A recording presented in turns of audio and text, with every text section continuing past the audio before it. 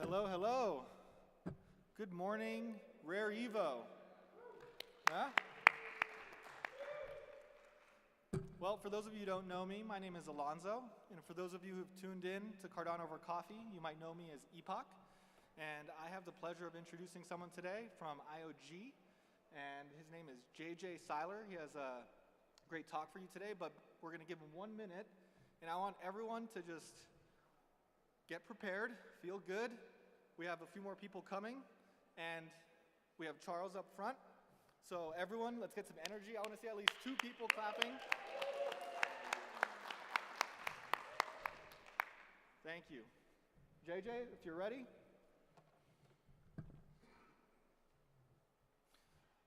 Who enjoyed the Ape Society party last night?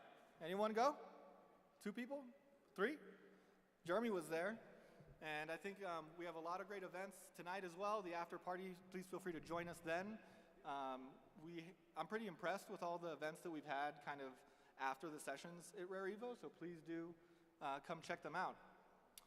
You might have a chance to meet your favorite founder or project owner or social media character.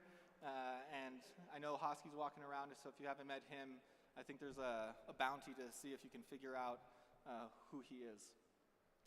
So without further ado, let's put our hands together and give JJ a warm welcome.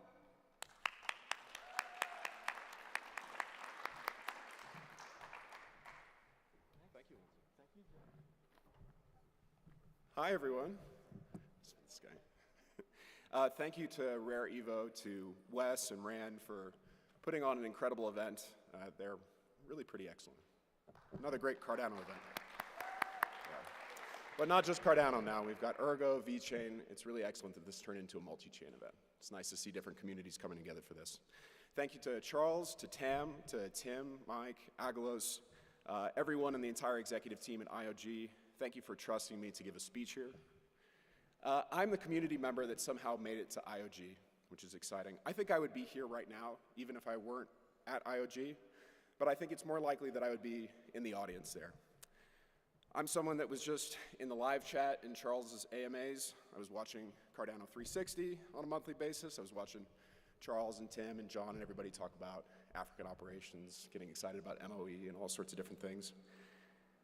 I was attempting to make content actually at the time, over the past, like 2020 and 2021, about why I thought the Shelley D = 0 moment was really exciting. This is the moment at which network block production became fully decentralized. I was talking about this with basically anybody that would listen. I created a video at the time in February 2021 saying the title of this was Cardano is about to change everything, and I really believed it. So I had 6 takeaways at the time where I was really excited about, some things that I was looking forward to with the development of the Cardano blockchain. The first was that we were about to launch smart contracts. It seems like ages ago. This was February 2021, right? They had a great interoperability strategy for the entire web, including the capacity to work with Ethereum, work with various blockchains that already existed. Transaction costs were incredibly cheap. I was looking at these transactions trying to go through on Ethereum, sending out a transaction, hoping it would process, costing me $30 and then bouncing back and not working. And I said, oh, this is actually pretty neat. You can just send a transaction and it works. And there's an understood amount of ADA that it costs to send the transaction. It actually works. It was exciting. I was excited that Cardano was about to be decentralized in block production, like I said, end of March 2021. And I was really excited about the idea, and the 5th idea, that Cardano incentivizes token holders to keep value on the network, and that you could stake, and that staking was already live, and it was functioning, it was working, it was distributing rewards to people staking, delegating to stake pools. And 6thly, I thought that it was really neat that Cardano was going to enable token holders to vote and to participate in the development of the network, this recursive design for governance. And that's where we are today. What I left off then and what I see now more keenly is that community was the 7th item. And it was really, really exciting to be part of a strong community of people that wanted to tell you how it worked, wanted to educate you, that didn't treat you like you were stupid for not knowing. They just wanted to make sure that you came along with them, that everybody had the same information. So I see that now, that I was part of that, but at the time it might have been harder to see the forest for the trees, that You know, I could just go to a bar in DC, to Dacha, with the Washington, DC Cardano meetup group, and they would tell you about it. They were getting ready for the Shelley incentivized testnet. These guys still have a stake pool running today. It's the USA 01 ticker, so that's United Stakes of Cardano. We thought we were pretty clever. It was pretty cool. That's James and Dave and Isaac. Isaac's a NASA engineer. He was the guy that figured out how to actually set up the SPO. So, but it was imminent, you know, it was an actual connection. It was someone that I knew that was excited about this, and they brought me along. This was my first connection to the blockchain. I think this is critical to understanding Cardano's success. The people associated with this project are actually remarkable. I think that the future of blockchain governance is simple. It'll be driven by people like you and me, community members that have the will and the hope to improve the way that our beloved ecosystem actually functions. I see the next generation of leadership in this very room. It'll shape the future of Cardano governance. It'll come out of the community. And ideally, it'll shape conversations that intersect the Cardano members-based organization to start. Ideally, we're inviting new people to these events, new people to conversations happening at intersect. And these people will, I think, be just as passionate as we are. And it's exciting, like I said, that this is now cross-chain, because I think there's an opportunity here where folks from the Ergo community or VeChain community can actually come in and have the same conversations and talk about what we want to see out of blockchain. I'm attempting constantly in these conversations to keep that community member viewpoint in our conversations at IOG. I think about what it's like having used Daedalus, having used these products, and also having used other products along the way, and thinking about how it could be a little bit better as we try to engage more people and bring them into the governance process here in the age of Voltaire, or the era of Voltaire. I would like more people around me to keep that community viewpoint alive. I would like to keep bringing people that really care in the same way to IOG and to all these various products that we're working on. I think we actually have it incredibly easy coming after the people that made Byron, the people that remade Byron and shipped, the people that pushed to push out Shelley and the incentivized testnet and bring the SPO network online, the people that ran Plutus Fest, people that painstakingly turned Goguen and Plutus smart contracts into a reality, the people that led the IOG Summit in Miami in 2019, the people that made the Cardano Summit in Laramie in 2021. This team at IOG and the broader Cardano ecosystem have kept an incredible pace going for a very long time. The work of developing Cardano, marching along with a unified vision of a proper blockchain development with formal methods, with security guarantees first. It's clear to me, even as an outsider at the time, that there was a vision for something coming, a 5-era roadmap, and it's a very exciting thing, and it's worth celebrating that we're at the end of that roadmap right now. We're in the 5th era, we're in Voltaire, and that work is at its peak right now. This is actually worth celebrating. All of you. It's excellent that we have representatives and leaders here from pioneer entities in the Cardano ecosystem along the development of Cardano. Input Output, the Cardano Foundation, Emurgo, all present at this event. And thank you for being here. They're involved to this day in developing Voltaire to include more pioneers in blockchain governance day by day. When you hear someone like Charles speak about blockchain development, this is actually a matter of national security. We have to be vigilant, concerned about the dangers of what we can build and the dangers of exponential technology, while still believing that people are inherently good, but also thinking we have to develop this blockchain in a way and create rules so that people simply don't choose to be evil, they just can't be evil given the rules. If you listen, there's a keen sense of history. There's a keen knowledge of what people have done, balanced against this belief that people are good. And we need rules that act like the laws of physics to reinforce our better nature. Fred Gergard yesterday, the CEO of the Cardano Foundation, gave a fantastic speech, a fantastic timeline in his speech yesterday, holding the CF accountable to 6 major goals, which I think is a beautiful focus for the future.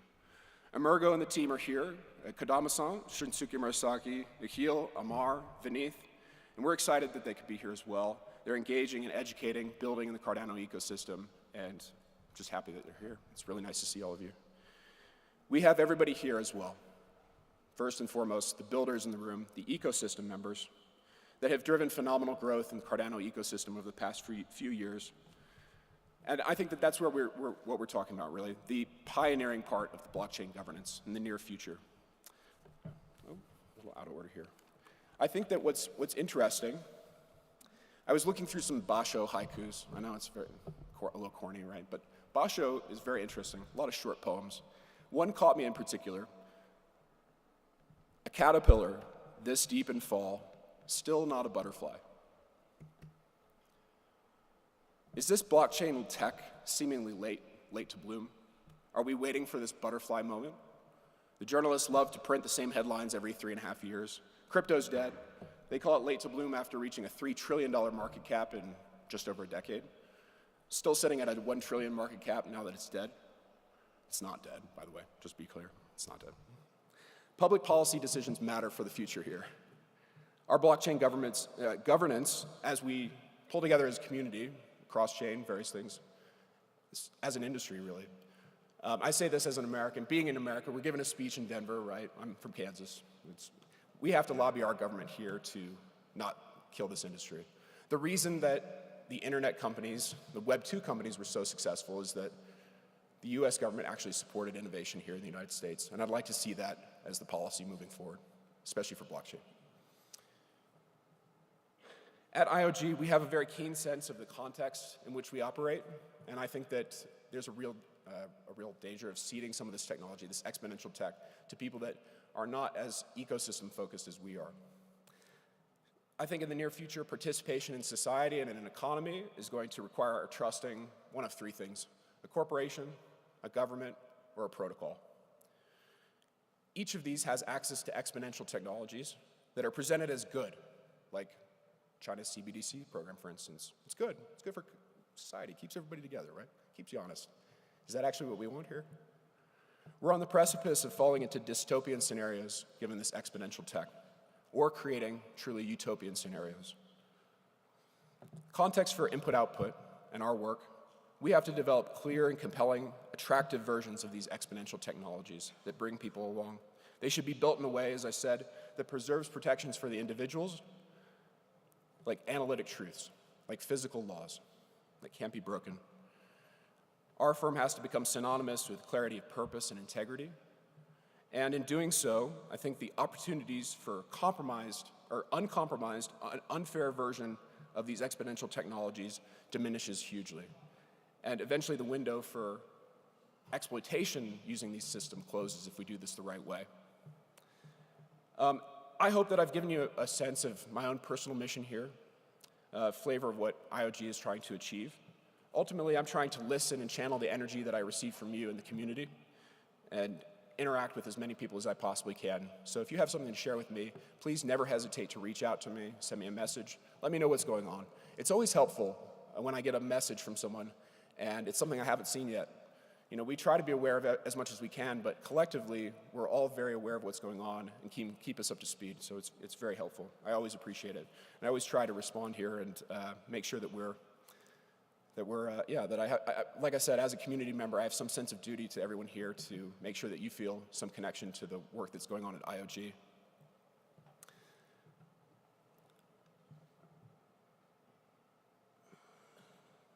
I'm really interested in what's going to endure for the next generation. One of the most attractive things about this project is that I think that it will actually last for 100 years if we do this the right way. And that's what's important. It's a legacy. I think that Charles was very brave to go to Japan and launch this project with a bunch of folks without speaking Japanese. I don't know how he did it, to be honest. It's pretty impressive. I think that this is a system that with proper governance, it can evolve and expand to meet the demands of the entire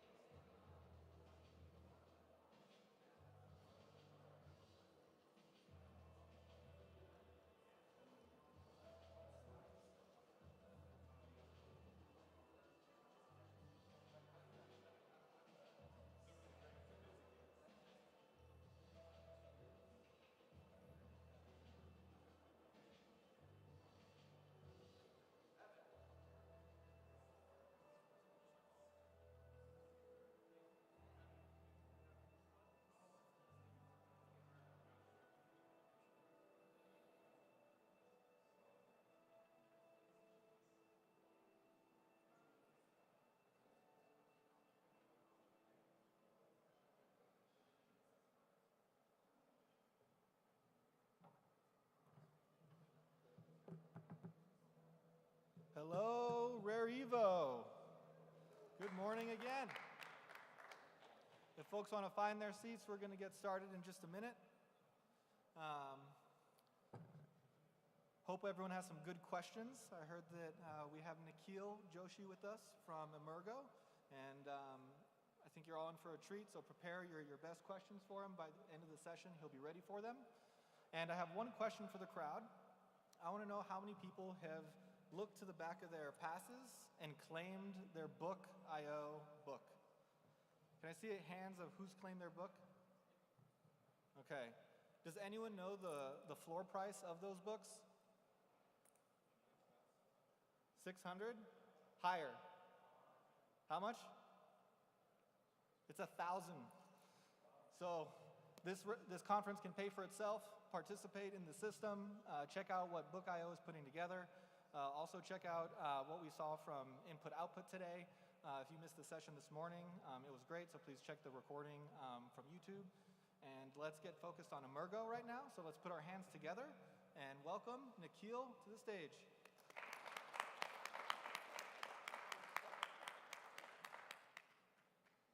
All right. Sorry, I didn't bring enough balls to juggle. So. No. Thank you very much. Yeah, thank you. Thanks, Alonzo. Good morning, everyone. So, admission to make. I'm heavily jet-lagged.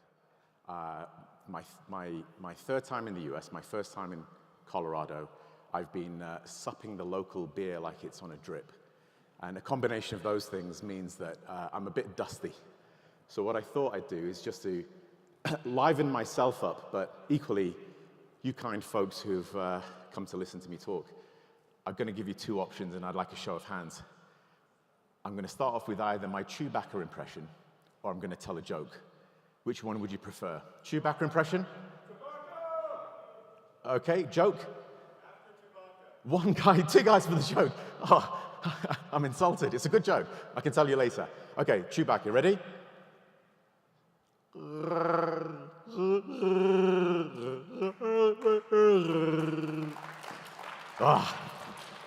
I feel better already. Okay, so I've got a very fancy title for this chat. Blockchain literacy, the gateway to a decentralized world. In more layman's speak, and this is what I'm going to talk quite a bit about, layman's speak. It's really about education. So I'm from Emurgo, I'm the COO. Emurgo, for those who are maybe not aware, is really here to facilitate commercial adoption of Cardano. And specifically in my role as COO, I'm here to bring cohesion across the number of different ways that we're trying to increase growth. Growth in this case refers to many things: users, types of user, revenue, TVL, of course, increase in value of ADA, or any other native asset for that matter. All of which can be done through building, investing, or education, and it's that I'm talking about, education. Another admission to make: I'm not the sharpest tool in the toolbox, and I'm not certainly of a technology background, right? So I have to have stuff explained to me in very easy steps. And one of the things that really brought me into this space was actually watching Charles's videos. And he's very intuitive in the way he speaks. He's not condescending, there's not a lot of jargon, and it really helped bring me into blockchain overall, but also Cardano. Now, my background actually is in banking. So I spent about 15 years working on very complex products in a very complex environment, in a large institution where individuals and teams often were siloed in their mandate, and it was an organization with a footprint all over the world. What that really meant was that typically when you were having a conversation with someone, you couldn't assume any level of minimum understanding. So quite often, one part of the bank wasn't aware of another part of the bank's products or markets. We were having conversations with regulators where our products was more complex and ahead of what they could do to regulate against that product. So typically, the regulator was trying to adopt a square peg, round hole approach in how they dealt with what we were doing.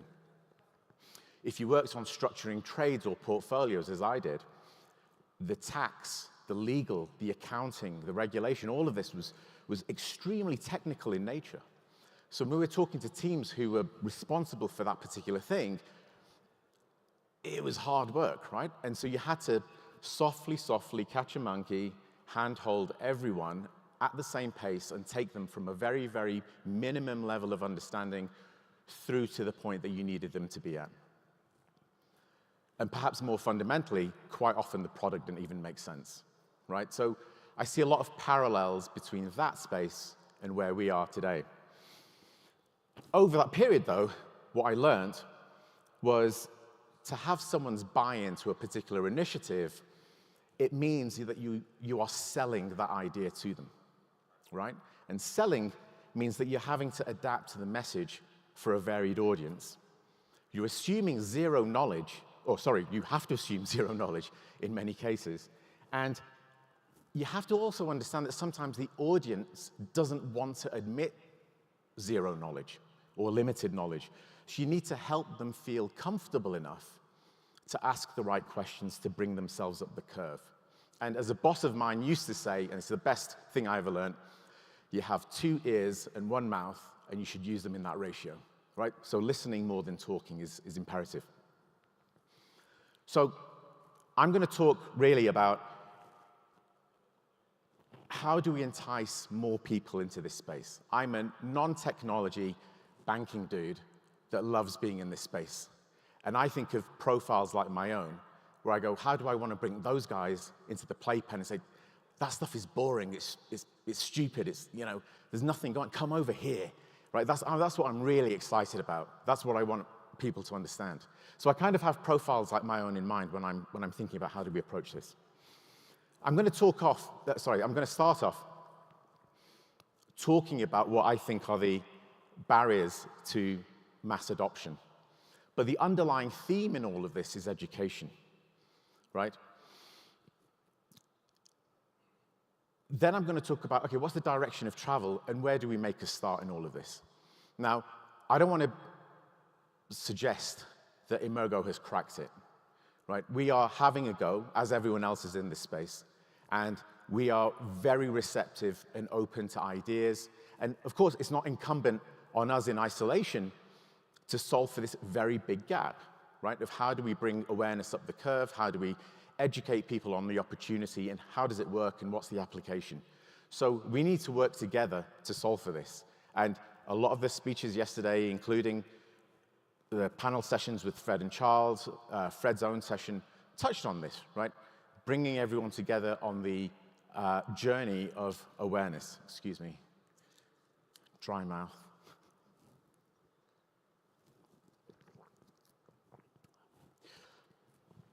Okay, so the themes for the barriers of adoption. Awareness. We know there's a lack of general awareness and resistance to change. The industry and the tech is still too abstract and complex to understand for the average user. Most users still don't know the universal value proposition of blockchain and Web3. Crypto is still associated with speculation and risky trading, right?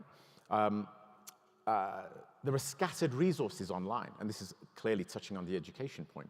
So how do you get to understand blockchain and crypto? Many people are just resistant to change. So they may have an understanding, but then there's still apathy. So how do you solve for apathy, right? That's a hard one, right? Our favorite, regulation, right? So governments are coming up the curve, in some cases, not all, right? To understand what does blockchain mean? What does the crypto associated with public blockchain mean? And again, in some cases, there is apathy, right, to actually come further up the curve. Clearly, we're here in the US, so I'll talk about it briefly. It's taking a bit of a stricter approach, shall we say, to how they want to engage with blockchain and crypto. And it's in direct contrast to Asia, where we're based in Singapore, or indeed Europe, where I grew up. And that creates an unlevel playing field, which might well, probably will, distort competition, which ultimately creates disadvantage for the end user. Regulatory uncertainty forces companies to neglect certain markets and demographics, and it also causes huge costs for companies to comply with shifting regulations due to lack of clarity. And what this boils down to is essentially regulators throwing the baby out with the bathwater because they're taking a bit of a ham-fisted approach to regulation. So here, Fred, Cardano Foundation are doing a wicked job, like really impressive at how they try and engage regulators around the world. I'm not saying it's incumbent on all of us, because we can't all knock on the door of a regulator and start, preaching, but what can we do to support Cardano Foundation, or indeed IO and Emurgo and others in this play? Technical. So I'm talking about myself here, really, right? There is a lack of user-friendly interfaces and applications, right? Applications are still clunky. Consumers don't know how to use access applications. How do I set up a wallet? How do I buy, send, receive once I've got a wallet? Why are there so many wallets? Right? This is what the average dude on the street will be asking. Right? So there's many tutorials and other resources online that you can access, but they're fragmented, and quality essentially becomes a barrier because you're having to spend time and effort figuring out, should I watch this YouTube clip, or should I do this Coursera course, or whatever else it might be. Scalability and operability. We've got a lot of blockchain ecosystems and smart contract platforms, but they're not interoperable fully yet, right? And then you've got things like network fees that add to congestion and delays. So you need to process those transactions. You need swifter and friendlier UX. And then security and data privacy concerns, right? Open source code and smart contracts, they've got to be secure, and there must be regular security audits.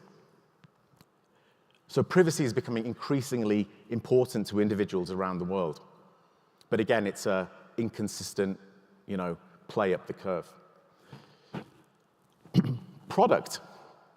So a lot of people talk about, where's the killer app? Where's the killer app, right? What's that one thing where the penny's going to drop in everyone's head and there's a ha-ha, eureka moment where people go, I get it.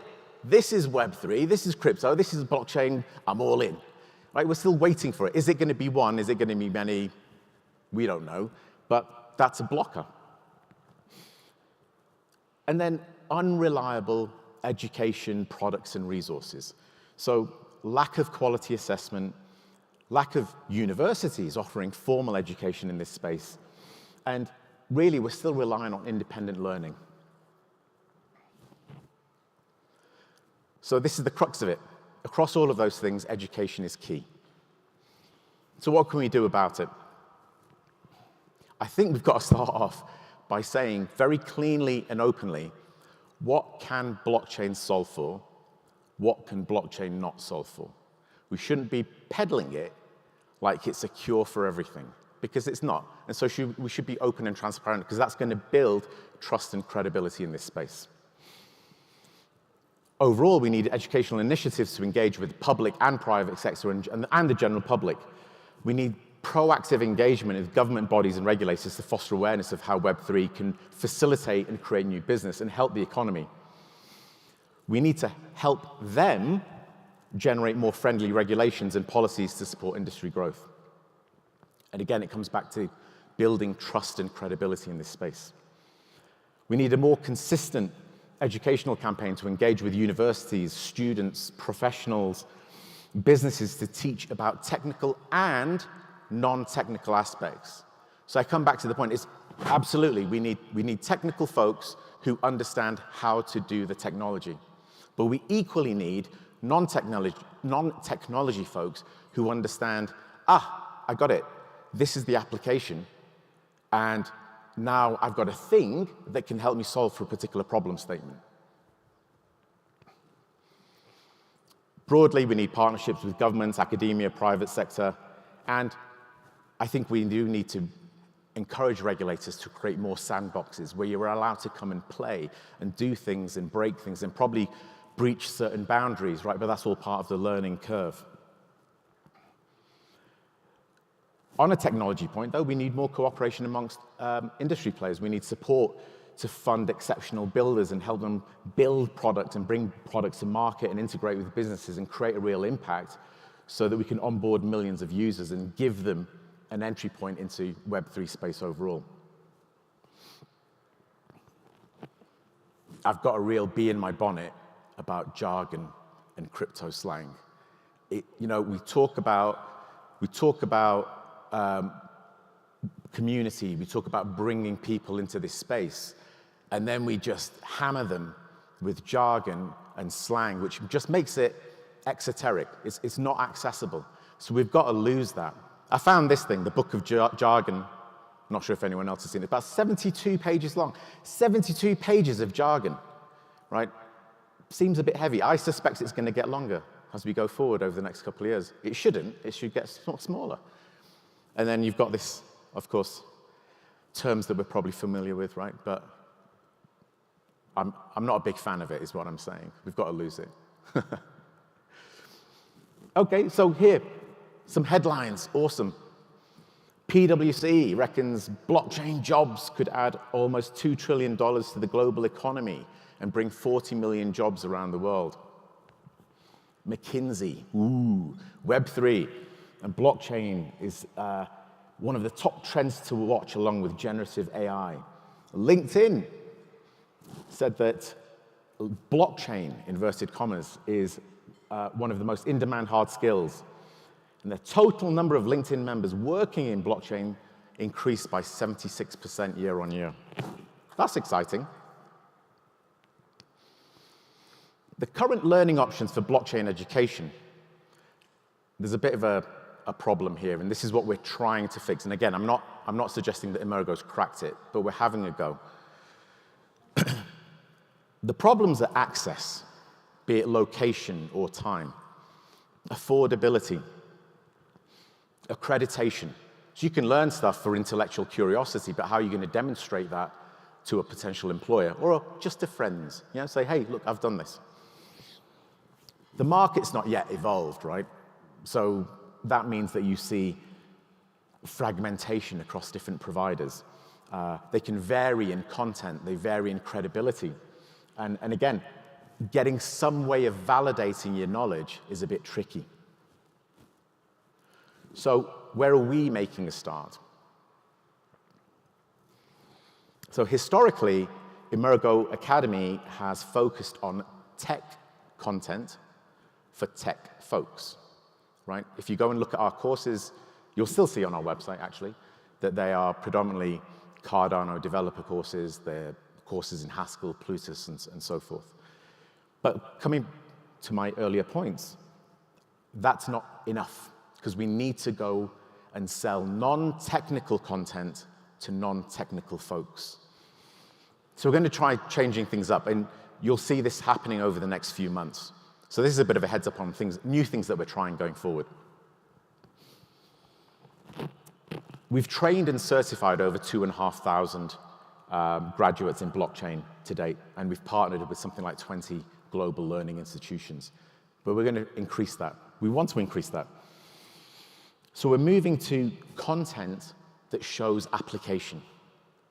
Applies to technology folks, equally applies to non-technology folks. Right? How can you use this technology to do something, not just how does the technology work? We are, of course, going for an audience profile that expands from technology folks to non-technology folks. I think, but again, I'm very vocal on this point. We've got to chase people like me, who are not that smart and don't know technology, right? And lastly, accessibility. So we've had criticisms in the past about, hey, Emurgo, you're one of the founding entities, right? Thank you.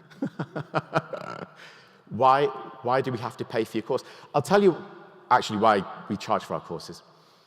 So to give you an example, one of our, probably our most in-depth Cardano course is 240 hours long, and it takes a year to get through. But you come out the back end of it, a full-on functioning Cardano developer.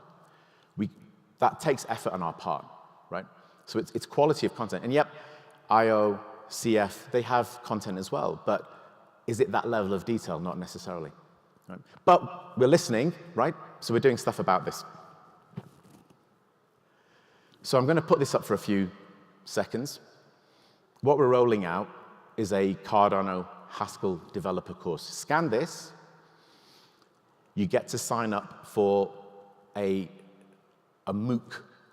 Again, I don't like jargon, but I found out the other day, MOOC stands for Massive Online Open Course. I probably got it wrong. It's probably something else. But something like that. So essentially, it's a free course. It still follows our format, which is online. It's live. This is how we differentiate ourselves. We have live tutors, and you're on a course with your cohort, which means that you can ask questions to the tutor live. You can talk to your cohort, ask them what their opinion is on something live. It's a 7-week course. You can go through that absolutely free. We're rolling this out shortly, so you'll get waitlisted for this once you come to this to the website from that QR code.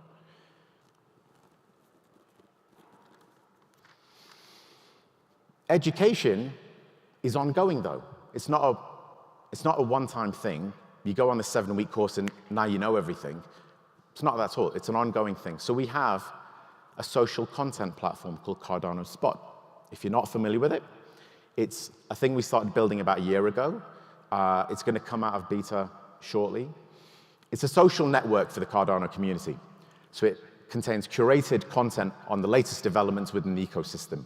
This takes its form in daily news reports, weekly news highlights, and live streams with top leaders in Cardano native projects. If anyone's not going to Cardano Summit, don't worry, because we're going to live stream it, and you can look at it through Cardano Spot. It serves as a community hub. It's a place where global Cardano community shares ideas, resources, strategies, and experience. It helps the community to understand the future of Cardano. And at the same time, projects get holistic feedback from Cardano Spot users. So this is another form of education. You're getting to see and hear who else is out there in the ecosystem, what are they doing. It's a way to engage. It's a form of education. So I'm going to leave this up for a few seconds. If you're not already subscribed, please scan the QR code. You'll get a subscription to Cardano Spot. You'll get those daily feeds, those weekly highlights.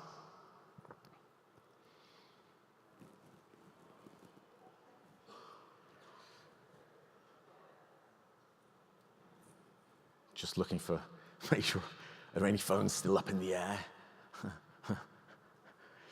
Okay, so again, I don't want to suggest that we've cracked it.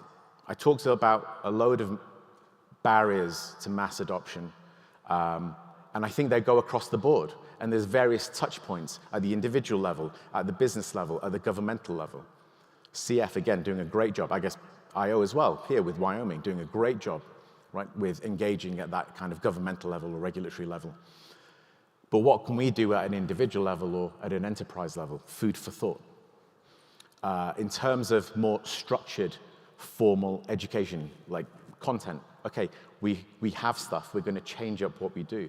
We're going to be rolling out courses later this year, which are equally pitching to the non-technical folks. We've got e-learning modules. So these will not be live. This will be recorded content, which you can go on. And again, it's free, right? So changes in terms of accessibility, changes in terms of type of content. That's all things that we're trying. But we would like to hear feedback on what could be better, either in terms of the format, the content, time zones, locations, you know, what can we do better? And past the isolated formality of structured content, what else can we do in terms of awareness, regulations, solving for technical knowledge gaps, solving for the product gap, right? Who knows what that killer app is? So there's about 9 minutes left or so. So what I thought I'd do is, rather than just carry on lecturing everyone, because that's not education, right, is open the floor. And we can have a bit of Q&A on what do you guys think about the overall barriers to mass adoption in education specifically. What do you guys think about, not so much Emurgo's offering in the past, because I've just, said that we're trying to tackle some of that, but what are your guys' views on how we're going to tackle some of the gaps that we've had in the past, based on what I've said? And I'm happy to hear your feedback, right? And I'd rather do it here face to face than, wait for something to come across online. So, fantastic, show of hands, amazing. I think we have a microphone somewhere. Scream. So maybe a strategy is less like broad developers, which is great, and also a parallel strategy of targeting developers in the company or in industry. So let's get all the developers in telecom. Yep. And say this is a telecom developer-focused course. So thoughts on really cracking the enterprise developer market. Did everyone hear that, or shall I repeat it?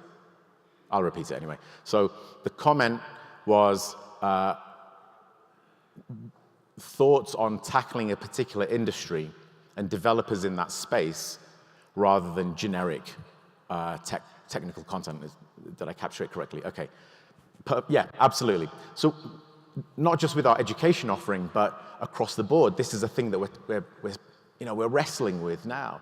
So do we just go and build stuff and then in a kind of, what's the Kevin Costner film? Build it and they will come, right? In that kind of approach. Or do we think about, well, okay, should we go and look at a particular industry and what is stuff that they need to do? And is there a problem or that blockchain can solve? Or indeed, is there an opportunity that blockchain can help get over the line? And yeah. We're doing stuff like on the POC side, right? So we're going to work with various companies and Kyroh Foundation are helping us with this. And from there, that's a nice segue to, well, we can help build this POC for you, but now you want your own in-house team. And to your example, telecoms, if we had one in that space, we go, sure. So help us understand what type of problem you have.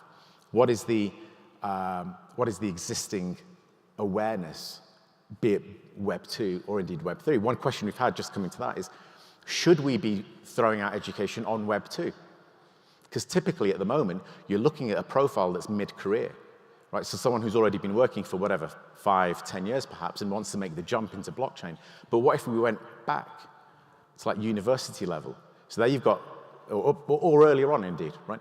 We've got folks who don't necessarily have the technical capability in the traditional Web 2 space. Should we offer that up? But yeah, absolutely. So I guess in summary, I absolutely agree with you. The question for us would be, well, which industry should we start with, right? But this is where, if you think about, so Emurgo's offering, right? We have a fintech offering, we have a social content offering, we have an education offering, we have the venture side which invests. Right? So how can we use those touch points to figure out the question like, which industry should we start with? But I totally agree with you. Please.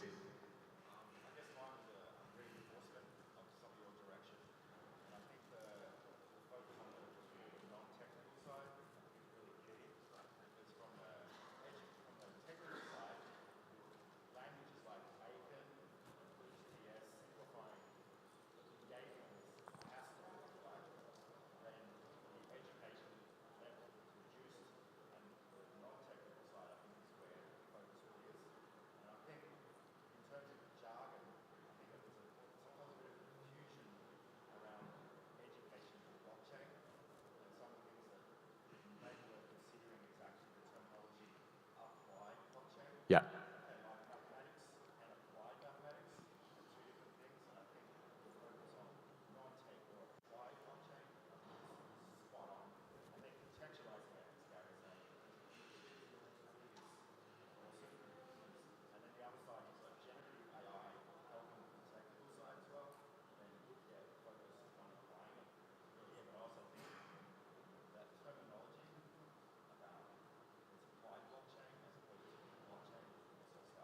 Yeah.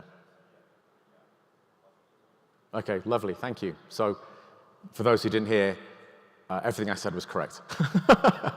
No, just thank you very much. That was an endorsement of the putting focus on the non-technical side of things. Yeah.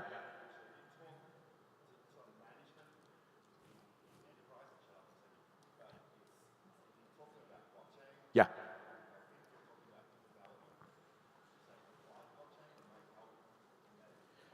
Okay, so thank you. I'll stress that point. So on the non-technical side, using the correct language to get enterprise buy-in. And I completely agree with you. So prior to Emurgo, I worked in a startup trying to solve for trade finance issues, and we were trying to peddle blockchain. Actually, in this case, it was Hyperledger, so that's a different discussion.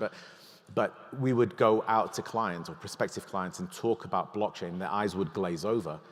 Or, indeed, they would just simply retreat and go, whoa, no, this is too scary for us. And actually what we realized was we should be talking in terms of trade finance language, right? Not leading with the technology. So, yeah, absolutely agree with you. Question at the back.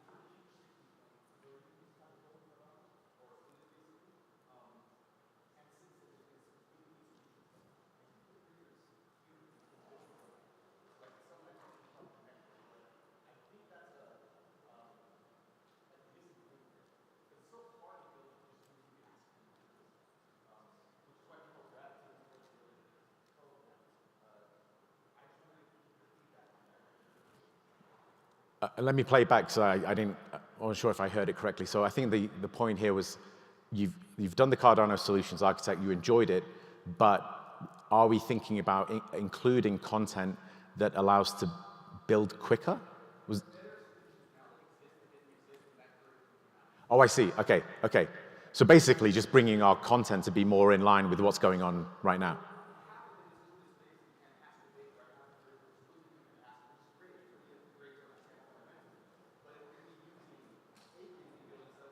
Okay.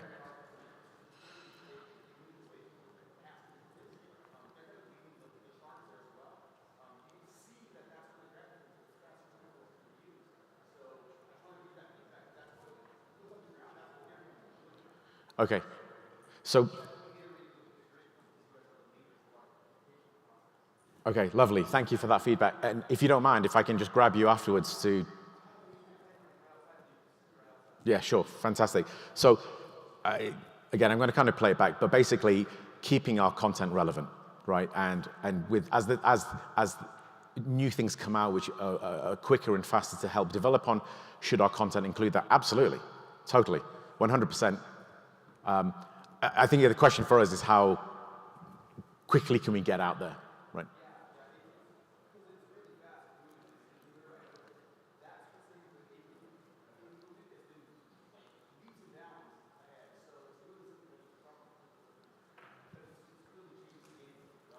Okay, cool. Thank you for that. I'll come and grab you outside as well if you don't mind. Joanna, did you? Okay. I'm sorry. Sorry, I'm being told to stop talking, but I can come and grab you. Last question, go ahead. I would like to see more content and education that's directed to empower women in understanding the blockchain in this industry, because it's not enough of this in this education system of blockchain specifically to understand it, so more women will be involved. Content to help encourage women into the space. Yeah, awesome. I mean, absolutely. It comes back to the point of the audience, right? So totally agree. And gentleman in the red top, I'll come and grab you in a second if that's okay. All right, lovely. Hey, listen, I really appreciated that. I thank you for the feedback and the questions. So in the red top, I'll come and find you in a second. Thank you very much for your time. Really enjoyed it. Hope to chat with you later in the day. Thank you.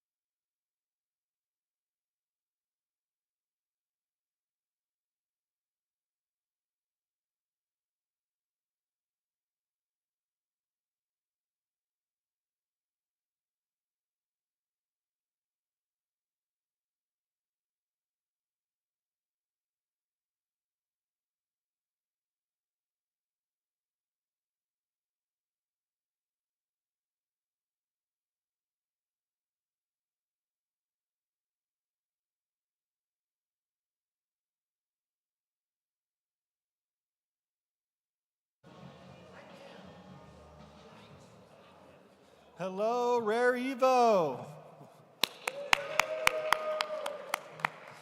Feel free to come on in, find a nice spot. We got lots of chairs up front.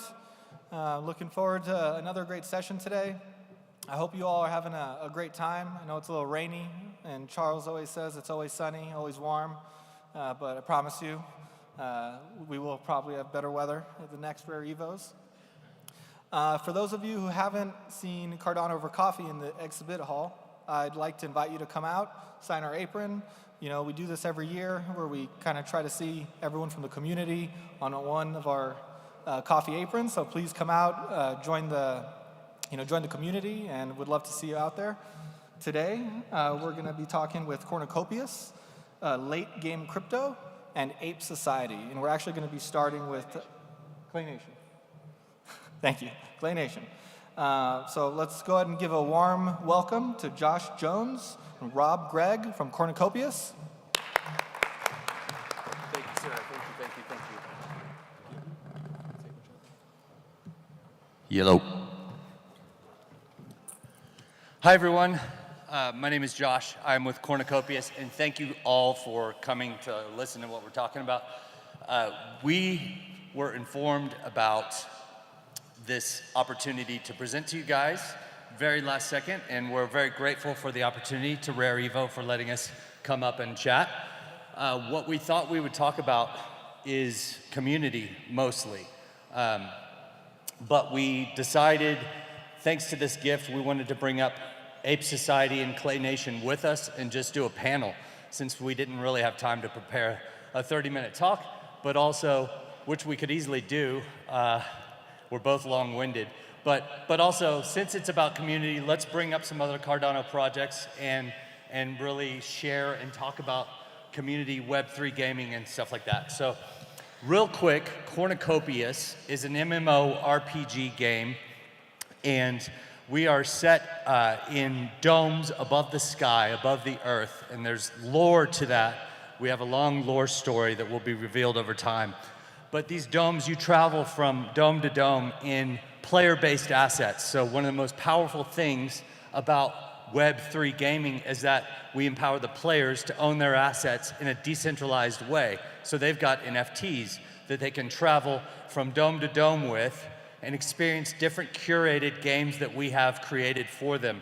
One of them being a racing game, another one being a Colorado landscape like Solace, where you can build up your land and your property and exchange goods and services and explore, go fishing, go hiking, all of these things. It's a beautiful landscape. So all of these different domes create variety of experience where we can do so much in the future with our long vision that's going to take a long time to come through with. But Solace, that first zone I just told you about, is almost complete. The racing game is launching very soon. The status of our game right now is that we are open up to testing groups of about 150, I believe. Is that correct? So we're launching. We've been in business for 2 years. The game is launching. It's going live. Come to our booth, play the game. We'd love to have you. We're playing all day long. We've got a mining game in there. We've got Toledo Valley that you can run around in. The graphics are AAA quality and 100% custom art. But that's all I'll say. I want to transfer it over to Rob to share a little bit. I wanted to keep it brief to like 5 minutes. I think I did that, but Rob, go for it. Thanks, Josh. Josh and myself, we're both co-CEOs of Cornucopias. So 2 years ago, we set out the vision for this huge MMORPG game, and we've been working really hard to deliver. So far, we've built an amazing rockstar team of nearly 50 people, and along the way, we've accumulated and grown an unbelievable, friendly, family-friendly community. They're very well educated and informed on our game. Now, how do we deliver this massive, massive task of an MMORPG? Well, we're doing this using the Agile functionality, and so how we're doing this is I've created Toledo Valley, and Toledo Valley is a small open world while we're building our game in parallel. So we're building mining, fishing, farming, racing, and all this core functionality you'll see first in Toledo Valley. You'll be able to see it in the demonstrations, and then all this functionality that we're building in parallel will go into the bigger world. So this is our strategy to deliver this huge game. Absolutely. And some of what we're really trying to do with this game is lead with quality. So, and what I mean by that is, like, you could see the graphics behind us.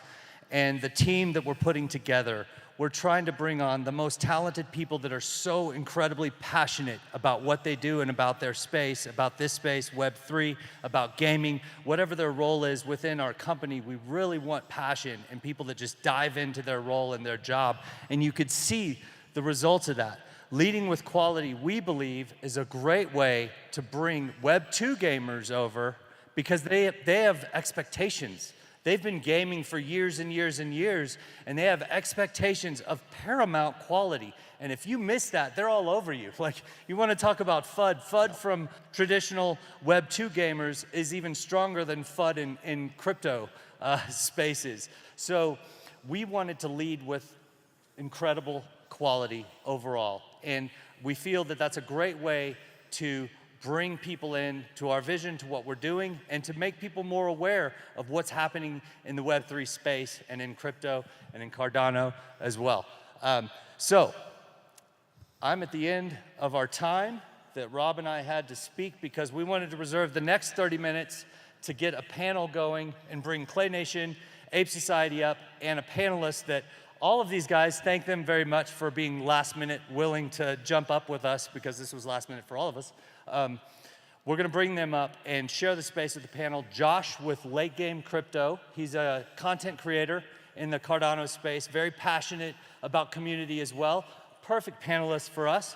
He's going to come up and kind of introduce all the rest of the group that's going to come up, and we'll talk to you guys about Web3, community, and gaming.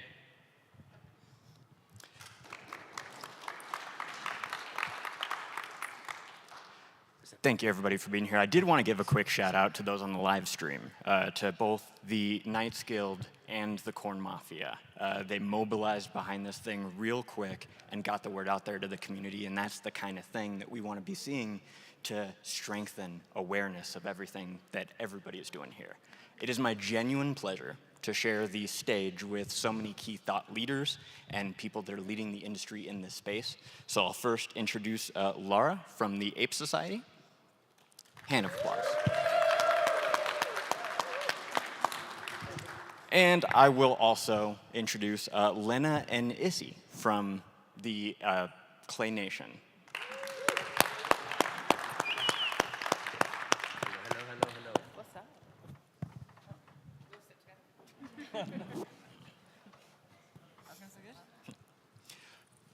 So I think we're in for a valuable discussion here. Community is at the core of everything that we do.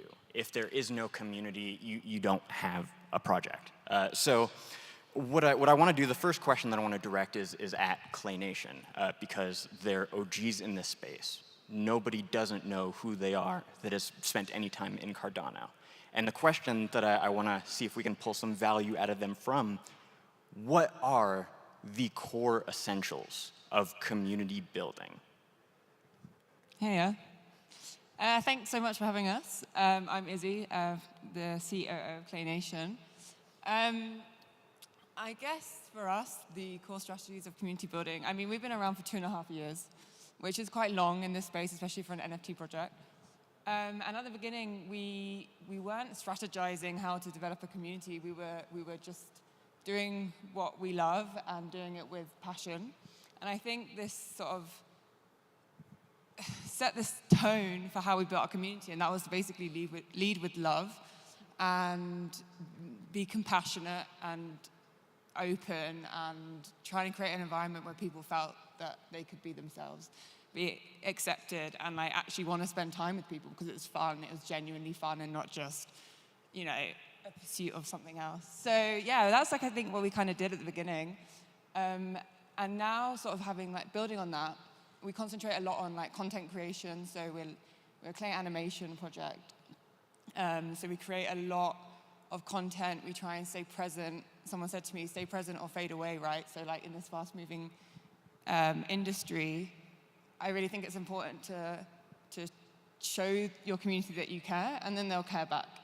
And I think that involves, you know, hosting nights, going to events, talking to people, I don't know, those sorts of things, and just keep doing that and do that relentlessly, basically. That's beautifully put. I think that the passion behind what you guys do is evident. Nobody doesn't recognize that. Anybody want to follow up on that question? Well, sure. Cornucopias, I think, community is the ethos of crypto and the Web3 space so much. I mean, that's such a huge part of it. And knowing that, and also knowing how much fun we want to have, we're a game. We're an entertainment company. We want to entertain people and inspire creativity. We're thinking through our values and what our culture, what do we want our culture to be? And it's very similar to what Iceyyy was saying. Like, she said love, I would have said it differently, but that actually says it better than the way I was gonna say it. It's, let's treat people well in our community. Let's create a positive space where it's fun to come and engage with others and learn about Web3. Like, if a Web 2 person comes in, I want them to have a positive experience. If somebody from another chain comes in, I want them to have a positive experience. I want our community to be welcoming of others, and we want to treat people well in our community. And so that, I mean, you said it incredibly well. So like, treating people with love, I mean, because people want that. And that's like, it makes it a lot more fun. And so we don't have this we've been very mindful to prevent having a toxic culture in there, or it's all just shilling coins, or it's all FUD about another project, or just, we really try to have rules that help people to come in and engage and enjoy learning about the project, learning about Cornucopias, learning about other things going on as well. People, I think one of the coolest things about our community is they're in there, it's constantly going, they're engaging with one another, talking about, there's been tons of friendships made just from within our Discord. It's really cool to see. Rob might have some more to say about it as well, and I definitely want to hear from the Chief Community Officer of Ape Society. Yeah, I mean, I'll keep my bit brief. I mean, we're building a game for the community and with the community, so we wanted to engage the community early on.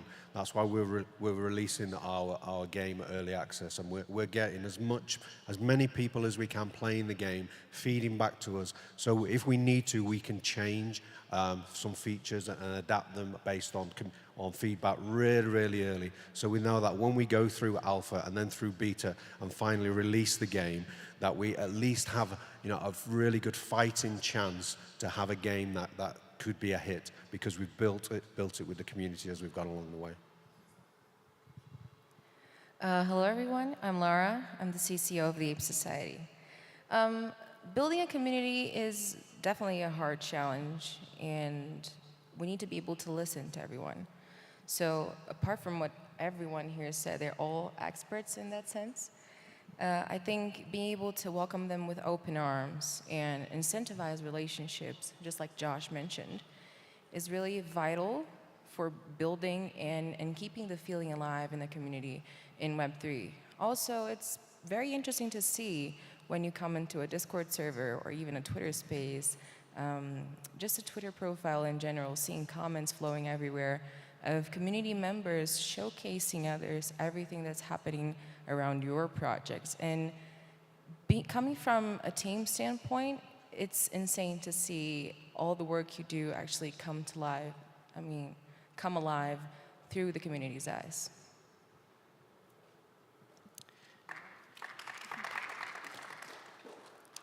If there isn't a more perfect display than what you see on this stage, all of these projects stick out compared to anybody else because they're doing things differently in the industry. And it definitely makes it easier to like rally a community behind something that's unique and powerful, and the founders are passionate about what they're doing.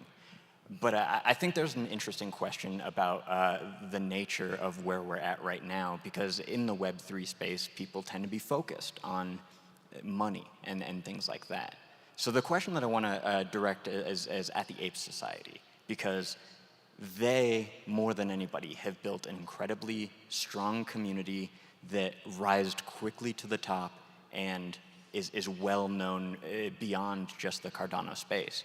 So the question that I have is, in the bear market, how do you build a community and keep a community strong? It's definitely a challenge throughout the whole process. I mean, the bear market always lasts a long time, and we never know what's going to happen the next day. We're always waiting for something, for some news to come out, and for us to react to it. We have to adapt. We have to overcome. That sounds a bit cliche, but it's the truth.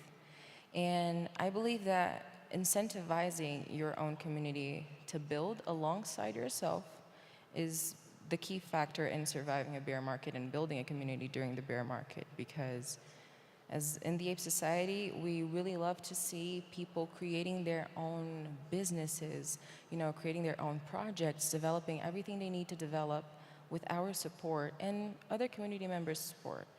So the bear market is definitely tough, but it's not impossible to overcome with full support and everyone behind you.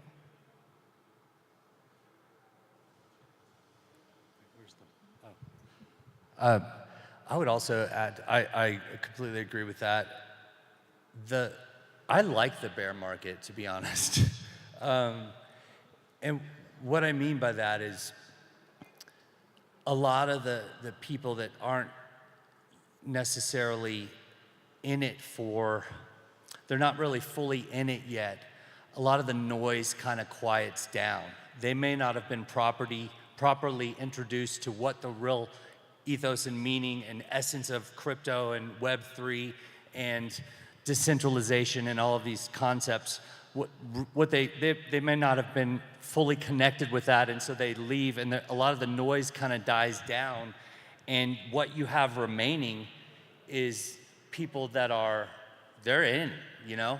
The guys and girls that are building right now and that are still in this space are in it for like legit reasons. They're in this space because they believe in it philosophically, principally. You know, it's more than just about money. And so I like that part. Now, don't get me wrong. I want to get to the bull market. You know, I think we all do, but I think there's also positives of the bear. And what you have remaining, you can actually, with that reduced amount of noise, because it gets crazy in the bull. I mean, people are in flipping. There's just all sorts of nuts. What you have remaining is the ability to build the culture that you want to build, the community that you want to build, in the way that you want to build it, with less distraction, with less noise, and so you can really put the care into it and prepare for the bull, because it's gonna get noisy. And when it gets noisy, you want your community to be prepared to handle all of that traffic and stuff that comes in. And so that's what I'd say on it.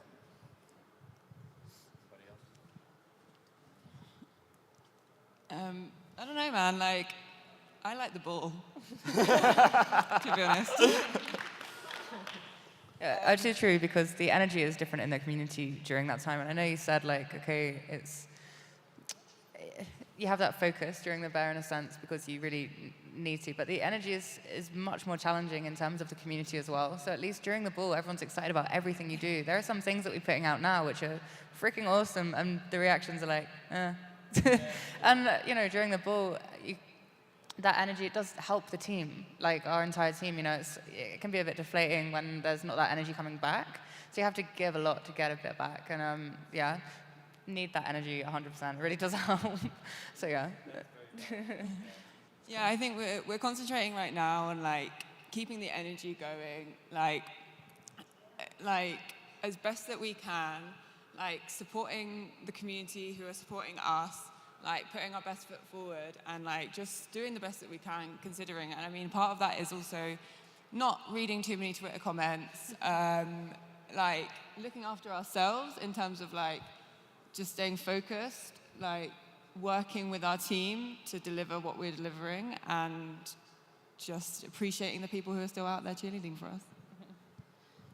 I love that. I'd like to actually point you guys out and shout out the level of authenticity that you guys bring to the table, because there's a certain consistency, I think, with the Clay community.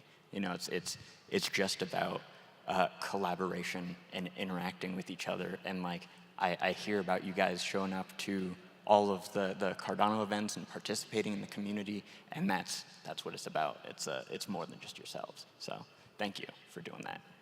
The next question that I'd like to ask is going to be directed at Josh and Cornucopius. So we're talking very much from a Web3 perspective, and that's where our minds are at a lot, because yeah, that's what we do, that's what we're passionate about. We love NFTs and everything. But how do we make that jump in the world of mass adoption? How do we onboard Web 2 people into this space to ultimately drive the whole industry forward? It's a great question, because I could think of hours and hours and hours and hours that I've spent just trying to bring friends and family in to Web3 back in 2020, and then even more so in 2021 when we were starting Cornucopius, and the amount of time it takes to try to train somebody to do it correctly and properly store their seed phrase, and the importance of all of these things, it's time consuming. And so this isn't an easy task by any means, but when we think about it from our perspective with the game, we have this game, and what we want to have is, and we are building currently, the ability for someone to someone comes in from Web 2, they don't have to connect. This is currently set up on the player admin of our game. So if you go to the website and register your account, you'll see it's a very easy walkthrough, great UI experience. You can connect your wallet or you can skip that part. So if you're Web 2, you could skip through all of the stuff like double authentication, connecting your wallet, all of that stuff. Skip through and just get to playing the game. But if you want to utilize the NFT-based assets, you can buy one, and what that will do is it will not mint the NFT, it will reserve an NFT that we will mint at a later date when we tell them, and this is the brilliance of this strategy, when we tell them, hey, your Web3 wallet is worth $2,500. Would you like to mint and convert those into your own assets so you could sell them? So to me, you utilize the essence of crypto, or part of the essence of crypto, to incentivize them to get onboarded. So no, we don't want to try to sell them into seed phrase and all that business ahead of time. We want to come back to them and say, hey, you got a lot of money in your wallet. All you have to do is go through this simple tutorial to convert that, mint your NFTs, and now you've been onboarded into Web3. That's how we want to do it. We want to lead them with, hey, you've got value there. Come and grab it. And of course, everything we've already said about community, creating a positive experience, embracing people when they come in, being teachable, or teaching people, you know, letting them know in the community, allowing the community to empower others and teach them about Web3 as well. So all of that stuff really matters, but that was just one little example. Yeah, I think to begin with, you have to create a game that will, you know, bring in the community. So the game has to be the focus. You can't think of Web3. You have to have this really sticky game that people want to play, and that will naturally expand. Our graphics should compete with Web2 graphics, and we should get attention of the masses. Then, just like a game, you should have progression. So the players that are not Web3, they're coming in, they're playing the game, and they're gently learning and thinking, what these NFTs? What are these collectibles? What is the rest of the community talking about? That we then will have influencers that are naturally coming in, YouTubers, streamers. They will be playing the game, sharing content, and they will also be part of the education of teaching people that actually you do own these assets. Things that you've done before, the in-game currency, your assets in-game, you actually now own them and you can sell them and trade them. So there is going to be a shift in gaming, but it's going to be slow, gradual. It may even be quick if somebody like Apple or Epic, they come on board really quickly with their games. But I think that's what you do. And behind the scenes, we obviously have our educated community that are growing and growing. So when people do come in and look in our Discord, ask the questions. There's information out there, but yeah, through progression, gently, if you like, leveling up the gamers from Web 2 up to Web 3, and I think that is the best strategy. But it all starts with a really sticky, great game that people want to continuously play. I believe that something Josh brought up, which is really important, is building things simple. When you eliminate the step of Web2 users not actually needing to connect their wallet, you simplify all the processes and you make them want to play even more because they don't have to keep hopping around, you know, going through different steps. And I believe that's one of the most important things in Web3, honestly, because when you overcomplicate things, you tend to push consumers and all your user base away, which is something we definitely don't want as, you know, project teams. And we want to keep people in. So I'm on a different spectrum from what Rob and Josh are. They are in the entertainment, right? I'm in sort of DeFi. And even though our content, our products are more directed to people who are already a little bit more knowledgeable in Web3, we still want to make things simple. So having a clean user experience is definitely the main point here. I mean, of making people avoid having to read tons of stuff before they actually use a product. The less clicks, the better. And that's what they're doing right now. That's what we're aiming to do. That's what Clay Nation is doing on their website, which is amazing, by the way. And, you know, just making sure they actually have a seamless process and do things simply.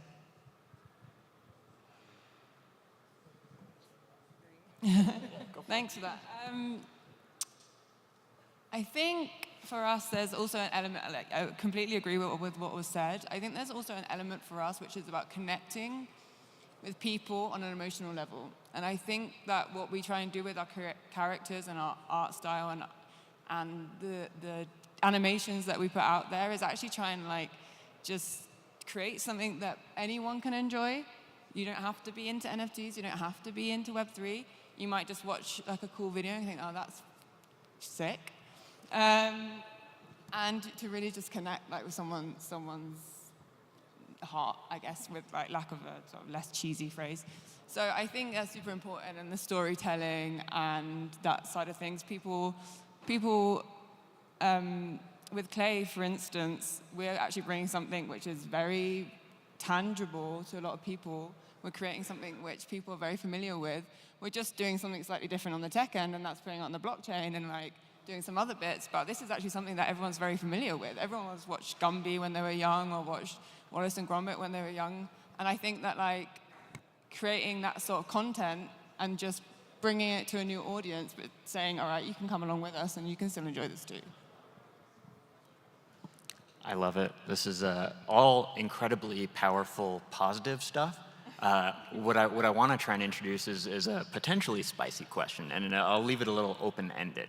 But is there a wrong way to build a community? Obviously, failing to build a community, not posting on social media or telling anybody that you exist, probably not an effective strategy. But like, are there ways of doing things that might work in a short-term time frame but might not be sustainable?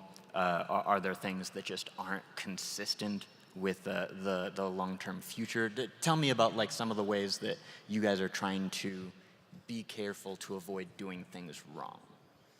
I mean, the obvious one, I think, is over-promising and under-delivering, because I think that's a huge, huge issue in the space, and something that we are very cautious of, and we've been very cautious of since the beginning.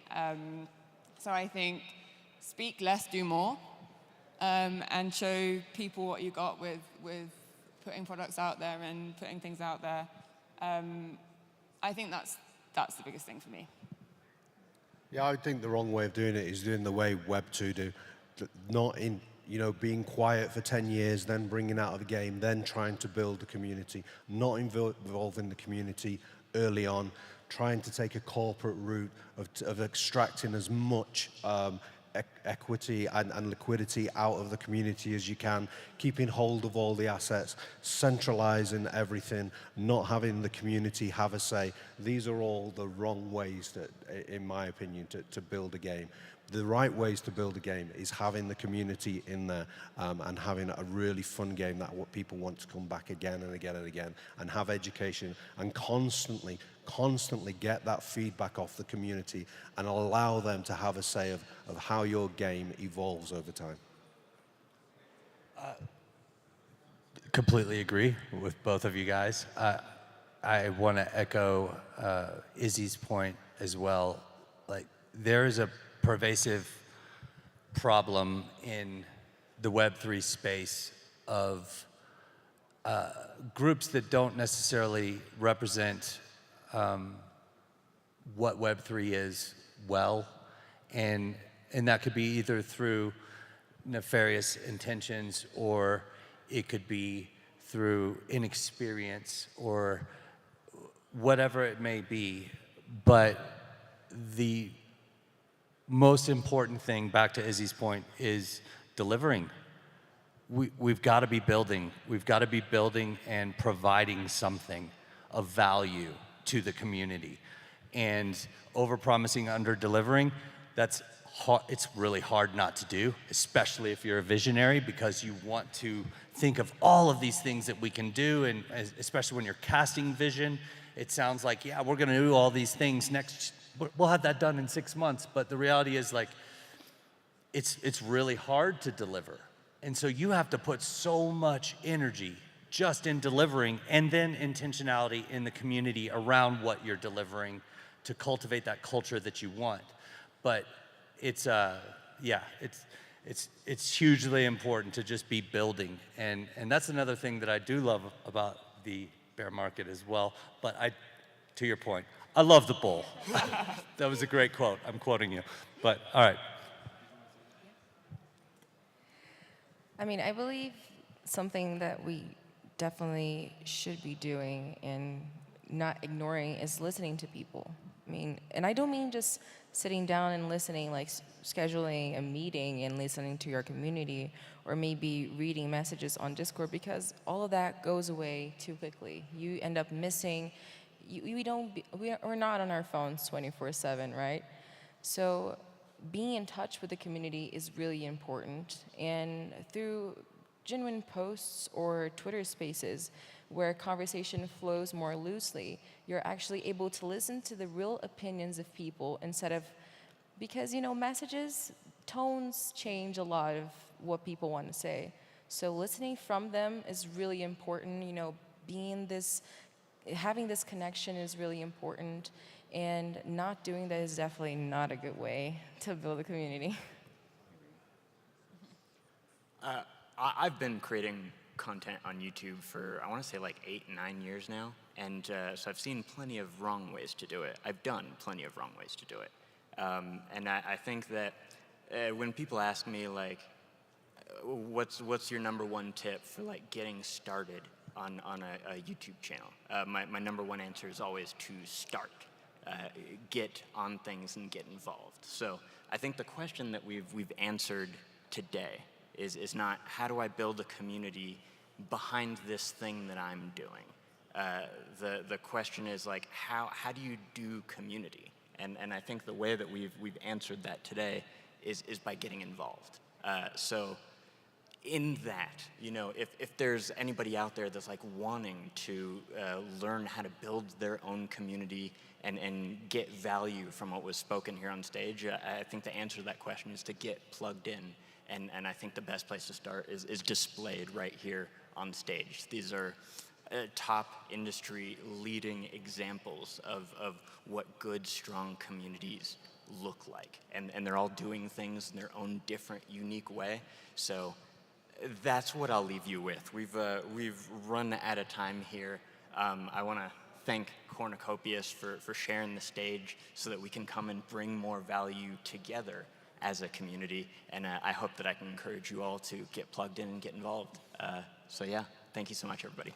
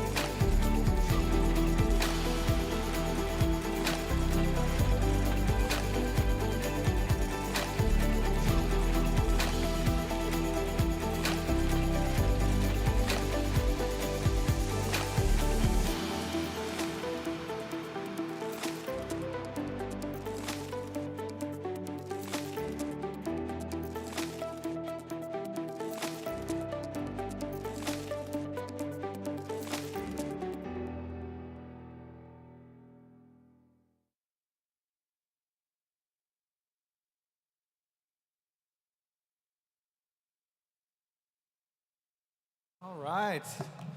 What did y'all think of the video? It was great?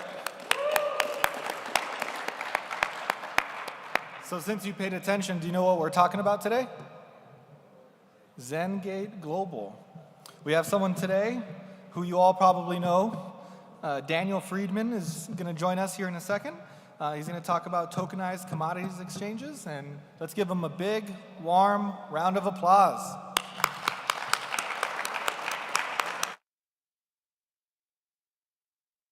Hey everybody, how you all doing? Yeah. Thank you all for coming today. You know, it's super exciting to be here. Well, first of all, I just love this community. It's great to be among friends. It's great to be able to bring something like Palmyra to this community and to the world. And I'll tell you why.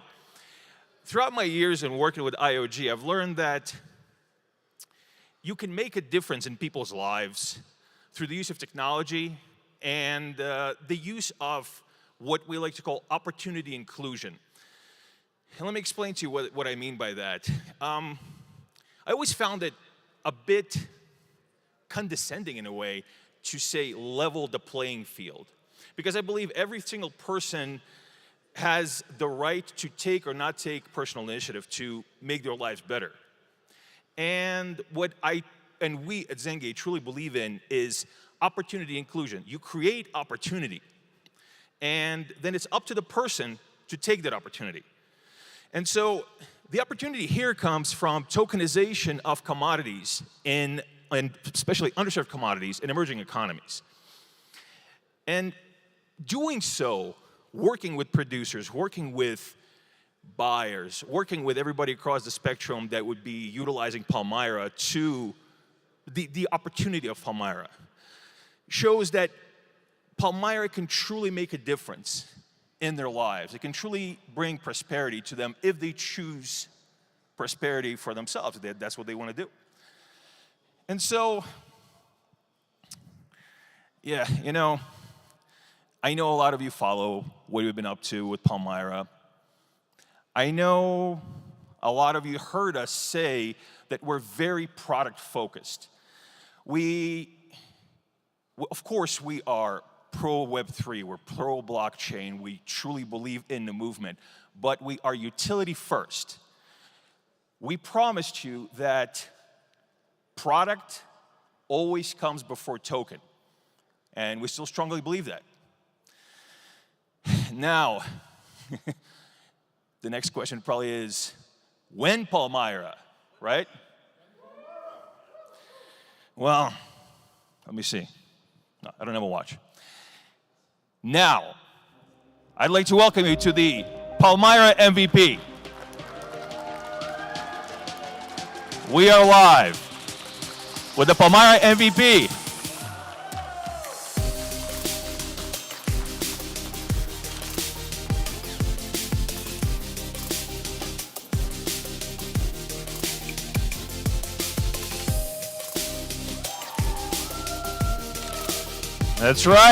That's right, today is the day.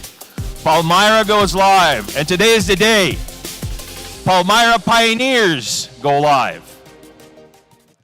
Now, who are the Palmyra Pioneers? As we were building the system, as we were getting closer and closer to this MVP, we worked closely with producers and with buyers. So basically, across the spectrum of the users of Palmyra. And we really listened closely to their needs, to their issues, things that they want, things that they don't want, things that make no sense for them, and things that do bring high value to them. We understood the issues that they're having, we understood that bottlenecks that they're having, we understood what their goals are. This happened through several workshops in Sri Lanka, which is our pilot jurisdiction, and more specifically with Ceylon tea producers, which is our pilot commodity. And so we have several businesses, several buyer and seller groups that are actually ready to onboard into Palmyra. And so today, I would like to actually introduce you to one of our Palmyra pioneers. This gentleman we met in Las Vegas earlier this year. He started his own very, very popular tea house called Zen's Tea House, Zen's Teas. No affiliation. Well, the affiliation is that we're working with them, but that is just a serendipitous coincidence. And so Fernando is our Palmyra pioneer. He is a tea buyer. We've been working with Fernando, and he sees what Palmyra can bring to him. And so I would like to kind of give you a little bit of Fernando's backstory. Zen's Tea House was a business I started after my time serving in the United States Navy. I wanted to specialize in drinks from around the world. That was back in 2012. I started doing farmers markets. Today we do anywhere between 120 to 150 farmers markets, these private pop-up events a month. We have 2 cafes, a warehouse, and we ship to all 50 states. And you can't get these specialized teas from Sri Lanka. It just doesn't exist. And buying tea on Amazon, it's like, it's like buying your prescription drugs from the guy who's dealing on the corner. You just don't trust him. It might be completely legitimate, but you just don't want to do it. That perception is everything when it comes to tea. And when I saw Zengate and, the staff over at the World Tea Expo, I said, wow, you understand that what you guys are doing is going to change not only the tea industry. So I understand the end game, and I, as a business owner, I was really excited to come alongside and help. Gosh, you don't know how much time and money that's going to save and really make my company look like a stud, because we're offering products that others just don't have access to because they aren't utilizing technology. And if technology from tea harvesting improves, then the quality of the tea improves and the production of tea, and also the livelihood of the tea farmers and the people in the tea industry. So if we can now utilize technology virtually using blockchain technology, how much more would it benefit the lives of tea gardeners?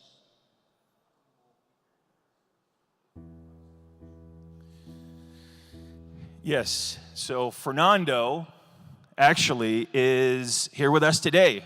Well, not physically here. He is going to be joining us remotely from Zen's Tea House.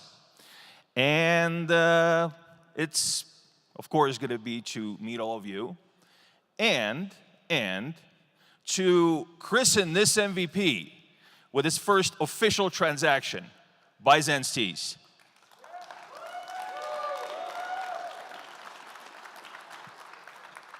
Hi, Fernando. Thanks for being here. We got some sound issues. It's okay.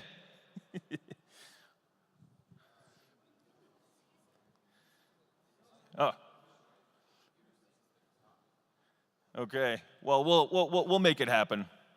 We'll make it happen. Just give us one moment. All right. Listen, it's the 21st century. Technology does not obey. We should obey it. Oh, no, wait a second. No, ChatGPT made me say that. Shouldn't say that. All right. Well, that's not Fernando. That's the Rare logo. Yeah. Well, while we're getting these things straightened out, what Fernando said is really important because the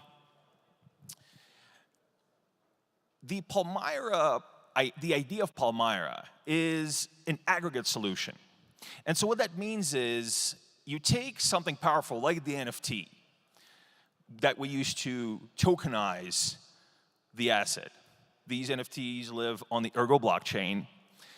And while tokenizing, using NFTs, you're presented with this great opportunity to embed traceability, to embed things like sovereign identity, to embed all these things that matter, but by themselves are just a little too ahead of their time and a little too difficult to solve on their own.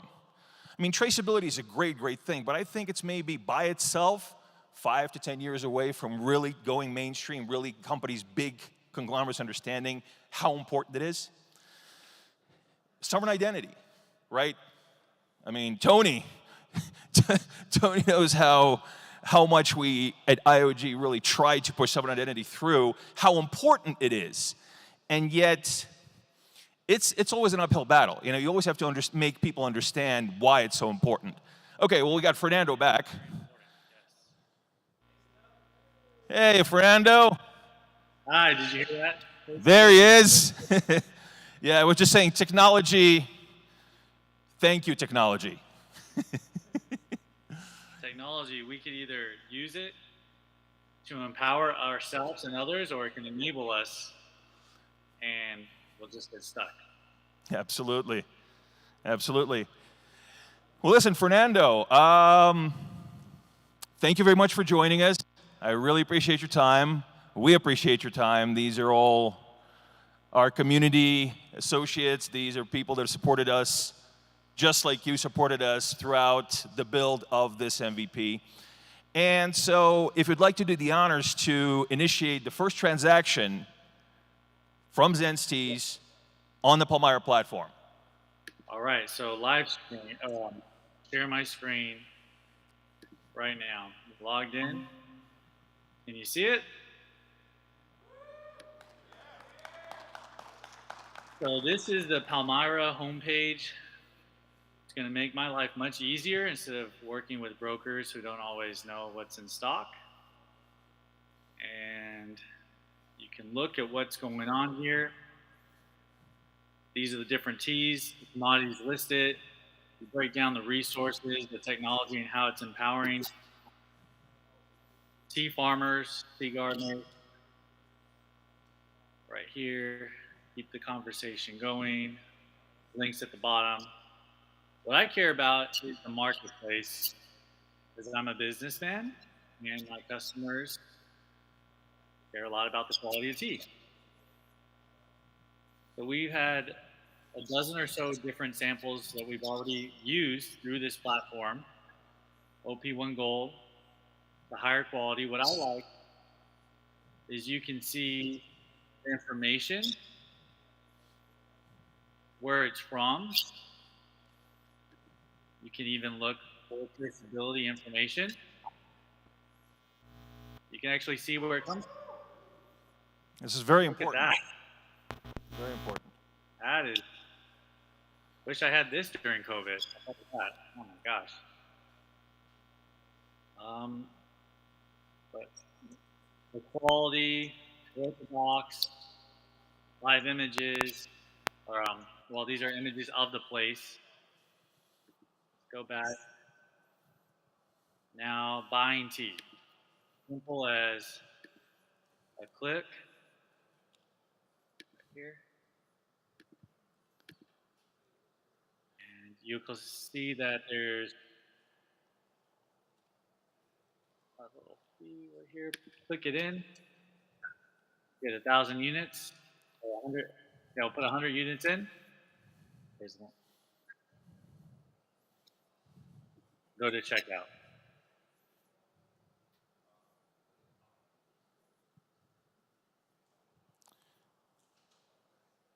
Yep, and so there's there's the order review right there. There was no problem last time. Go to continue.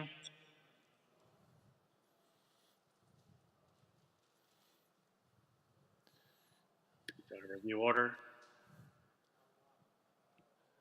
All right, we're getting there. We're all anxious, Fernando. We can't wait, right? Everybody's just on the edge of their seat. All right, all right, all right. It's almost there. It's almost there. All right, yep, good to go right there. Okay, yeah, and as you can see, we incorporate all these different logistical options, which are also very important to buyers like Fernando, to make sure that they get what they ordered.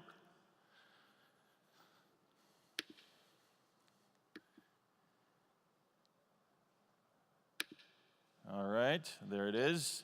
And again, variety with payment options. Variety, that's what we need to give, is variety, and let them make the choice.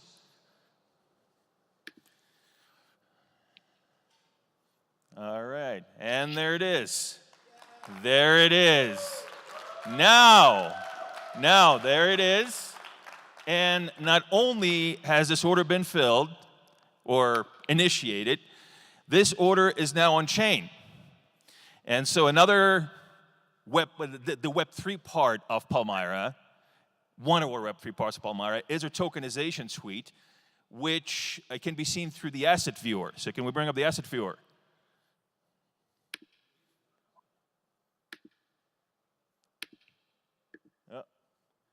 All right.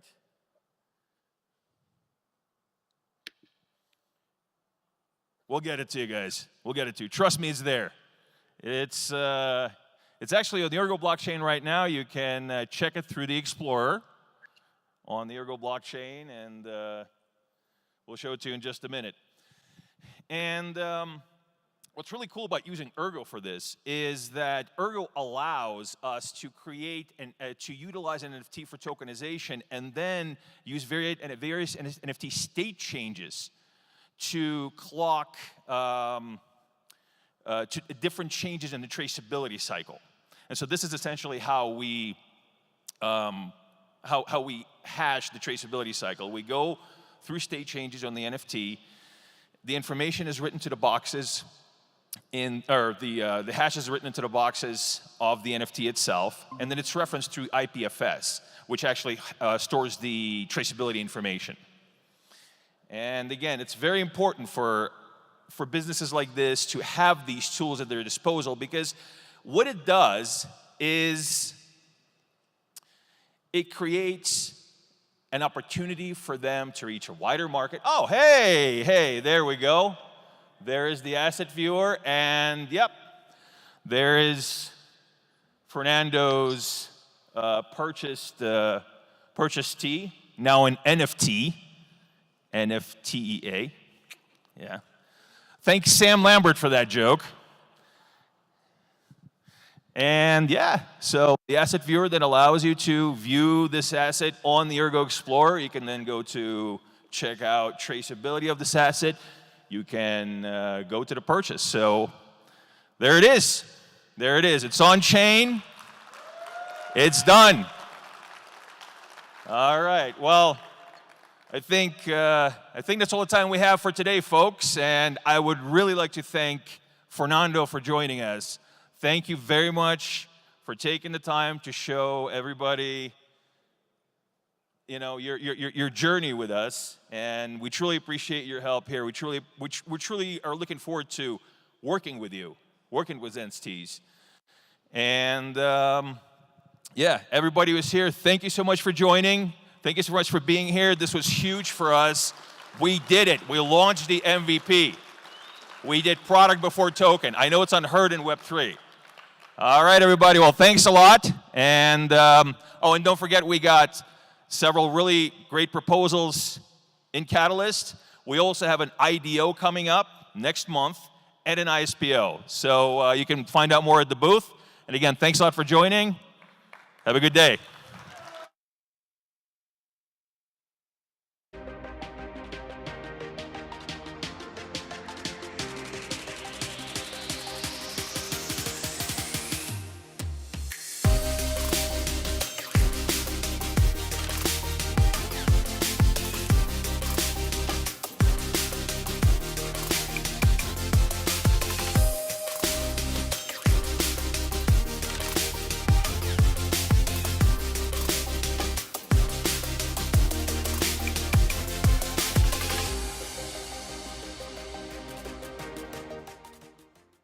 Zen's Tea House was a bit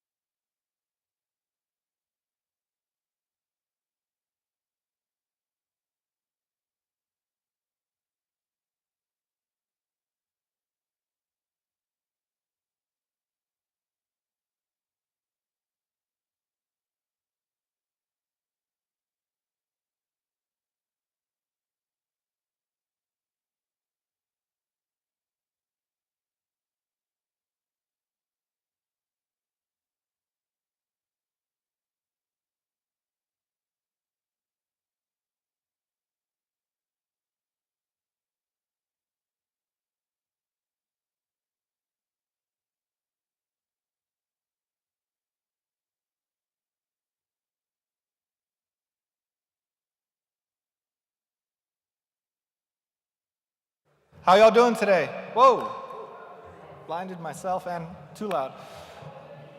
How's everyone doing? Are people still awake? Yeah? What'd y'all think of that presentation from Mr. Friedman? Okay, he would be ashamed if that's the energy level.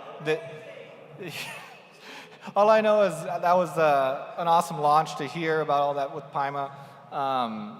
So, you know, if you're not feeling the energy, then you gotta let loose a little bit, you know, get the blood flowing. You know, put your phones down unless you're tweeting.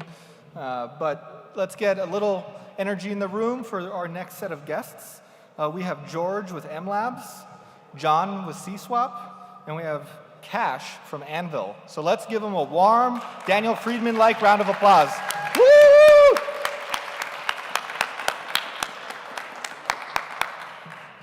They gotta clap again, they waited too long.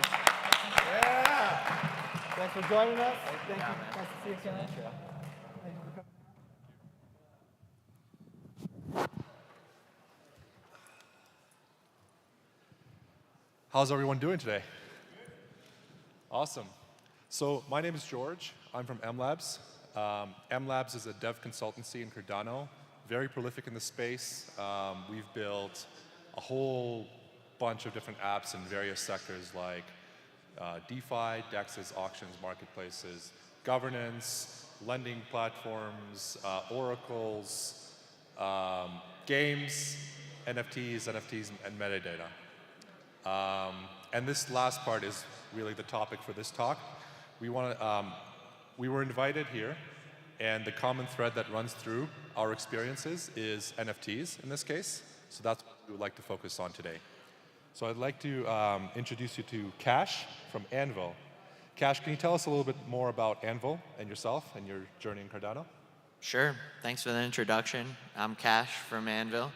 We're a Cardano development agency, so we've done a lot of stuff around minting, staking, NFTs in general, you know, airdrops, anything that you can really think of. We've created a SDK, software development kit, that we use with a lot of projects for payments, for staking, for Connect Wallet, all the basic stuff you can think of, and some more advanced calls, custom calls as well. And we're pivoting a little bit into the custom development space. We're working on a marketplace right now. We got our hands in a little bit of everything, so you know, we're excited for the future of Cardano. Thanks. And John Kravetz from CSWAP, welcome. Can you tell us a little bit about yourself and CSWAP? Yeah, thanks, George. Well, me, myself, I have a background in mathematics and philosophy. And a funny story is that Charles and I both went to CU Denver when we were 15 years old to study mathematics. Were you in the same class? Believe it or not, he's younger than me. Like, he's just incredible. So I feel very lucky to have that in common with him. You know, I discovered Cardano a couple years ago. I was part of a community of DeFi miners, and we were kind of involved with what was going to be the first DEX on Cardano.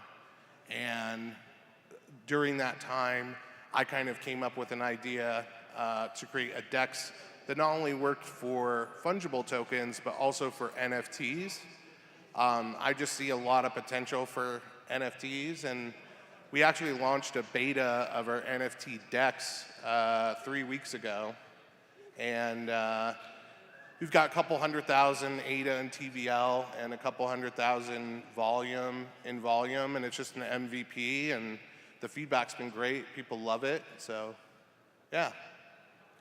Yeah, so let me ask you a question. So traditionally NFTs were minted and then listed on simple marketplaces for a particular price. Why a DEX? What are the main benefits that come from using CSWAP DEX as opposed to listing your NFTs on a traditional marketplace? Well, for one, we were looking at some problems or common complaints in the NFT ecosystem. Like, let's say someone wanted to free up some liquidity for an upcoming mint, or they wanted to take part in a token launch or something like that. they had no way to get instant liquidity for their NFTs. So with this DEX, you can actually sell your NFT into a liquidity pool without having a partner, a buying partner, and that kind of solves that problem. And then also, the dynamic is just really interesting. It provides opportunities for arbitrage between our platform and Cardano's favorite NFT marketplace. Right. So it allows for more opportunities for NFT traders. It's kind of like a pro tool for now, and we're gathering a lot of community feedback, and we're just going to be implementing more features that people want to use. So, Yeah, really interesting. Cash, for Anvil, I believe you started out, or like when you got into like the professional services sector, your first thing was minting NFTs as a simplified service. What led you to build something like that? Was it something that you felt was needed from your own interactions with NFTs? I believe you're like an NFT collector yourself, and maybe you felt that you wanted to fill a particular gap. So can you tell us a little bit more about that? Yeah, absolutely. So when I first got, when I first got into this space, it was really complicated to find somebody to help in any regard with development, whether it was staking, minting, even an airdrop, something really simple like that. So out of that need for my own project, we decided, how can we make this easier for everybody as well? So instinctively, let's go create a dev agency, right? That's where we are now. And honestly, we're still working to make it even easier. Like, it's still too complicated for a lot of people who are just entering the space for the first time and trying to understand Cardano at all, let alone the minting process, staking process, all of those deeper level things.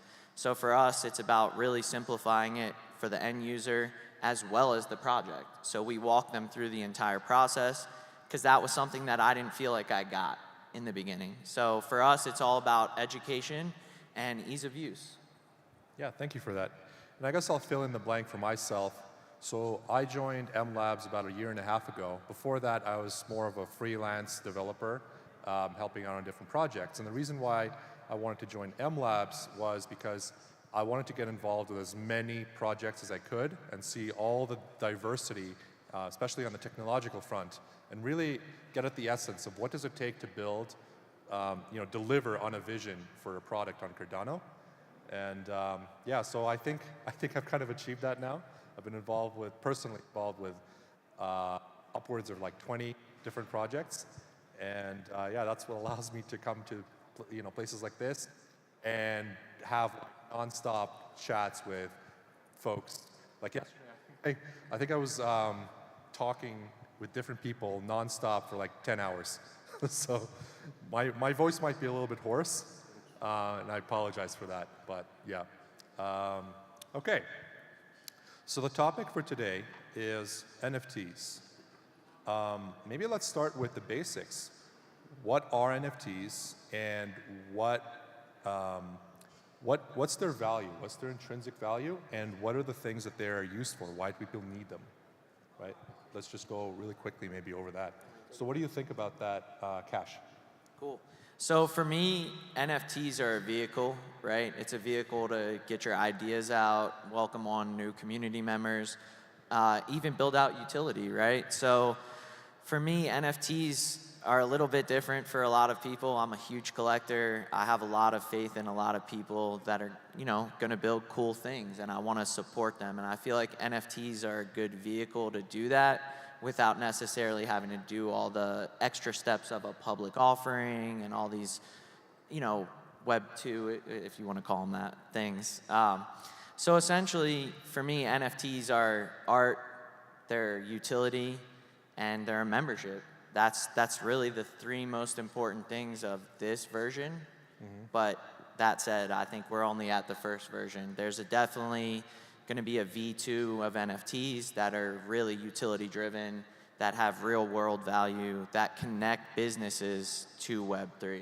And I think that we need to appreciate the profile pictures because they're allowing us to test this technology, develop it, advance it, and make it really cool for the next wave of adopters. Interesting, yeah. What do you think, John?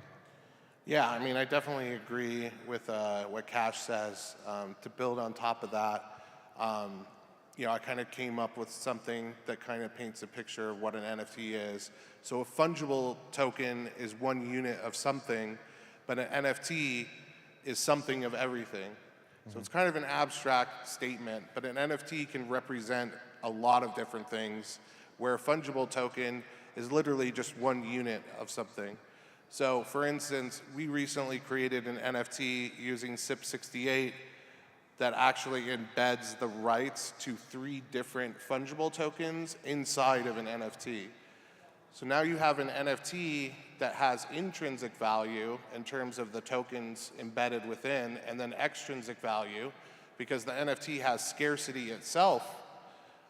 It also has artistic value, it has cultural value, and everything that Cash talked about. An NFT, another analogy I like to use is like an NFT, the NFTs as they are now, with the artwork being a major factor, is kind of like early civilization. What was the first form of communication? It was, paintings on the walls of caves.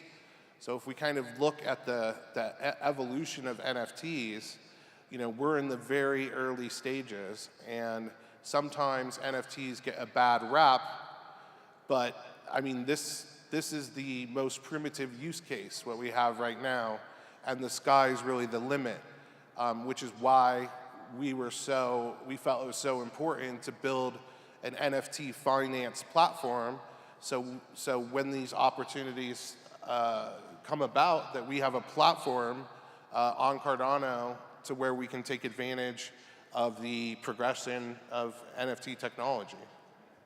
Yeah, really cool. And I think it's cool to hear from you guys your perspective on NFTs from that sort of user-oriented and sort of business and community cultural perspective. As a technical person, I have a slightly different view of NFTs because of the way that kind of operationally we treat them when we build programs. So in my view, an NFT is like an anchor to a particular spot in the blockchain, and that particular spot either holds some value or holds some information. And so when you talk about, oh, I own an NFT, that corresponds to like some item or some piece of digital art or something, what actually that means is that, my wallet it holds this NFT, and corresponding to that NFT is some metadata that establishes my claim over that piece of art, over that piece of real world asset, or so on, right? Similarly, if an NFT is being used for membership, as you said, right? I'm holding an NFT in my wallet that is associated with some metadata that establishes my kind of credentials or my identity within some club, within some society, and therefore grants me access in a particular role to participate in that group, right? And so I can come somewhere and I can show them, here's my wallet, I have this NFT inside, right?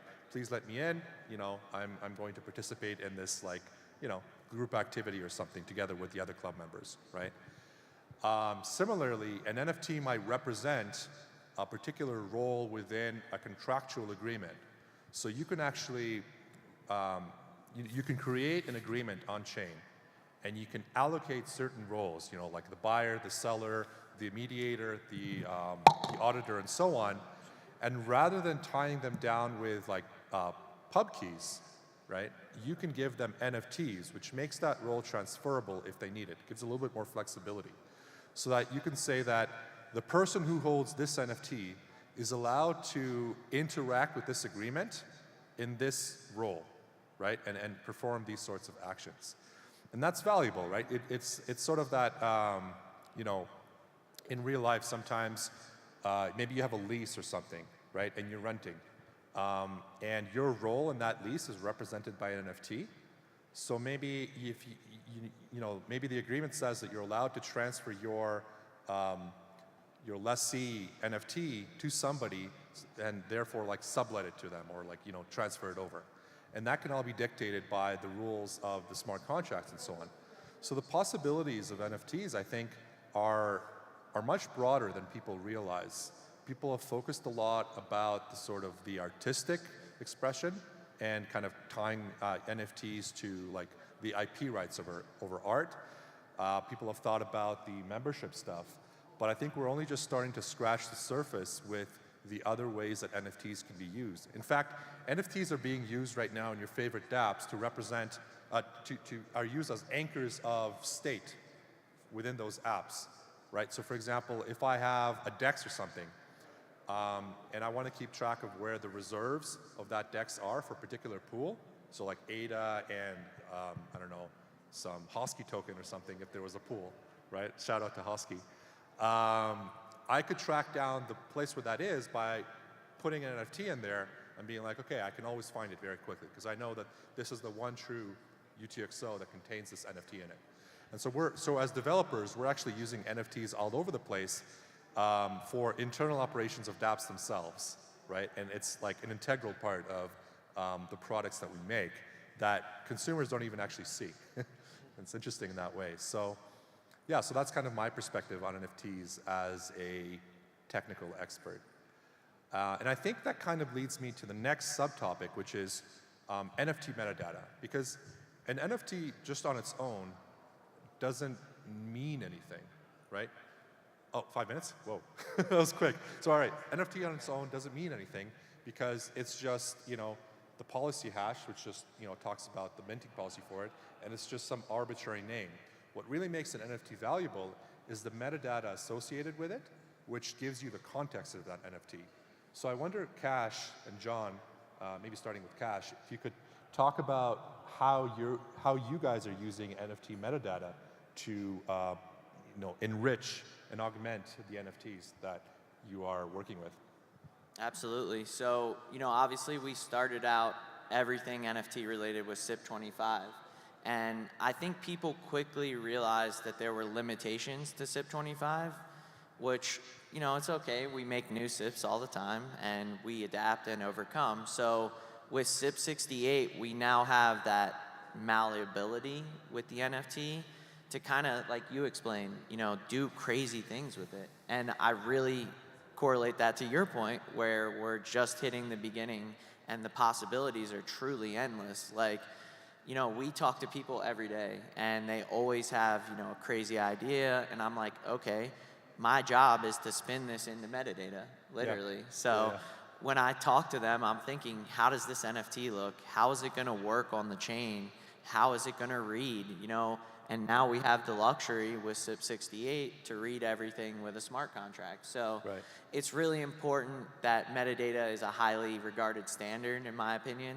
And, you know, we just keep innovating and keep changing how we use it every day. And you're seeing people have to adapt and be agile and adapt to the new standards. You know, the marketplaces, all these minting services, you know, we collectively get together and we decide this is how we're going to do it now. And I think that that's awesome. And I think that we're also going to see people start to deviate where, you know, this metadata standard, they find out it works better for this use case or this application. And then we're going to have an additional standard for this application. But I think we're right in the beginning phases still. It's been 2 years, but we got a long way to go.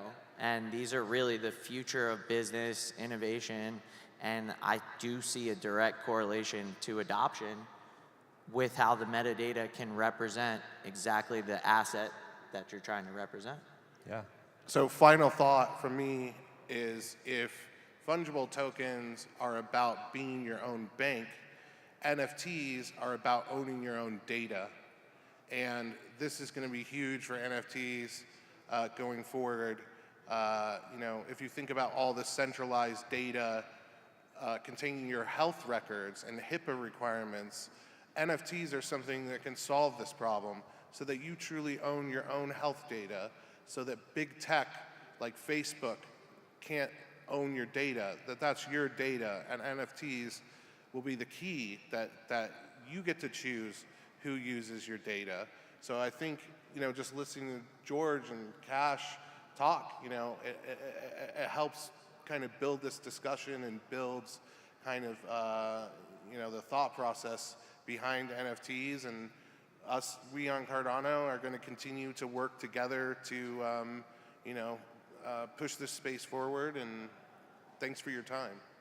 Yeah, that's actually a wonderful closing thought for this. So you said that whereas fungible tokens are for being your own bank, NFTs are for owning your own information out there. So I think this is what we'll leave you guys with here. But we are, of course, at our respective booths. So my name is George Flerovsky. I'm at the Mlabs booth, second row. And then right nearby, we have the CSWAP booth. John will be there. And the Anvil booth is right behind the wall from John. And you'll be able to talk to Cash over there. So we look forward to meeting you guys, chatting with you guys, and just really getting very geeky with it if you want, or kind of keeping it more accessible and human conversation-esque. Yeah, so please come find us, and thank you for your time. Thank you.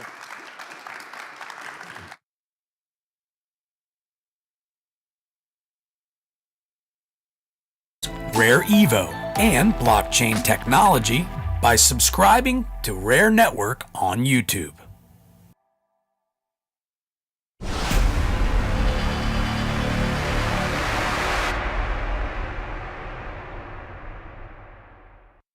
Claim your official proof of participation in Rare Evo 2023. Whether you attend physically or tune in on the live stream, you get a free NFT painted by Brendan O'Connell live from our Expo Hall floor, and you get whitelisted for the Rare Perks NFT presale. By claiming, you will be entered into a giveaway of multiple rewards, including the original one-of-one physical painting by Brendan, along with exclusive access and opportunities for Rare Evo 2024, including but not limited to free general admission and VIP passes, a 10x10 booth, workshop space, and more. Help Rare Evo continue to connect the community by voting for Rare Evo Catalyst Proposal number 106817, Project Catalyst as main stage sponsor for Rare Evo 2024.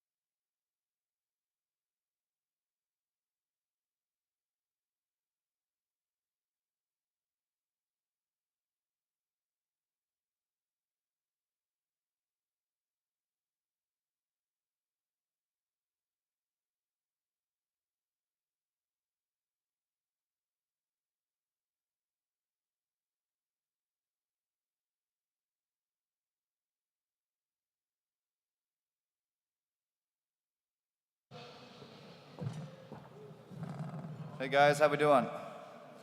Hanging in there? Yeah, that's what I like to hear.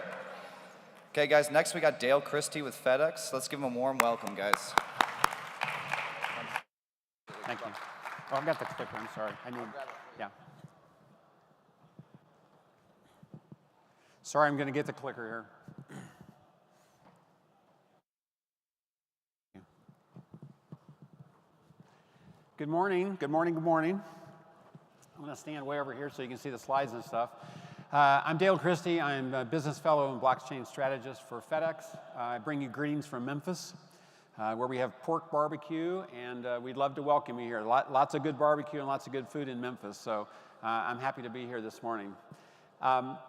Because I work for a company that goes to 220 countries and territories, our default position is essentially the International Space Station. So today, for my next 20 minutes or so, 25 minutes, I'm going to take you from where you are and what you do on a daily basis up with me into the International Space Station.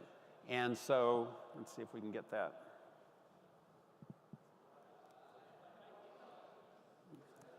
Not clicking.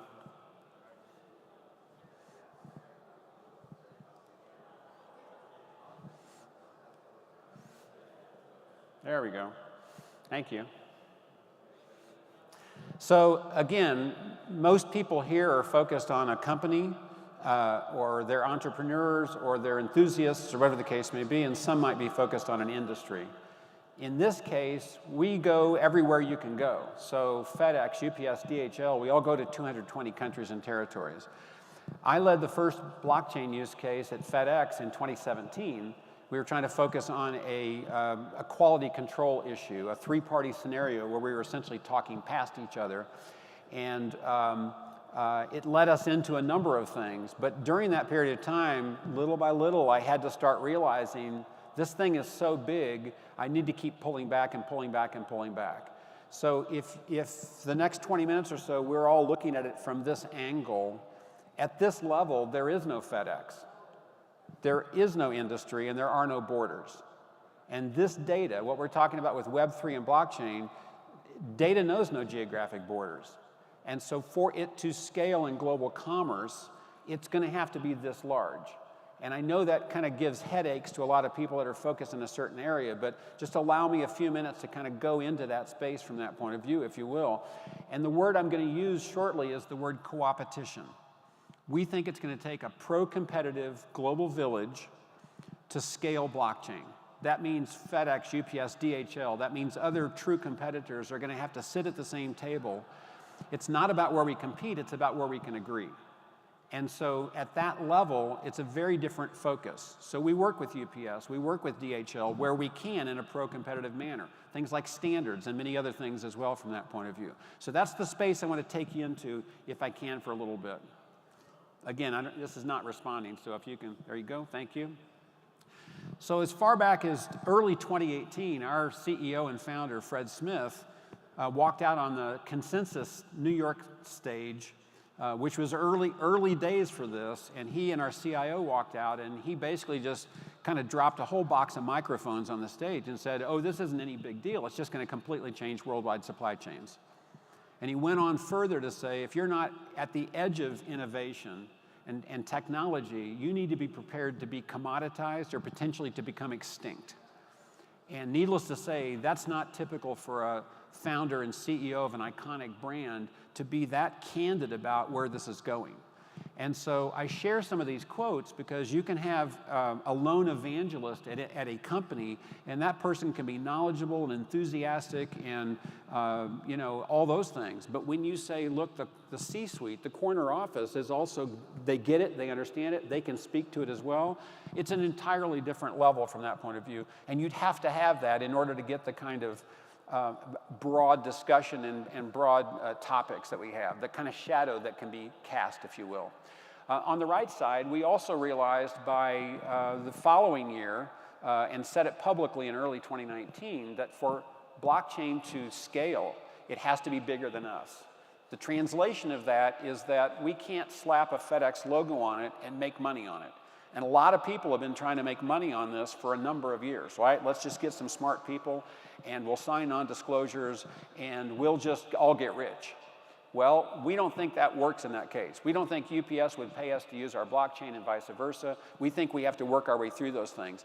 But it really led us to this fork in the road that said, look, if you're trying to get rich quick on one side, again, you could get 60 or 80 people to sign non-disclosures in certain industries, maybe the US healthcare industry or something like that. But in global commerce, it's millions of entities all the way to a bicycle delivery company, and it's going to have to work for them. They don't have IT departments, they don't have any of that stuff. So whatever scales ultimately is going to have to fit into that space from that point of view. And so we think we've spent, and I would even say wasted a lot of years focusing on who, what, and when. So who, FedEx, what, blockchain, when, we're all trying to figure that out. When in fact, I think that the actual piece of this that's most important is actually why. And that's the language I think at the enterprise level we're gonna have to speak. I have to be fluent in business speak to have a conversation with the chief financial officer to say, I can't walk in and say, wow, this is peer-to-peer. Don't you understand how cool that is? And smart contracts, boy, they're gonna be changed. They don't care. That's not the language they speak. They're focused on risk and opportunity and fiduciary responsibility. And in this case, I have to be bilingual. I have to be fluent in the language of business. So if I can walk up to the chief financial officer and say, by the way, if you're trying to reduce your receivables, let's say you have an average receivables right now of 40 days, if we could get it to 39, would that be of interest to you, or 38? Now you have their attention. That's what they're trying to accomplish.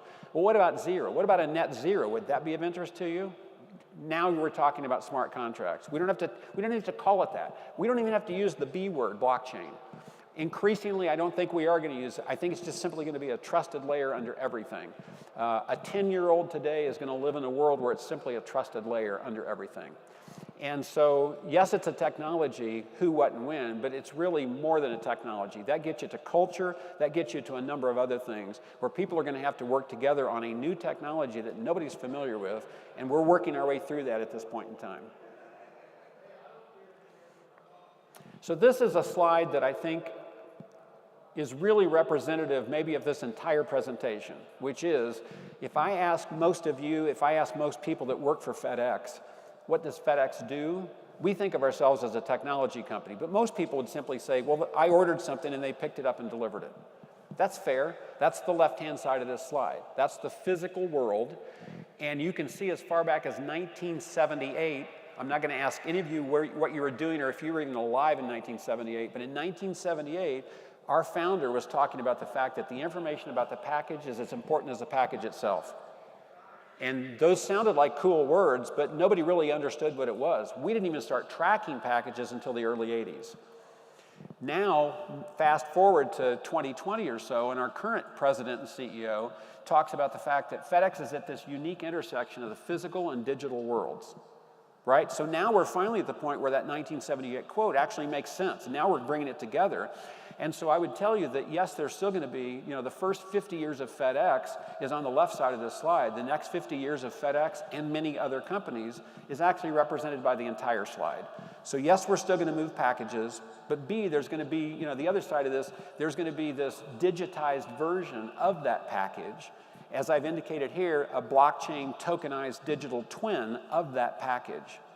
Once we can digitize the packages, I don't need to know everything in your package. I'm moving your package, but you're going to want to digitize it. You're going to want to have IP and margins and all kinds of other stuff digitized. I won't need to have access to that, and you won't want me to, and we're fine with that. But the fact that we are going to be able to digitize all these goods moving around the world means a number of things. It means that we can now streamline those processes. I mean, PDFs are a step forward in a lot of these areas, right? And yet here we are talking about blockchain and AI and all the rest of these things. But once we get to the point where we have these digitized, now all these steps that we have that sit between you and me, between supply and demand, when I order something, you've got a broker and a forwarder and a brother-in-law and all these people that sit between us for a slice of the pie. Once we digitize that, it's going to change all of that. When somebody in particular can provide trusted data directly to US Customs, then do you still need all those steps along the way? And do you need to stop it when it crosses the port of entry? Do you need a physical port of entry like we always have? The answer is you do not. Now you are a trusted shipper. You've done 5,000 transactions. When you ship it from there, they know exactly who you are. Keep it moving. We saw that collapse in the last couple of years with the pandemic. Right? Everything fell flat and everything got stuck at the border, the port of LA, the port of Long Beach, all these ports were just completely stacked up and backed up. A digitized version of all of that is going to dramatically change that and reduce what we would call friction across borders. That's delays, that's paperwork, that's resources, that's all kinds of things from that point of view. And so, if we think of the physical and digital worlds, what sits in the middle of that? If there was literally an intersection, we think it's blockchain, we think it's IoT sensors, and we think it's AI. So AI is fantastic, but AI is limited to the source. We're seeing that right now. If somebody talks about ChatGPT, the next comment is going to be, hey, Dale, you need to be careful of that because you don't know where that information is coming from. Completely agree. AI is simply a better engine. I kind of refer to it as a blender. If I used to put all these materials together for my dinner by hand, Now I can put it in there and punch the puree button, right? It's going to do that, but it's the same raw materials. If you don't know where those raw materials came from, or if you forgot to wash the potato, it's the same thing. Blockchain and sensors are going to provide the exhaust. The exhaust of those processes is what AI is going to be able to analyze. Now that you've digitized your supply chain, now you can analyze it, you can optimize it with these tools, with AI and other tools, and now you can create predictive models. What will happen? How can I help you improve your supply chain? How can I help other people, even internally, but I can also help you as well? Predictive models, what will happen? Prescriptive models, how can we make it happen? Now we're off to the races, but we think the kind of the trifecta, if you will, of these technologies is actually blockchain, sensors, and AI. Any one of them gives you more than we had previously. Any two of them is better, and all three of them is the trifecta. That's when magic is going to happen, basically, when all these new technologies, and by the way, emerging technologies beyond that as well. So when we talk about the physical versus the digital world, what are we really talking about? Well, we're all consumers, right? Some are in the industry, most are consumers. So you know, okay, well, something I order has been picked up. Okay, now it's at the hub, or now it's out for delivery. That's the top world, the physical world from that point of view. The digital world actually looks more like an MRI. There's multiple layers there from that point of view, and I'm going to spend just a second to kind of talk about some of that stuff. So traceability is essentially the same thing as the physical world. It's pickup, it's hub, it's destination, it's all those kinds of things. Then you get into things like chain of custody. We see that a lot with cold chain, so pharmaceuticals and medical and COVID vaccines certainly was an example of that. And that's like the old kind of police procedural that you watch on TV or movies or something like that. Somebody signs something out to somebody else to somebody else. Little by little, it's getting more efficient. You know, it used to be very manual. Now it's getting more efficient.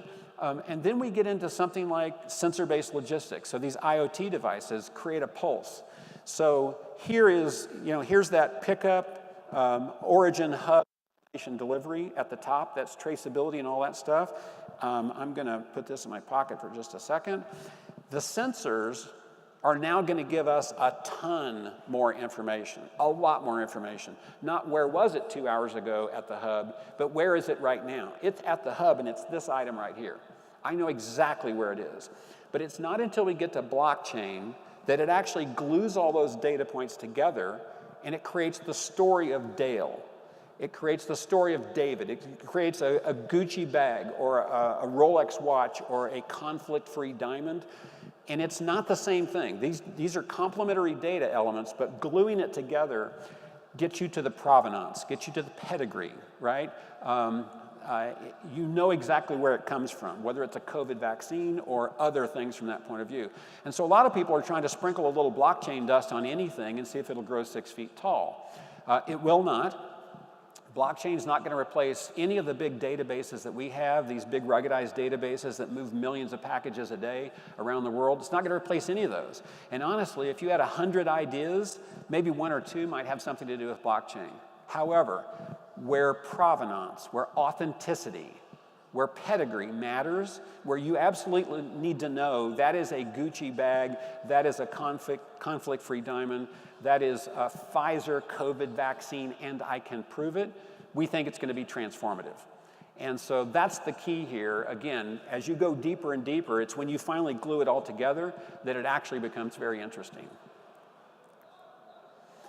Here's an example of that. The EU is ahead of us in a lot of things, and one of the things that they're talking about right now, you're going to hear more about, is digital product passports, or DPP. And one of the examples that they are working on right now in the EU is for batteries. So we've got more electric cars, we've got more batteries, we've got everything from that point of view. They're going to establish essentially a cradle-to-grave scenario where we know where the battery was manufactured. I bought it in a new car, I traded in that car, you got that car, now you own it, somebody else owns it, or ultimately it's traded in and it's reclaimed or recycled. It's creating what is going to be referred to as a circular economy, a green economy, right? We want to know where those things are, we want to know where they are at all times, and it won't just be about batteries. But batteries is one of the early use cases. There's a deforestation effort. EU is working on a lot of these kinds of things, and again, blockchain in this case is going to connect all those dots.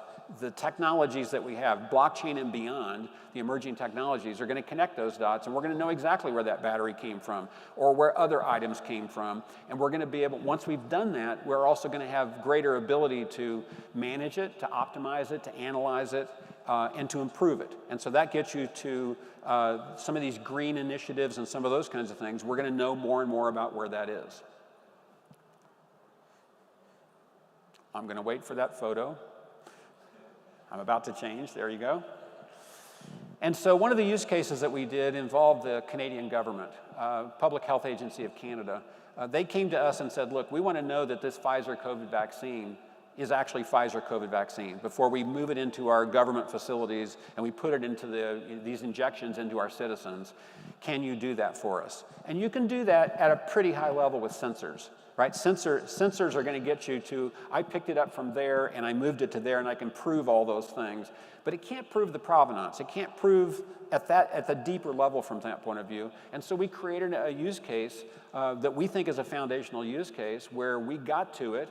The data was actually memorialized onto an Ethereum blockchain. We attached a sensor to it, and so then once we start with that, then we can move it from point A to point B, and now you have this level of certainty knowing that when it gets to the embassy or it gets to the hospital, the government facility, now it's done.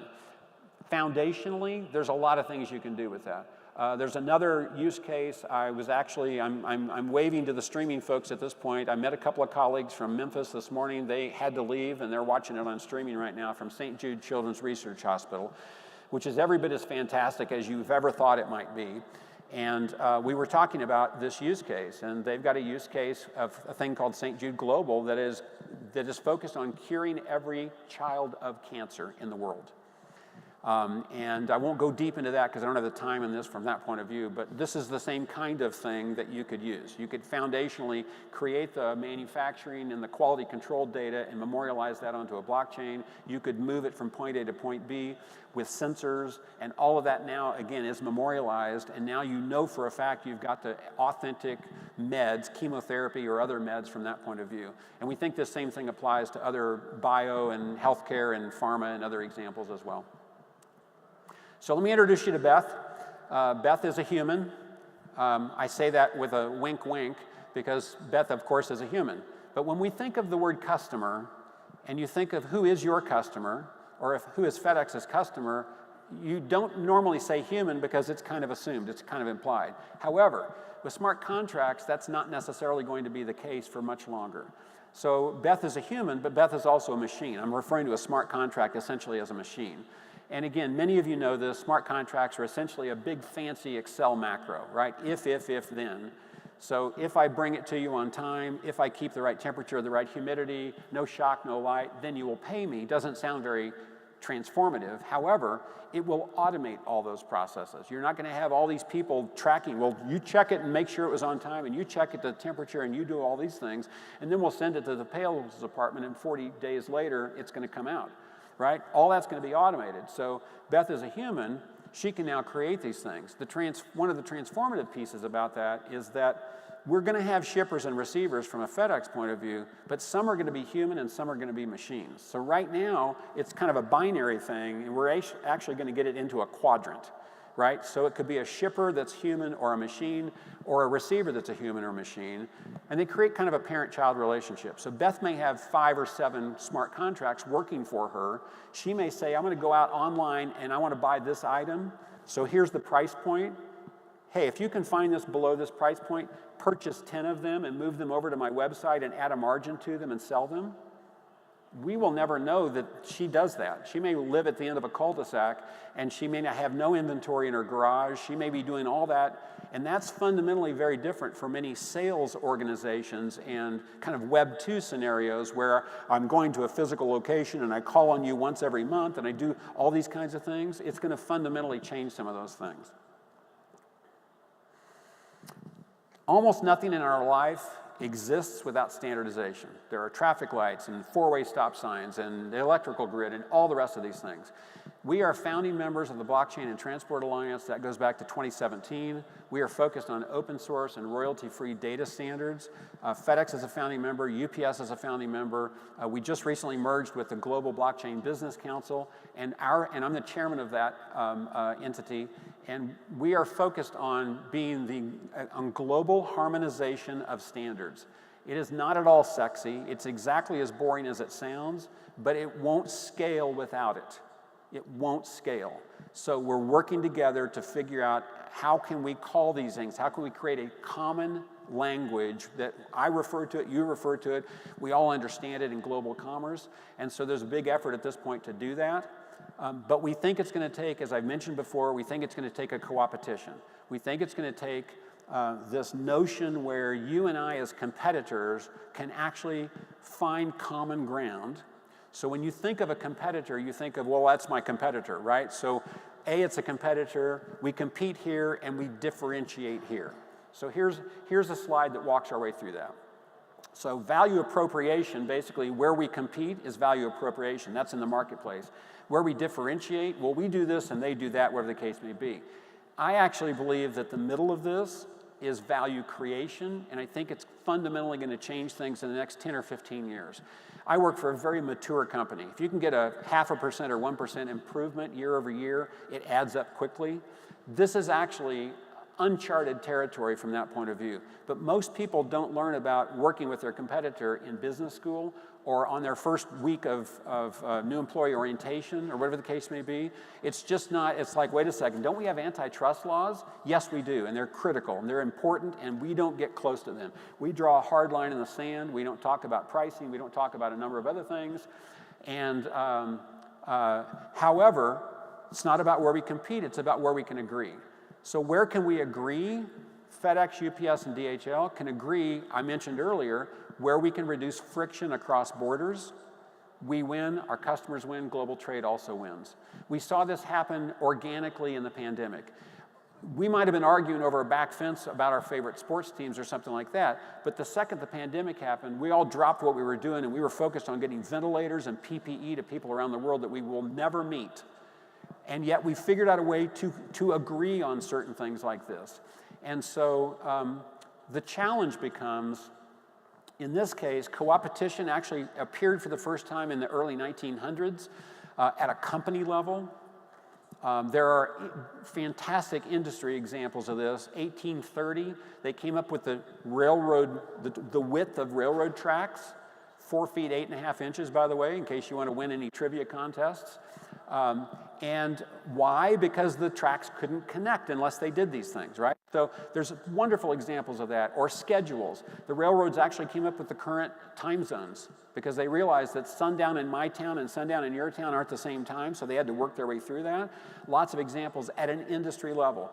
Air industry, auto industry, great examples of this over the last 100 or more years, couple of 100 years in some cases. But we've never had, they weren't dealing with global technology. So this is different. This is not like the railroad industry just working together to figure out how to do something like that. This is a global technology, and we've only had one global technology so far, and that's the internet. And the internet actually was a really small number of people that established, a very small number of engineers and scientists that came up with TCP, IP, HTTP, the protocols that work underneath that to make things human readable and various things like that. In this case, we've got a global technology, but we aren't going to have 5 or 7 people. We can't solve it in this room and just say, oh, well, he solved this and he solved this, and we're all just going to use it. That's where I get to. It's going to take a global village, a pro-competitive global village, to work through this. And it's not intuitive, it's not taught at business school, and it's something that is challenging essentially conventional wisdom. So with that, I will stop. I thank you very much for your time today, and we may have a moment or two for some questions. Thank you.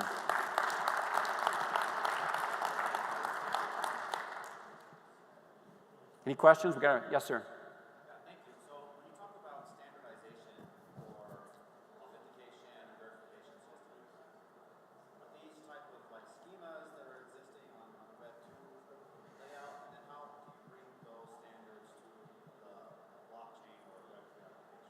Yeah, the question was around standards.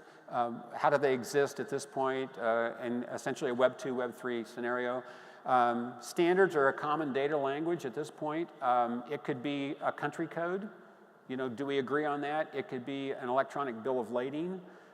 Again, it's not very sexy at this point, but basically we've got a number of standards entities. We've got ISO, we've got United Nations, we've got World Customs, we've got a bunch of those things, and the effort that we were working on right now to globally harmonize that is to push them all together and say, wait a second, we actually agree on country codes. Let's agree, let's lock in on that, let's all nod to that one, and yet there may be gaps in other areas as well. We just think it's going to be foundational to get us to Web 3. And by the way, once we get to Web 3, I'm not limiting this to blockchain. It may or may not have anything to do, but it's going to help us digitize global commerce, and it will get us to a more paperless scenario moving product around the world. And that's a foundational kind of common language.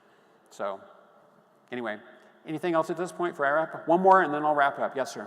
So do you see the biggest impact on the kind of origin shipper side or the rapidly growing like last mile city? There's 5. When I was a kid, there was 1 FedEx UPS truck each day. Now there's 2 on our street in Brooklyn every day. Right. At a time. Right. 2 trucks. Do you see the impact on that? Which end? Do you see Well, I think ultimately it has to be end to end. We're going to have to figure out where we start that whole thing.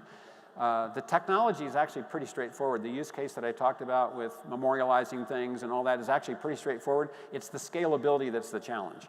We can build a global supply chain blockchain internally within FedEx, and it just won't work because you guys won't use it.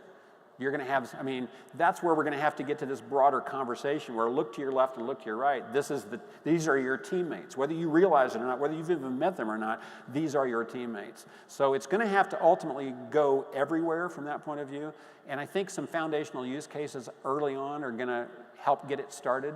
I think AI might help kick it in because AI is going to need source. It's going to need truth, essentially, or source information underneath that to make it scale. So with that, thank you very much. I appreciate your time today.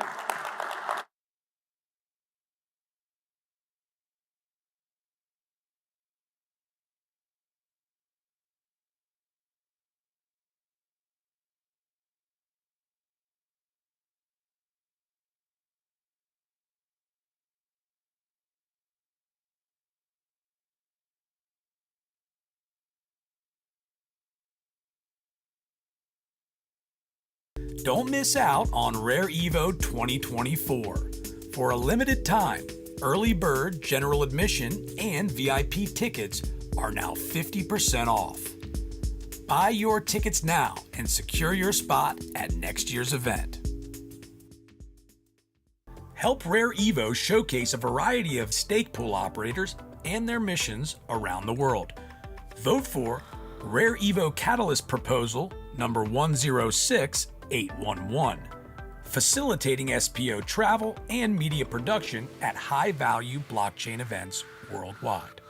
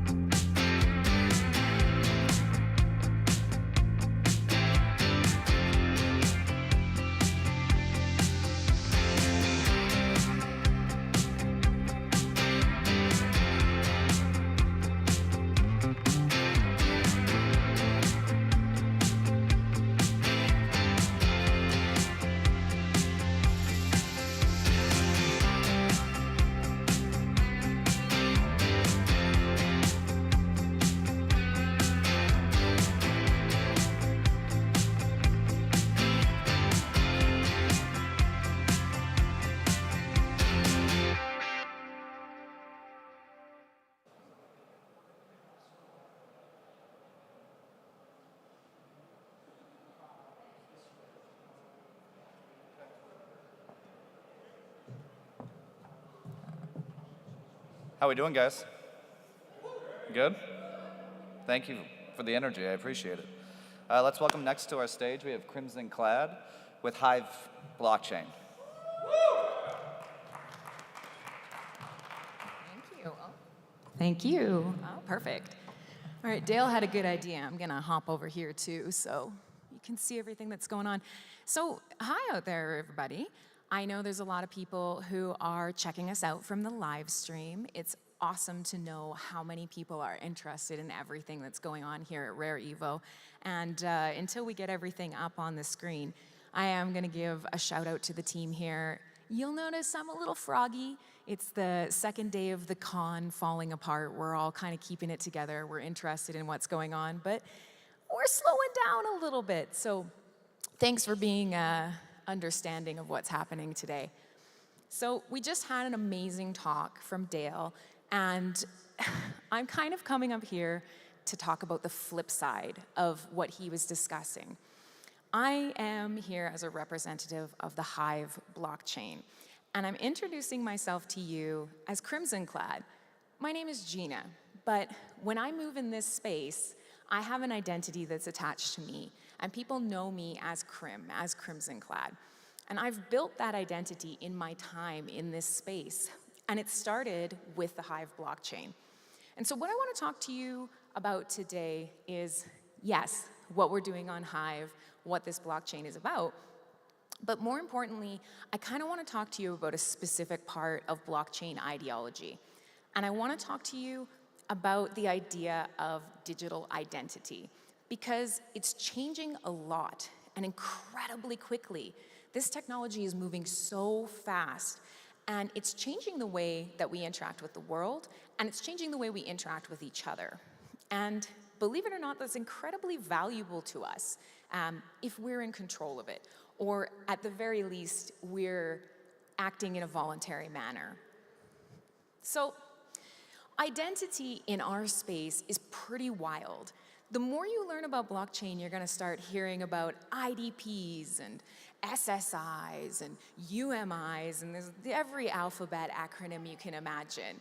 And so, you know, these are really important concepts of how can I tie identity, information about me, to a blockchain? How can I use a blockchain to move this information around, to use it in financial transactions, to help me figure out where my Fedex package is? All of these things are really, really important. But there's another side of it. And there's a side of the internet space and the social space specifically, where you need to be able to have a little bit more impact, and you need to be able to do it as whatever the identity that you create and you need for good relationships, to build great businesses, you know, all of the things that we do day to day. So with the Hive blockchain, we do things a little bit differently. Yes, we're a blockchain. Yes, we have a cryptocurrency that is attached to it. It's fast, it's feeless, there are no gas fees, you know. These are all great things, and I could talk to you all day about that. But for this particular event, what I want to talk about is the social aspect. And we don't always spend a lot of time thinking about that as valuable. But think about how many businesses exist solely on Facebook. And it's a dirty word when we come to these conferences and we say Facebook or Instagram or, you know. But think about how many people have peer-to-peer businesses. They just sell things as on the side, or maybe it's not even a business. Maybe they're an influencer. But think about all of the ways that we use social media, and think about almost any interaction in your life. It probably comes back and touches some Web 2 social media platform. It's wild to think that how important this is in our lives. So it stands to reason that the connections that you make on social media are really, really valuable. Somebody out there wants to buy the information, somebody wants to sell it, people want to understand you based on it. But the problem with Web 2 is you don't really get a big say in what's kept about you or how it's used. It's not very voluntary. And so with the Hive blockchain and with our sort of approach to everything is your ability to build a sovereign, voluntary digital identity should be non-negotiable. Says it on the slide. The reality is you need to be in control of your identity. Now, for us, what we want is that if you're going to tie all this to the blockchain, does it make a lot of sense to pay each time you like a photo? Does it make a lot of sense to have a fee to follow somebody else's account? And the answer is no. And so we've had to kind of generate an entire new blockchain, an entire new way of looking at what type of information is kept inside a blockchain to be a better fit for how humans interact. Yes, blockchain is a technology. Yes, it is automation. Yes, there's so much about it that's going to change lots of aspects of our businesses and our financial lives. But at the same time, we are people. People build blockchain, people influence technology, and we build technology to make things easier for us to be people. That's the idea of all of this. And so in a world where we're going to start seeing digital passports, we're going to start seeing governments using that same plastic card that has been the idea of identity that's tied to you, there should be a second you. And it should be used for gaming, friendships, it should be used for selling things, it should be used for communicating around the world, and it should only encompass exactly what you want it to. So, to kind of understand where Hive came from, I have to give you a little bit of a backstory, because what we talk about a lot is building strong communities. A lot of people don't necessarily equate the blockchain and technology with strong communities, or didn't at first. You would say, hey, they're the Bitcoin people, or oh, they're the ETH people. But in terms of thinking of them as communities, unless you were inside of them, you really didn't have a connection with them. But you understand inherently when we talk about, oh, I've got a Facebook group. Oh, yeah, I follow a big YouTube influencer on Twitter. All of a sudden you understand I'm a community member of an interest group. I'm a community member of, I love to play a game with different friends. Whatever it is that you build community around. For us, that is incredibly valuable. And right now, it's more apparent than ever. And we've seen it with Web 2 social media. It's changing very rapidly. And it's changing based on authority, central authority. It's not a bad thing. You have to have centralized companies and structures. But for us to offer you the best chance at having completely voluntary interactions out in the world, and for people who want to build projects to have a safe foundation layer to connect to Web3, it has to be decentralized right from the get-go, right from the base layer. And so that's kind of where Hive comes in. For us, where our community came from and where our idea of decentralization came from, we live it to our core, is because we had a legacy blockchain, and it started in 2017. And through a series of very interesting and unfortunate and dramatic events, the company that owned and ran and built that blockchain and had a massive founder's stake of tokens, a centralized entity, sold them. And the community that was built on top of that legacy blockchain suddenly felt everything that they had built on top of ripped out from under them. The company was changed. How they were going to interact with the blockchain was changed. Their perception of all the value they'd built on it changing, and they had no choice. We had no choice. And so what ended up happening is Hive actually was formed from a hard fork. And I promise I'm bringing this to the front for a reason. Hive happened because we wanted to move away from that central authority, this change of hands. And so we basically looked at it and we realized there's no way in the future to prevent this from happening unless this base layer blockchain has no owners, no VC, no company, no founders, no token presale. We took the legacy chain that we were on and we said, okay, everything in blockchain is voluntary. We choose not to be here anymore. We're moving forward with everything we've built socially in this tech stack. And we forked away, and there was no reason for Hive to become a valuable blockchain. Everybody came with us. Everyone. Games, dApps, open source developers. This code base is maintained by people. It's fully open source, more than 100 contributors. Nobody owns it, but everybody owns it. And so this decentralized layer that we just took with us on a hope and a prayer has now been trucking along for an additional 3 years.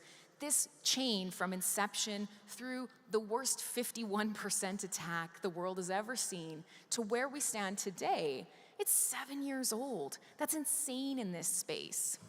And so rather than focus only on Hive, let's come back to the identity thing.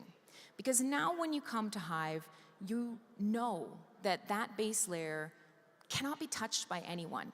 Anything you choose to lock into the Hive blockchain is yours. No one can make you do it. No one can take it away from you. No one can alter it. And it's truly voluntary.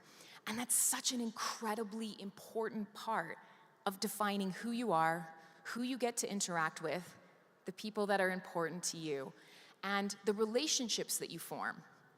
And when we talk about these relationships, we don't just mean I am sending you some money. I am sending you an NFT. I'm talking about a little bit more than that. If you're looking at like legacy media right now, social media, if you say the wrong thing, you're shadow banned. If you happen to make a little boo-boo, there's a good chance your account gets deleted forever. What happens to all your friends? The likes, your posts, the content you've created? Because these are all things that go into who you are in your social media life, in your life in general. These are all parts of your identity and the identity that you've cultivated. And if they're taken away from you by someone else, they're actively cutting the parts of your identity that you've created very purposefully away from you. We don't like that very much. So with Hive, all of these types of social interactions, whether it's likes, it's long-form post content, it is text data, all of this is kept at the base layer of the blockchain. And it's treated just as valuably as our cryptocurrency is, as our stable coin is. So yes, we've got these awesome options for you to be able to send permissionless payments around the world to anybody. They're fast, they're feeless, you pay nothing. We believe that you shouldn't have to erode your assets to use them. That's nuts. And especially in the world we're moving into, where gaming is now increasingly connected, where little bits and pieces of our life are touching Web3, it's terrible UX, it's terrible UI. None of us want to wait. None of us need to pay a fee just to do everything. And there is a future coming where that's starting to happen. So we're trying to make sure that there is a place that you can operate in and you can be and interact and engage with the companies, the businesses, the people, the friends, the content that you want to without having to fall into that trap. So, understanding how Hive kind of keeps growing, because here we are in, boy, it's a bear market, and it's been a long one, it's been a tough one, and yet, Hive continues to grow, people are building more projects on top of it, token value hasn't really tanked, and none of those things actually truly matter. Why is it that humans keep choosing to join Hive? Why is it that people keep finding the Hive blockchain, falling in love with it, and deciding to fold it into their businesses, their projects, their passions? Why are they using it as a content distribution network? Why are they finding ways to immortalize, essentially, these connections that are so important in our lives? Because where people gather, marketplaces form. Where people share information, we're enriched. All of these things that don't necessarily have a fiat dollar value, make no mistake, they're incredibly valuable to you. Stop and think if your communication pathways, if your ability to play games with your friends, matchmake in a gaming session was taken away from you. You'd be real mad. You'd be really upset because these things are valuable to you. And never forget, these things are also very valuable to companies. They're valuable to governments. And as of right now, most of the places, most of the technology that you engage with, they kind of define what your username can be, whether or not you have to have KYC, whether or not you're allowed to have so many friends or send so many messages. There are rules and conditions on the identity that you build based on the platform that you use. And that's okay, that's totally fine. But you should have a choice, and there should be technology to support these type of social actions for everyone, everywhere. That is Hive, and that is why for the first time we're kind of making our way out to conferences. Because the funny thing is, when you don't have a founder and you don't have a marketing department and you don't have somebody who's in charge of getting out and talking to people, it's also really hard to be discovered. And we've been so lucky to talk to so many of you and have these incredible conversations with other projects, chains that have technology that is targeting high-level financial data, or that are building communities based around shared assets. But what they're missing, and what we kind of hope to bring to the table, is the true social aspect. The parts of other blockchain projects or other social projects, or frankly, just any one of you end users that you just don't have yet. It is here. Hive is around, it's available to you. It's free, it's fast, it's incredible open source infrastructure. There's a number of ways that it can probably make something in your life a little bit better. And you don't have to use blockchain for everything. And in fact, I'd never heard Dale's expression of sprinkle a little blockchain dust and see what grows. That is our industry in a nutshell right now. Everything on the blockchain, that's not practical. But maybe you met somebody here at this conference and for whatever reason you just know their username, but you'd love to play a game with them. And you know it's them because on the Hive blockchain, their identity is secured by their keys. And once you play a game with them, you realize, hey, I want to shoot you a memo and I want to make sure that you get a message that is locked into the blockchain forever that reminds you of something we talked about at this conference. Or actually, I want to follow you because it turns out that you're a content producer who makes incredible videos and wants to start moving into a decentralized space. On top of Hive, there's an incredible network of dApps. There are projects, there are Web3 games, and a number of them are here with us today. So after, if you're here in person, sorry about it, people on the stream, if you're on the stream, you can go to hive.io and explore our ecosystem. Find Splinterlands and Crypto Shots and Wrestling Organization online, some of the games that are here with us today. Or discover new social media platforms that you can start using for the same content that you're producing now on Web 2. Find Friends, PeakD, Ecency, Like2, DBuzz. We have a number of different types of platforms built on top of Hive. Or maybe you just want to use it because you're really sick of gas fees. Try it out. Send, some money around the world for zero cost and in less than 3 seconds. Any of these things are available to you, but more importantly, we'd love to see some of the blockchains that have built incredible solutions that don't have a social aspect also starting to use Hive, because we are free and open source, and it is as easy as connecting to some of the resources we provide with common web languages. And what it means is decentralized, immutable storage for free that you can use for text data. And that might be incredibly useful for a project that focuses solely on financial crypto data. And when you can't or don't need to use a smart contract for some form of information or some form of product, then you may find that Hive is going to be the right choice for you. So we're kind of coming to the end of everything that I want to talk to you about today. But I want to kind of invite you to understand that you can have an identity, and it can be whatever you want, and it should be voluntary. And so if you're here today, or if you're listening to me speaking about this, we'd love to have you visit us over at the booth if you're here at the show floor. And if you're not, definitely go and check out hive.io.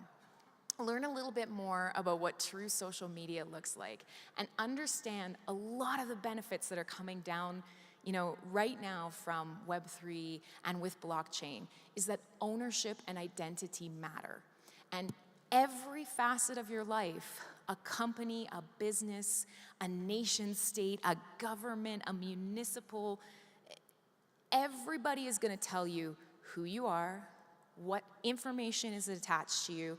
They're going to categorize you, classify you, sell you, buy you, use you.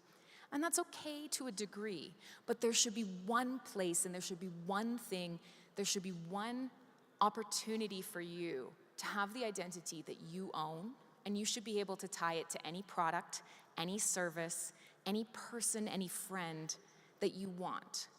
And that identity exists. You just have to claim it. So come over and meet us. We'll set you up with a wallet account, your human readable address, like Crimson Clad. And come join us on Hive. Come think about building on Hive. And if you're already building and you're looking for some solutions and you're looking for ways to continue to grow this space in a collaborative, cooperative, competitive fashion, then Hive is probably right for you. I'm a little bit short on my time. I wanted to keep it brief. So I don't know where our MC is. Anyways, come on over, right? Come visit us.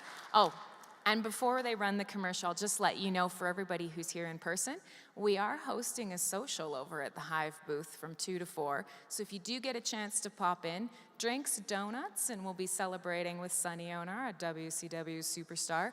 So come over and ask some questions if you have any about Hive and you want to learn a little bit more or you want to meet some of the community. We're ready to have a little bit more of a party with you.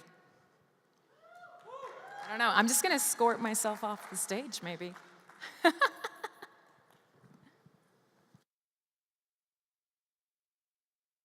Claim your official proof of participation in Rare Evo 2023.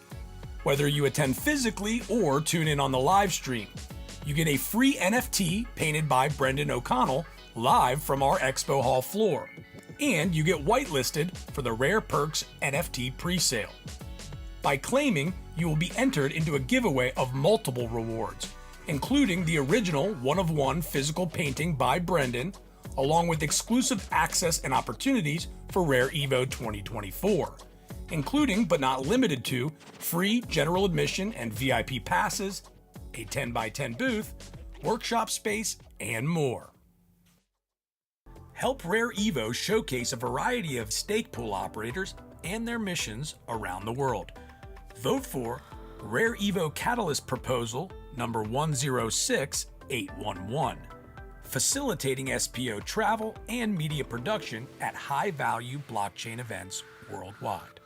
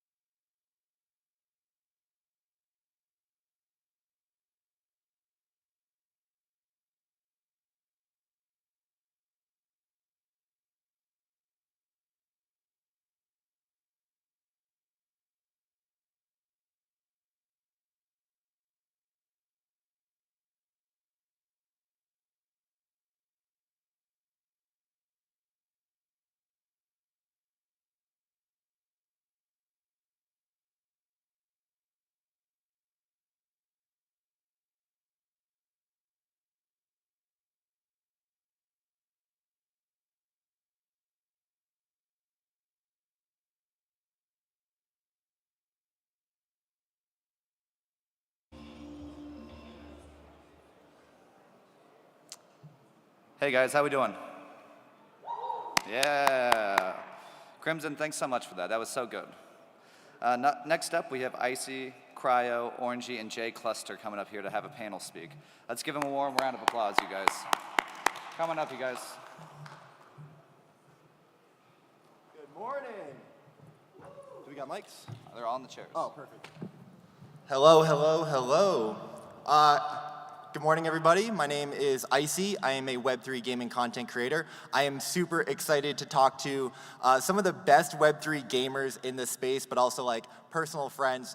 So first up, please welcome Orangie, former professional Fortnite player, incredible YouTuber, creator. What's up, brother? Good to see you. Next up, we got Kyroh, the best dead drop player in the world. Tim the Tapman was talking about him recently to Dr. Disrespect, saying he is cracked. I think you got a kill on Dr. Disrespect, right? Yeah, and Tim. Amazing. Last but not least, we've got Jake Cluster, a personal friend of mine, flew all the way in from Canada. Give a round of applause for Jake Cluster. What's up, brother? All right, guys, so we are going to talk about Web3 gaming and the adoption of gamers coming into blockchain and crypto, which I think is going to onboard the millions of people that we're looking for in Web3, in blockchain, in crypto. Why don't we start going down the panel just with a quick introduction from everybody and how you actually got into what we call crypto gaming, Web3 gaming. Orangie, let's start with you. Hey, what's up, guys? So I've been playing pro video games since I was like 14 years old, Overwatch, Rocket League, and then I got into Fortnite when that was popping off. And I played that for like the last, I'm 20, so from like 14 to 18, like 4 or 5 years. And eventually got super burnt out because being pro in like the #1 game in the world takes like 12 hours a day of scrims, content, streaming, whatever. I got super burnt out, and I had actually just learned about like NFTs and crypto. And honestly, I just got like, I was super early to like the whole Bored Apes and all those NFTs during the bull run. So yeah, I got into like NFTs and then slowly into Web3 gaming. Kyroh? Yeah, so what's up, everybody? Whenever I first started in Web3 gaming, it was about 2.5 years ago, 2 years ago. I formerly competed in Apex Legends and was doing a lot of the grind Orangie was talking about. And then I've been friends with a guy named Bryson for a little over a decade now. We used to compete on the same Call of Duty team. And that basically got me into Axie Infinity whenever he first started getting into that. And after Axie and seeing how crypto and gaming can fuse, it just really got me interested in all of that. So started playing a lot of the Web3 games, trying out everything I could. And then there's been a few that have stuck, but recently Dead Drop's been the one that I've been playing a lot. Just it really goes with all the FPS background that I have, and I've just really been enjoying it. And the community around it's really nice, especially having really big Web2 creators being a part of it. It gives me a lot of hope for the future. Cluster. Awesome.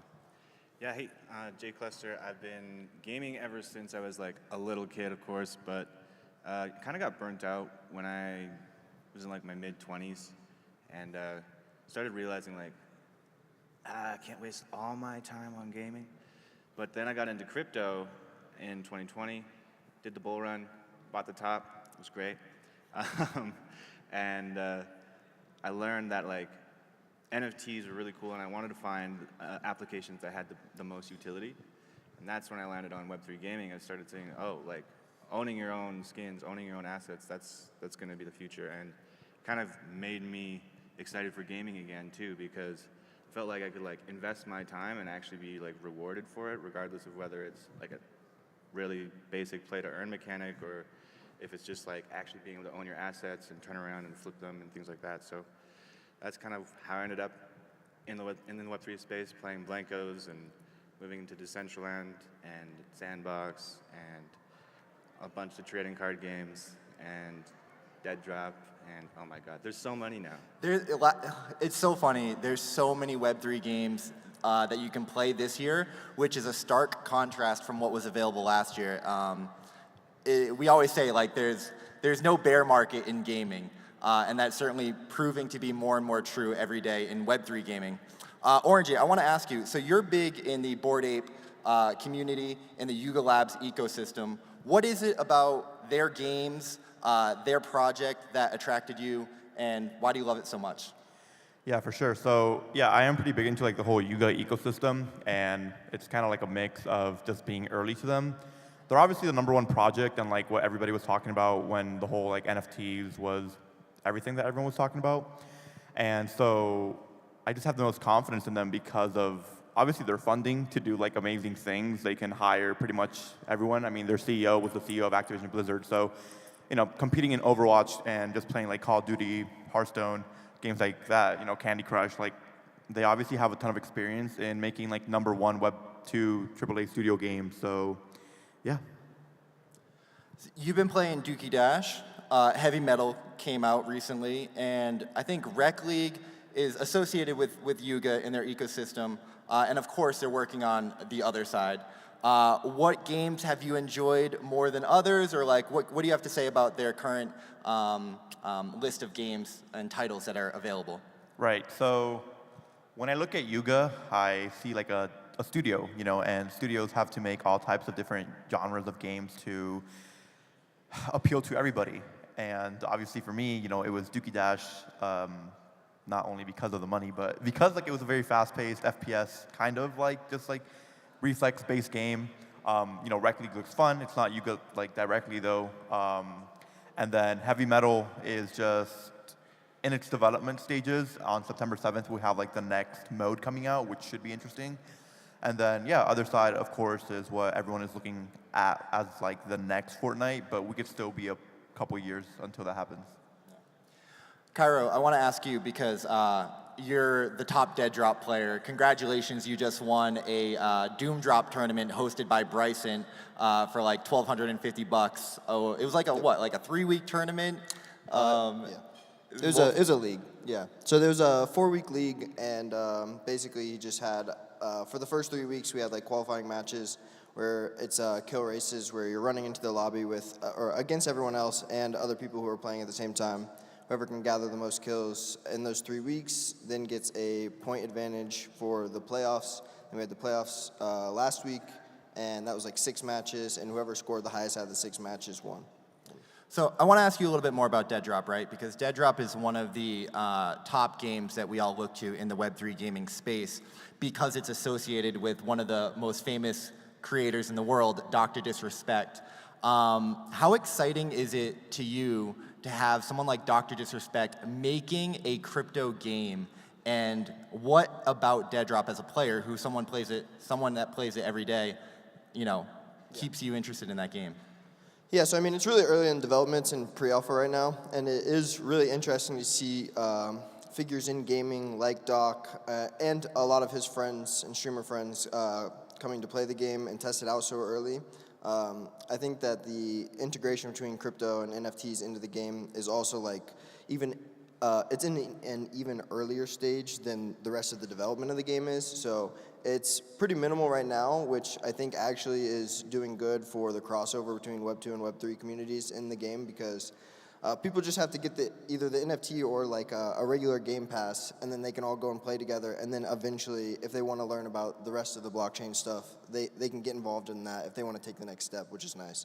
But as for what keeps me interested in it, I mean, it's like you said, having the big creators in the game and being involved, it kind of gives me a good sense of confidence in the game and the development of it, knowing that they're going to build something great, especially knowing how many of the developers on that game are from past studios of games that I've grown up playing, loving. I mean, 402 has made some of my favorite Call of Duties of all time, and then he handpicked his entire studio of devs to build the game that we're making, and it's awesome, man. I mean, another really big thing is they take a lot of the community input, and like, whenever I play a game, I'm so meticulous about stuff. Like, if I find a bug or a way that, like, movement doesn't feel right or a gun doesn't shoot right, like, I want to note that down, I want to tell the devs, and I want them to fix that. And, like, they are really adamant about doing that, and that's really important to me because I just put a lot of hours in the game. And, like, being listened to whenever you put a lot of hours into a game is, like, super satisfying because you just understand that, like, your word means something, your game time means something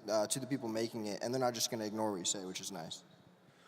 Yeah, you spoke about 402, and his history in making Call of Duty and traditional games. Why do you think that they decided to make a crypto game? What was it about Web3 that was attractive to them? I think they kind of wanted to give a middle finger to big AAA studios. I don't know the real reasons. I think that it's got to be kind of annoying being from like 402's position and like making some of the greatest titles of all time and then having Call of Duty just go and just remake them again, use the same title over and just basically like destroy the legacy of what you made. So I mean, that would be annoying to me, but other than that, I think, they see the future and they want to be a part of it early, which hopefully is going to turn out well for them. I love that. Cluster, I want to go to you next. So you got your start, Axie Infinity, right? Like a lot of people coming into the space, but that was one of the ones that like, attracted you and like, caught your eye. Big Blankos player. But now you've transitioned, right? You're doing more content, more streaming. You started the What in the Metaverse podcast with King Apollo, which is a great show that you guys should all check out. Talk to me a little bit from the content creator side. What are you trying to do with the What in the Metaverse podcast? And like, what are you trying to add to Web3 gaming with your content? Yeah, great questions. Yeah, I mean, I saw the Axie hype. I was too late. They were like $400 a pop, and I was like, nah, I'll look for something else. So that's why I found Blankos. And Blankos was, a completely different game. And it was the only thing out at that time. But like, this year is so big for Web3 gaming that, that's one of the reasons why me and King Apollo wanted to start this podcast, What in the Metaverse podcast, to really sort of capture the current vibe of Web3 gaming. Like, there's so many amazing projects and founders that we can bring on and dive into their game. Like Aldar Game, for example, that's like a dark horse in my opinion. And Metalcore, we had chats with them. It's been great being able to connect with all of the people who are at the forefront of Web3 gaming and like really start to get to understand what their mind frame is. I think that's one of my main goals as a content creator. I have like a background in marketing and journalism and things like that. So being able to just like talk to these people, document it, and try and share that with, the world, but like, the Web3 gaming community, Web3 community, and be able to be a part of that, sort of this revolution is just, that's why I'm here, man. I love that. I want to ask all of you guys this question. We talk about Web3 gaming, right? We put this term on it, and we're always debating on Twitter, like, is it gaming is gaming, right? Why do we call it Web3 gaming? Do you guys feel like there's a real difference between traditional gaming and what we call Web3 gaming, or is it all just gaming, gaming is gaming? What are your thoughts? Orangie, we'll go to you first. It's a difficult one because when you use terms like NFTs and crypto, you're essentially scaring away your basic gamers. And I can say this confidently as someone who came from Fortnite and had the switch. A lot of my Fortnite fans weren't a big fan of me, coming into like the NFT and crypto community. But then again, like when you have people making headlines, and I'm not even gonna talk about myself, but we saw in Dookie Dash Mongrel, who is, top 10 Fortnite player of all time, he won $1.6 million off a game that he played for 1 month. And many other, big gamers as well made tons, hundreds of thousands of dollars playing that game. When you see those headlines, you're interested, right? You have your traditional gamers like, damn, why didn't I play Dookie Dash? What was it?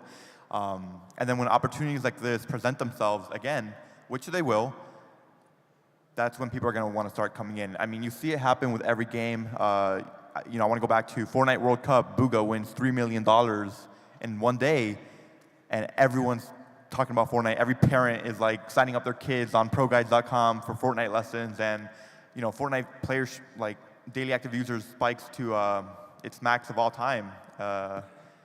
Money attracts people to come play in Web 2 and Web 3.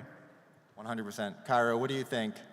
Yeah, I think Orangie actually brought up a lot of really good points. It made me think of, I think that like every gamer just kind of has this dream of like the Ready Player One moment where like they get to just unlock and like ascend in whatever they're doing. And a lot of that, it has to do with like big cash prizes, and that does bring a lot of eyes to the communities. And I mean, as for, do I think it's Web3 gaming or just gaming? Like, I don't really care, man. I'm just here to play games, man. Like, you show me a good game, I'm gonna play it, and if I like it, I'm gonna talk about it. And if it has blockchain elements, that's awesome. It's cool that it's moving towards that. And I mean, like, everybody who's played traditional games, they've all had the experience where they like get a loot box, they get a skin that they want, and then they end up unlocking another skin for the same gun or something, and then they never end up using one of those two skins. And like being able to, if I'm getting on with one of my friends for the first time, and I want him to have a skin on his first time playing, I can trade that to him, my extra one to him. Like something like that is something that like gamers need and want. So anything that moves closer to that, I think is awesome. And I think, yeah, we probably should just call it gaming, but I don't know. The labels have been there for so long, it's hard to stop using them. Yeah, I can't help but agree with all you guys for sure too. But I would say that like games are games. I mean, it's nice having blockchain-enabled games. Simply like you said, like being able to transfer ownership in a trustless way without any kind of gray, shady middleman or, you know, Rocket League exchange. But I mean, at the end of the day, like it depends on who you're talking to, right? Like we're here at a Web3 conference. I'm not scared to say the NFT word. I'm not scared to say Web3 or talk about Web3 gaming. But if I'm talking to some guy on the street, I'm just gonna say, check out this cool game, right? It depends on who I'm talking to. And when you're, you know, a bunch of subject matter experts talking about, you know, the future of Web3 gaming, like, it makes sense. But there's a time and a place, man, and it really depends. Like, you have to think about that as a content creator. Who's your audience, right? Like, a lot of creators are kind of scared to get too pigeonholed into the niche of Web3. If that's the case, then a lot of your content should just be talking about the gameplay. But I like the tech, so, you know, I'm gonna talk about it. That's kind of part of my brand, and people show up because they're interested in this new technology. Oh, how does NFTs work in a game? And I'll show you, and I'll tell you, right? So it depends on what you're trying to do as a content creator. I think that that's super interesting because I came from like the crypto world, like the DeFi world. Like I was a casual gamer, you know, as a kid and kind of came back into it through crypto. And I actually had to learn that traditional gamers did not like NFT gaming and actually like kind of talk bad about our industry, which I think is a good insight for the crypto conference that we're at now and maybe the Cardano community. We have some hurdles to overcome in the gaming world as we're trying to promote this space and grow adoption and grow users. So I want to ask you guys, as traditional gamers, why do you think the traditional gaming world has such of a disdain for NFTs and Web3 gaming and like what we're trying to do and like give us so much pushback? What have you seen, Orangie, coming into the space? Yeah, it goes back to the general idea of crypto, and I still think that like the world has a negative view on it and kind of sees it like as a scam.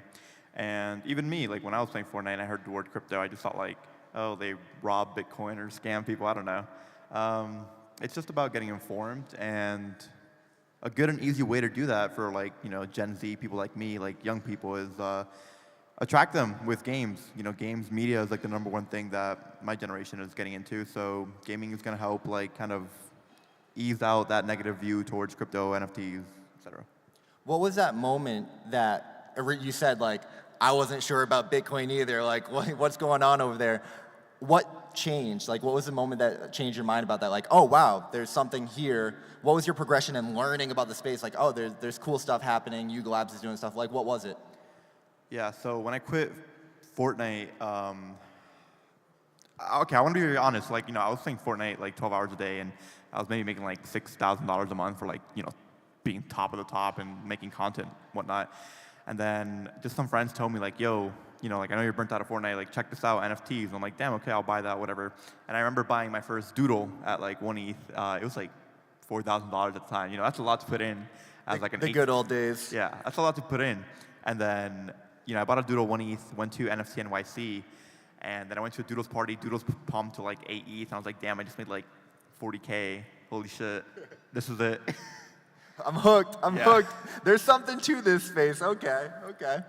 Kyroh, what about you? What have you seen from, you know, traditional gamers hating on NFTs? Why? Why do you think that is, and how do we overcome that? Yeah, I think the first person through the wall, whenever they break through the wall, always gets a little bloody. So I think that like, you know, we're breaking walls down and stigmas, and it's going to be hard at the start, and that's why we need like really good games to come out and just be undeniable. And then, I mean, that moment for me, whenever I really made the switch on crypto and everything. I think that anything that does like oppose money in general and like the traditional money system is gonna get stigmatized badly. And I mean, obviously that's crypto, and so I think that there's a part of that in it. But for me, whenever I made the switch, I think it was just like there was a couple wallets that I was using, like the Ronin wallet, and just learning how to use MetaMask and everything like that, and just transferring money around seamlessly and like really cheap. And I don't know, the whole wallet experience was just really, really nice for me, and it really stuck with me whenever I thought about it with just games and skins. And like that whole thing for me is always going to be the reason why I think this is important, because it just owning your assets and being able to transfer them around how you want to, that really was a big game changer for me. Yeah, Paisan, shout out to Paisan in the crowd there. He helped me understand this. It's like what we call NFTs, traditional gamers just call skins, and they've existed in games for decades. Like, this isn't new, but what is new is the ownership aspect, and it just makes so much sense for NFTs to exist in gaming that like it's kind of a no-brainer. We all believe that in the space, but we do have some hurdles in onboarding and educating people. Cluster, what do you think about the topic? Okay, so my brothers are gamers. You know, come from a gamer family. One of my brothers is into crypto, not into Web3 gaming. My other brother is not into either, and he's one of those like really anti, crypto NFT gaming type people. So I hear a lot about it, but at the end of the day, it comes down to like everybody who's playing games is playing games for a different reason, and a lot of gamers haven't hit that plateau yet where they're like, oh my god, I just spent like my entire life playing games and I have nothing to show for it. I think that when gamers play a lot of games and can kind of burn out, Orangie played shit tons of Fortnite, excuse my French, and like that's got to be a lot on like a gamer. I started feeling like there's got to be more than this. There's got to be more to gaming than this. Like, play like thousands and thousands of hours in World of Warcraft, and I can't even do anything with anything that's in there, right? It's a lot of time wasted, nothing back. And I think that is going to change as more gamers' rose-colored glasses kind of fall off, and they realize that like games can be more than just entertainment, and that's fine, right? Like, a lot of people who are against crypto and NFTs and games are like, no, it's just about the entertainment. It's like, yeah, it was for the first 15 years, but now I just want to like be a little bit more involved in the value chain as a gamer, So I think the narrative will shift. I think so too. I think this is sort of the natural adoption curve, right? First they ignore you, then they laugh at you, then they fight you, and then you win, right? And I think that's what we're seeing not only in the crypto market abroad, over the past 5-10 years, but especially in Web3 gaming. Web3 gaming is what, 2, maybe 3 years old? So we're kind of going through the same cycle that I think the crypto industry has gone through. I want to ask you guys, I think that, me personally, I believe that gaming will be the unlock for cryptocurrency and onboard millions of people into our space through a fantastic game where they're just going to come in and want to play a fantastic game like Dead Drop or like Other Side, or get into the Yuga ecosystem because they've got a lot of great games. Do you think that, sorry, I lost my train of thought. Like, do you believe in that thesis that gaming will onboard millions of people into crypto? And what is it going to take for it to do that? So I want to make it very clear, this is my first crypto cycle, so I don't really know like the past too much. But I mean, it brought me on board, right? And it made me kind of stick here. And then all my friends that have been pro in Valorant, Call of Duty, CSGO, Overwatch, every AAA game, have come into Web3 because they saw what I achieved in Doogie Dash, and now they're hitting me up nonstop, like, yo, when's this next opportunity? When's this? When's that? And I think I kind of want to answer your other question about like, should it be Web3 gaming or gaming? And I agree with what he said, that it depends on your audience. When Bryson was making TikTok videos about Doogie Dash, he referred to it as, these gamers won $1 million playing this game in 1 month. He didn't say like this crypto game or whatever. And then that made people super interested, and like we saw people make videos with millions of views on YouTube hating on Doogie Dash because of like the crypto aspect. Yeah. And then when Mongrel won 1.6 mil, everyone was like, damn, maybe I shouldn't have hated. But yeah. Yeah. What about you, Kyroh? Dead Drop is obviously poised to be a massive success. Do you think that that has a shot at onboarding millions of gamers into, our industry, our space? I don't know. I think that, over time, if more great games are put out and they all have crypto aspects, that, it definitely could. It depends on how seamless it gets and how much the user doesn't have to think about it whenever they're doing it. If it's super simple for everybody to get involved, then I think that it definitely has a chance. If it is as complicated as it is right now and stays that way, then who knows? Yeah, I want to dig into that a little bit. Like, what are some of the hurdles that we have to still overcome in Web3 gaming, in the technology, the onboarding, the wallets? What are some of the roadblocks that are preventing us? What is Web3 gaming lacking? I think that, I don't know. I think that, there's a lot of roadblocks, but I think that if there's a good enough hook, that players will just jump right over them. They won't care. I mean, whenever there was money to be made in droves, I think a lot of people they learned because they knew that they had to learn. So I think currently it's just way too much at the start. Whenever you want to be able to just, especially for games, you want to be able to just jump in, play like a regular game. It has to feel exactly like every other game that you play. So for games, it's got to be like that. Cluster, what do you think Web3 gaming is lacking in its current state? There's all sorts of roadblocks depending on the game. One of the biggest problems as someone who plays a lot of games is how you want to play U.io, you need a Phantom wallet. Or was that other wallet? Or what about this other game? Oh, it needs a different wallet. Now I need an Ethereum wallet. Now I need so you have 20 different wallets. And as a gamer, you don't want to have to set up, 20 wallets just to keep playing games you like, right? So I feel like one of the biggest hurdles will be some way to have a single identity. That was the whole point of being able to take a wallet. But it's got to be cross-chain now. There's got to be, it's got to be easier to use the same wallet in an agnostic way. One sign-up, that's got to be the way. Honestly, Web3 gaming is going to blow up once people make a single account, just like in Ready Player Me, like that movie or whatever. There's just a single identity. They go in, and they can play any game they want, right? And that's kind of where I think the metaverse will end up going. I think that's, I agree with that. I think that's something that the gaming world understands, and what excites me about the developments in the crypto gaming world, because we're trying to solve that onboarding problem. And I think when we solve that problem and prove it, the rest of the crypto industry will just adopt it and be like, oh, okay, this is how you get millions of people onto your chain, using your protocol, playing your game, or into your ecosystem. I want to ask you guys, as gamers, as creators, what are you most excited about in the next 6 months? What are we looking forward to? Yeah, honestly, titles to come out and a really easy way for everybody to be involved. I think we look at the general crypto community and how many of them can really say I'm a gamer.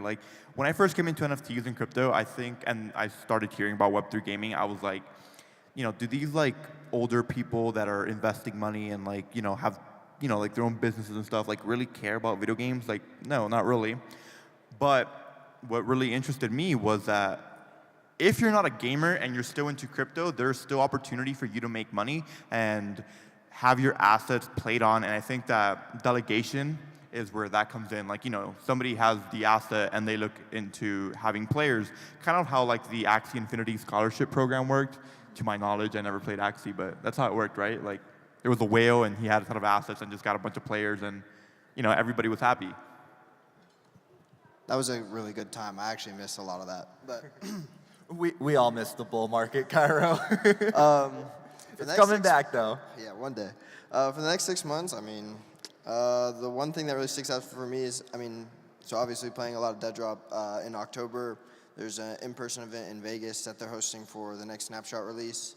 And so that'd be a pretty cool crossover event between both Web3 and Web2 communities. And other than that, I guess we'll see if anything comes out and surprises me, Can you actually speak to that a little bit? Because you attended the last Snapshot live event in... I didn't. You didn't? I didn't. Oh, I wanted man. to. I really, really wanted to, but I couldn't. Okay, all right. Well, we're going to have to come back and talk about it after you attend the one in Vegas. Cluster, what are you most excited about in the next 6 months in Web3 gaming? Fully finished games. Not demos. An actual complete game that I can play, you know?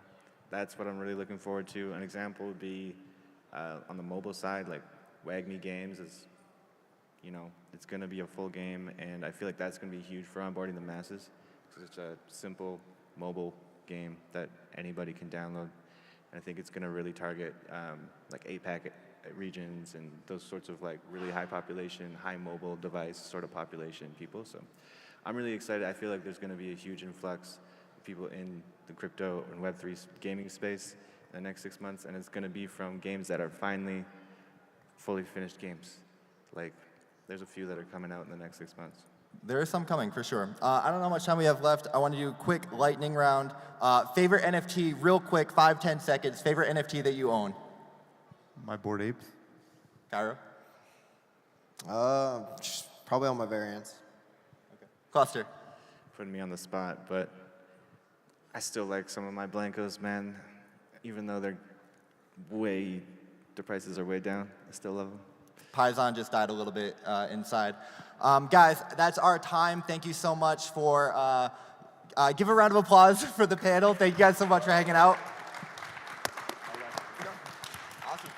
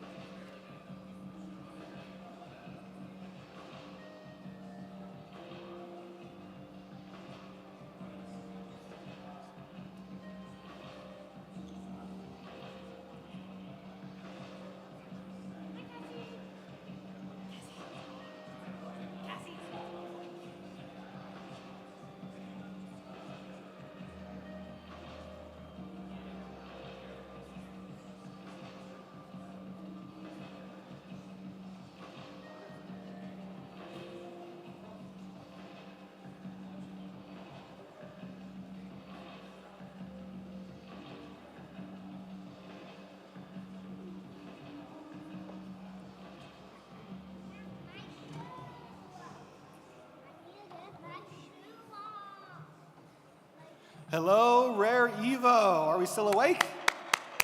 Yeah, got some lunch? I got my family with me today to go ahead and show how broad the community is, and wanted to just introduce someone who's going to talk about crypto adoption today. So please go ahead and come on in, get up and close. We have lots of great seating, and we've opened up actually the front area here. So for those of you in the back who want a better spot, actually feel free to come on up, get close. You can hear directly from Bitboy and be able to ask good questions and help everybody out. So thanks everyone for coming today and sticking with us throughout the afternoon, especially after lunch. This is my daughter Arwen and my daughter Elena, and they're actually been here twice now. Yeah, they're second-time goers to Rare Evo, and we hope you all join us again next year as well. So without further ado, let's give a warm welcome for a person very important in the space, Bitboy. Wow, that was an impressive jump. Impressive jump. Keep doing that, you're gonna poke your eye out, be careful. Hey guys, my name is Ben Armstrong. Most people know me, obviously, as Bitboy. Bitboy Crypto is obviously my channel, my company. Hit Network is my company, and you know, it's been an interesting few years for sure for me and our growth and things like that. And you know, the thing is that the further I go into this, the more I feel like crypto adoption is further away. And it's really the kind of thing that's like, you look at the internet and how the internet blew up. And 1991, the public internet, the World Wide Web, was introduced by Tim Berners-Lee, and that was what brought people to the internet. Now, I started using the internet probably 1995, probably in the 7th grade. Now, very early on, I heard about somebody talking about fantasy baseball, and I was like, what is that? It was loved baseball when I was a kid, still do. And so that was the first, probably 1992 was the first time I ever heard anyone talk about this internet. And you fast forward through adoption, you look by 1996, 97, like, man, we had full-blown adoption for the internet, right? I grew up in a very interesting time where when I started school in kindergarten, there was no such thing as the internet. I'm like in between a millennial and a Gen X, I guess. I'm right in the middle. Depends on where you look up, you know, what ages the names are attached to, but like some consider me a millennial. I was born in 1982. Some consider me Generation X. But the weird thing is there's about a 5-year window there from 1980 to 1985 where all of those people started school and there was no internet. And by the time we finished school, it was all we used was the internet. You know, like already all your papers were typed. You know, you weren't doing writing by the time I was in high school, really. They want to know you could write sometimes. Floyd Mayweather rip. But the point is that people don't really see the true story of the internet, though, right? We look at that and we say, man, adoption in like 6 or 7 years. And we look at Bitcoin, 2008, the white paper was written 2009, in January it debuts. And still, we don't have anything what we would consider to be adoption. Your average person has never used Bitcoin. Your average person in 1995, it was approaching where the average person had used the internet before. But the thing is that it's really not a good comparison. And the reason it's not a good comparison is because, does anybody know how old the internet actually is? The first time we had any iteration of the internet, anybody know? How long? The 50s. 1950s, it's ARPANET. Heard somebody out there say it. ARPANET was basically for the military, and it was a way for them to communicate and send files back and forth. But it was basically them setting up all these servers around the world, and you could send information back and forth. But there wasn't like an internet. It was just a connectivity that they had. Fast forward, I believe it was in the 1970s, you had the first transaction ever on the internet. Does anybody know what the first transaction was? Did I hear somebody saying it? No. It was an MIT student selling some Stanford students some weed. That was the first transaction ever on the internet, right? So, you know, crypto's for criminals. Hey, I don't know what the legal status is today in every state, but I know in California, it was illegal then. And I know in Massachusetts, it was legal. So, right, so I got the same story of the internet. What happens is that the military decides they want to use a different infrastructure, and another company comes in and buys ARPANET, and it's kind of what starts moving it into the internet. But it still was not searchable. You couldn't do anything with it until 1991. And we had the World Wide Web debut, but we also had the Netscape moment, right? People keep talking about the Netscape moment. This is the moment when everything changed for the internet to where you actually had a tool that you could use to go crawl around the internet. Now, when I was a kid, we thought that AOL was the internet. How many of you guys used AOL? Okay. Not AOL Instant Messenger. That was like the next iteration, right? I'm talking about original America Online. I thought it was the internet. Like, it would be like today if you were on Twitter or X.com, whatever, and people were like, hey, did you know there's like an internet outside of Twitter? And you're like, no way. Like, I got everything here, Like, I got chats, I got blogs, there's gaming stuff I can click on. And back then, AOL, it had like all these different, chat rooms you could go into. I remember the first time I talked to a girl in a chat room. That was a good story.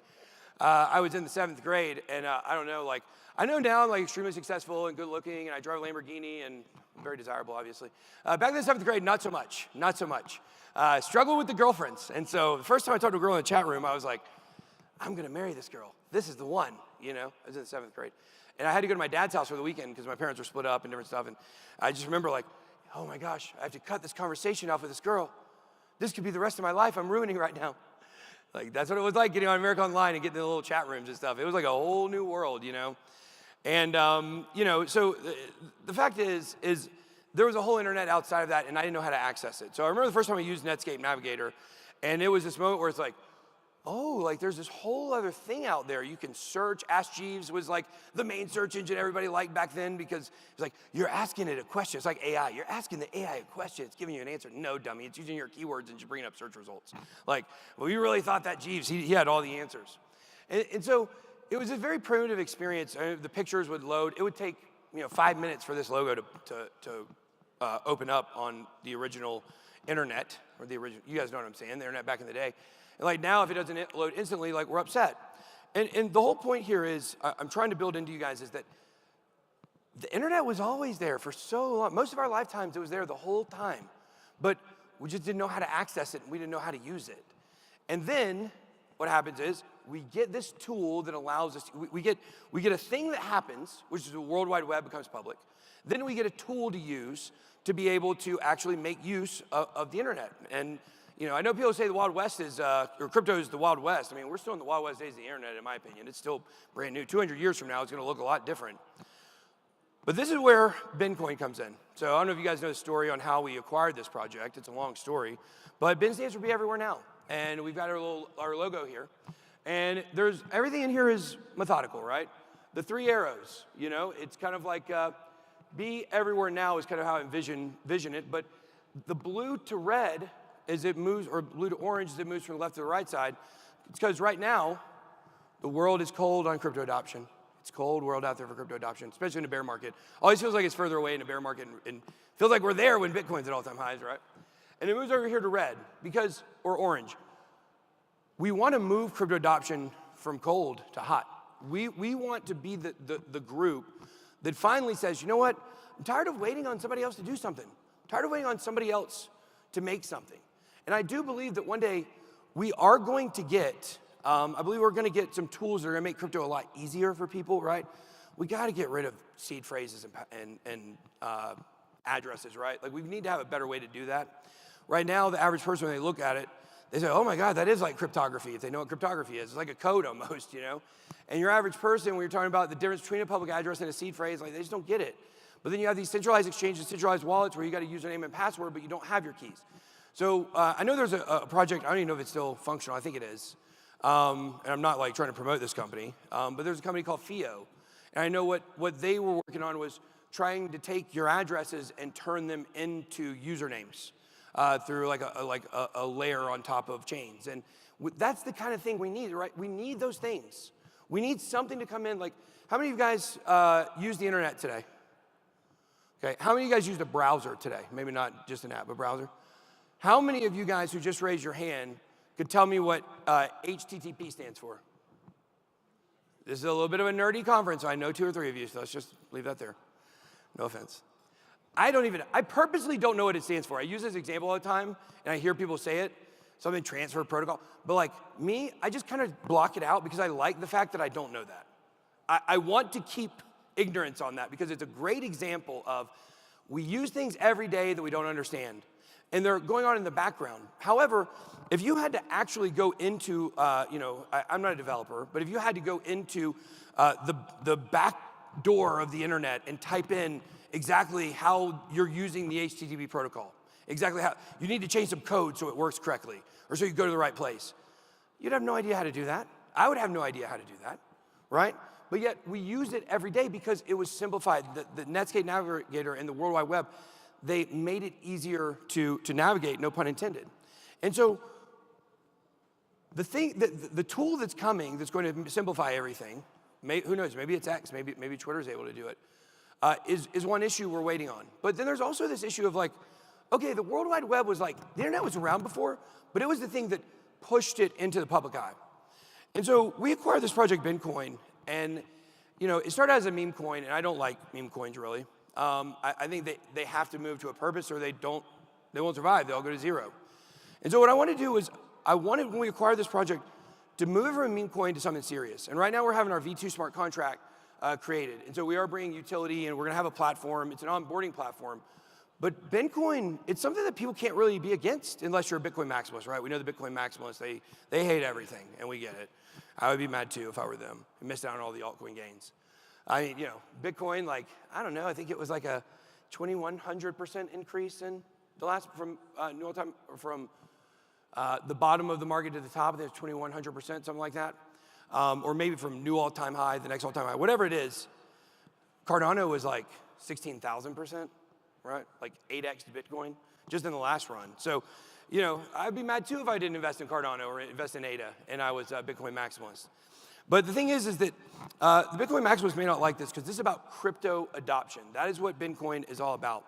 And it's taking a look at the space and saying, what are our problems? Like, what are the problems in crypto? And now, there's certain things I can't do, right? Like, I'm not a developer. I'm not a builder. I mean, I build stuff, but not in a development kind of way. And so, I can't be the person to introduce the new product. I don't know what the new product's going to be. I don't know. Maybe it'll be our DeFi platform we're building. Who knows? But the fact is that even though I can't build something, there's other things that I can help fix. I have a big platform, I have a big voice, I'm very loud, and I decided to come up with this idea to promote crypto adoption through these 4 things. So the four pillars, we call them the 4 pillars of crypto adoption, okay? You have public awareness, policies and regulation, you have education, and you have transparent media. And these are the 4 areas we're gonna be working on. So built into our V2 smart contract, we're gonna have a buying and selling tax for the coin. What we discovered, we were originally trying to fund our initiatives off of our liquidity pool profits, but the market has crashed and we've seen that probably isn't sustainable. So we've got a new tax built in to the V2 smart contract. It prevents people from panic selling, and then also it prevents people from like doing a lot of quick flips that hurt the price and things like that. So what we wanna do is we wanna establish like some kind of stability, because really the focus of this project is on our initiatives, on what we're gonna be doing.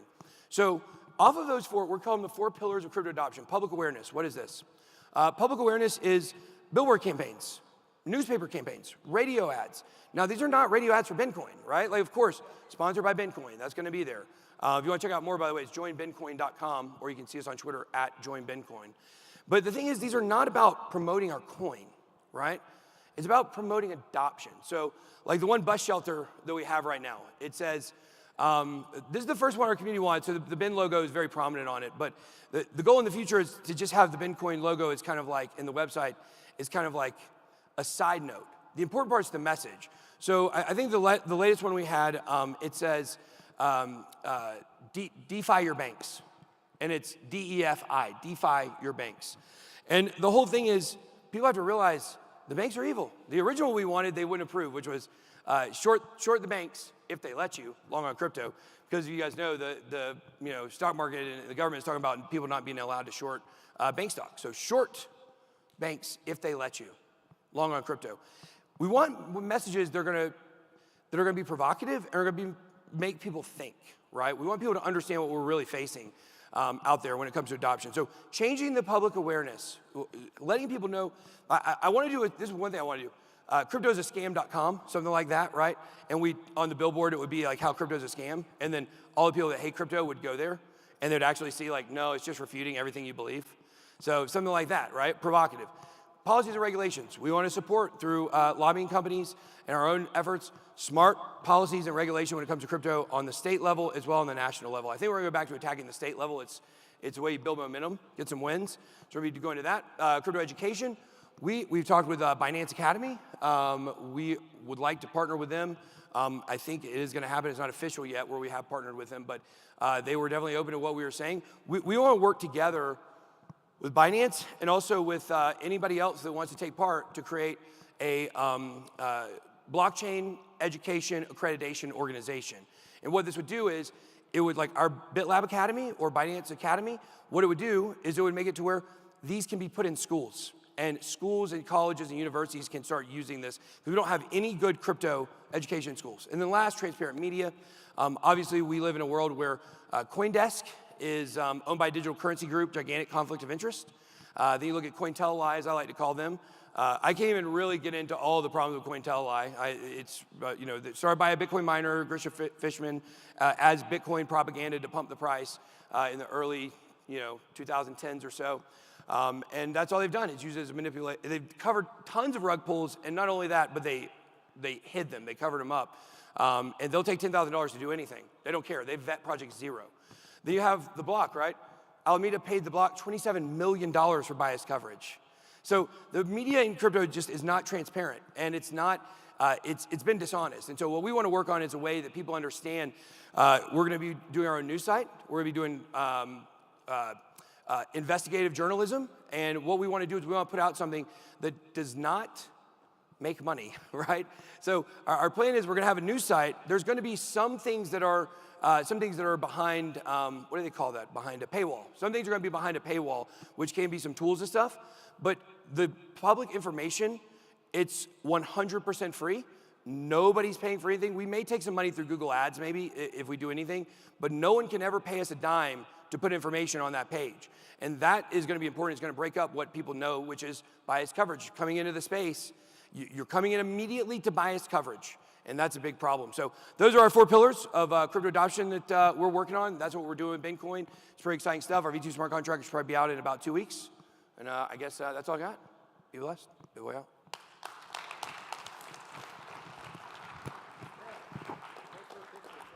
Picture? Okay.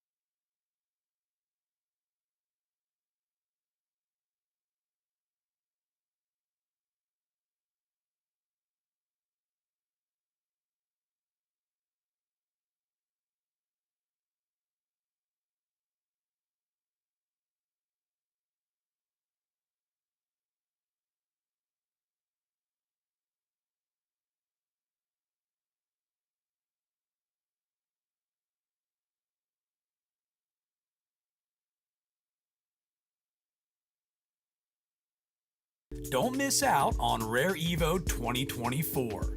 For a limited time, early bird, general admission, and VIP tickets are now 50% off.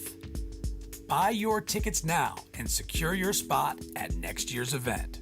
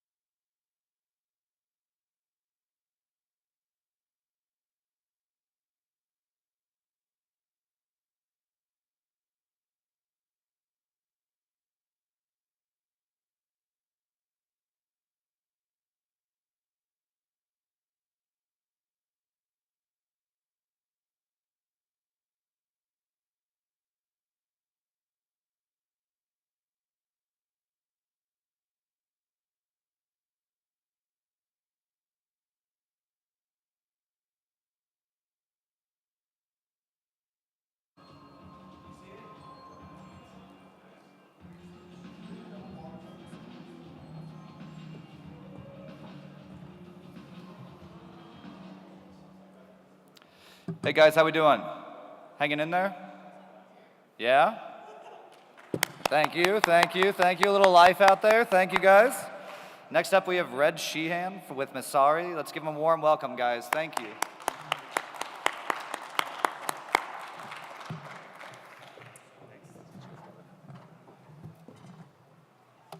All right, what's going on, y'all? Welcome, Rare Evo.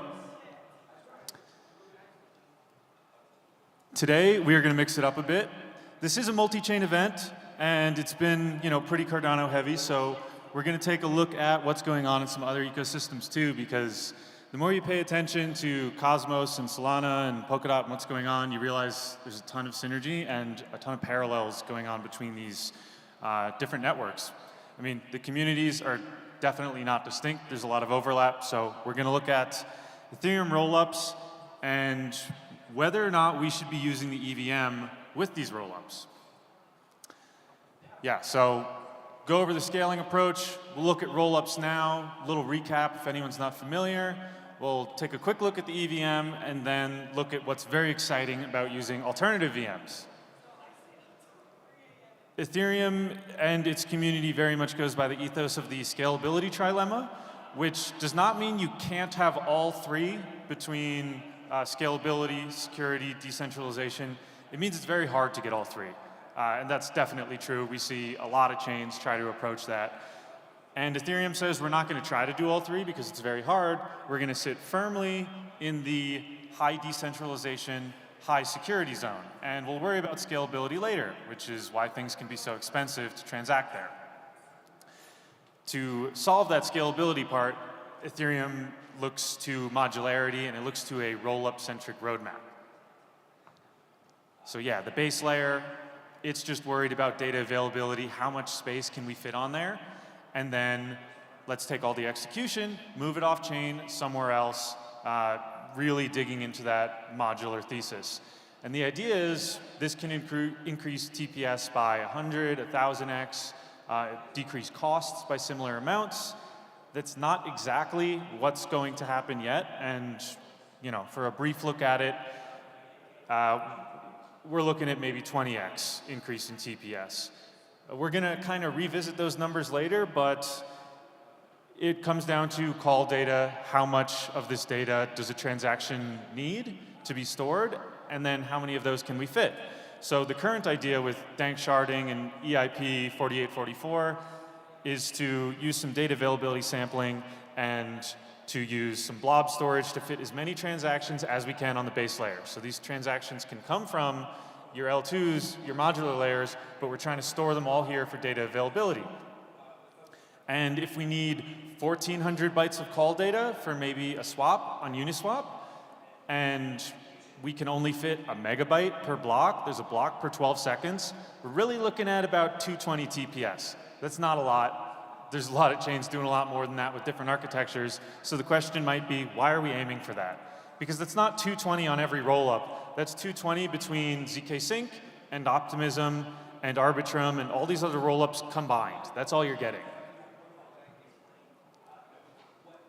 And if we look at what the current state of things is, this is from L2Beat, we'll see that we're already scaling about 5x on Ethereum. So it doesn't sound like we're too far from that cap. And the reason is a lot of the chains that are making up these transactions you're seeing are using the EVM, or using Ethereum's virtual machine, its internal computer to process transactions.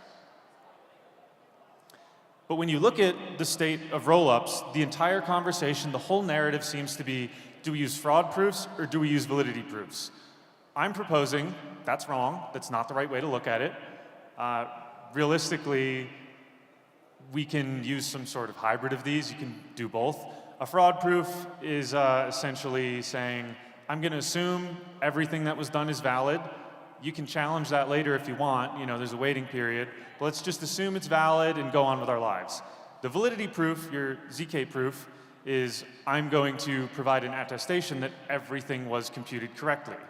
So it's kind of, do I want to be really fast and just go on with it? And if we need to verify later, we verify later. Or do I need to be upfront sure that everything was computed correctly? This is how it works. These are two of the approaches. They're a little bit plug and play, and I think later down the line, yeah, we will see hybrids of that, but they can also be swapped out for each other without changing a ridiculous amount of things.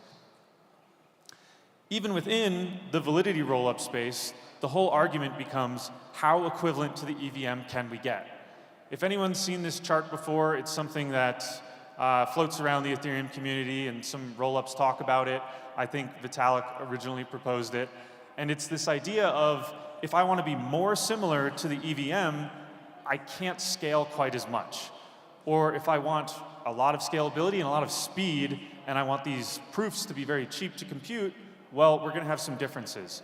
And you might think, well, that's not the EVM then.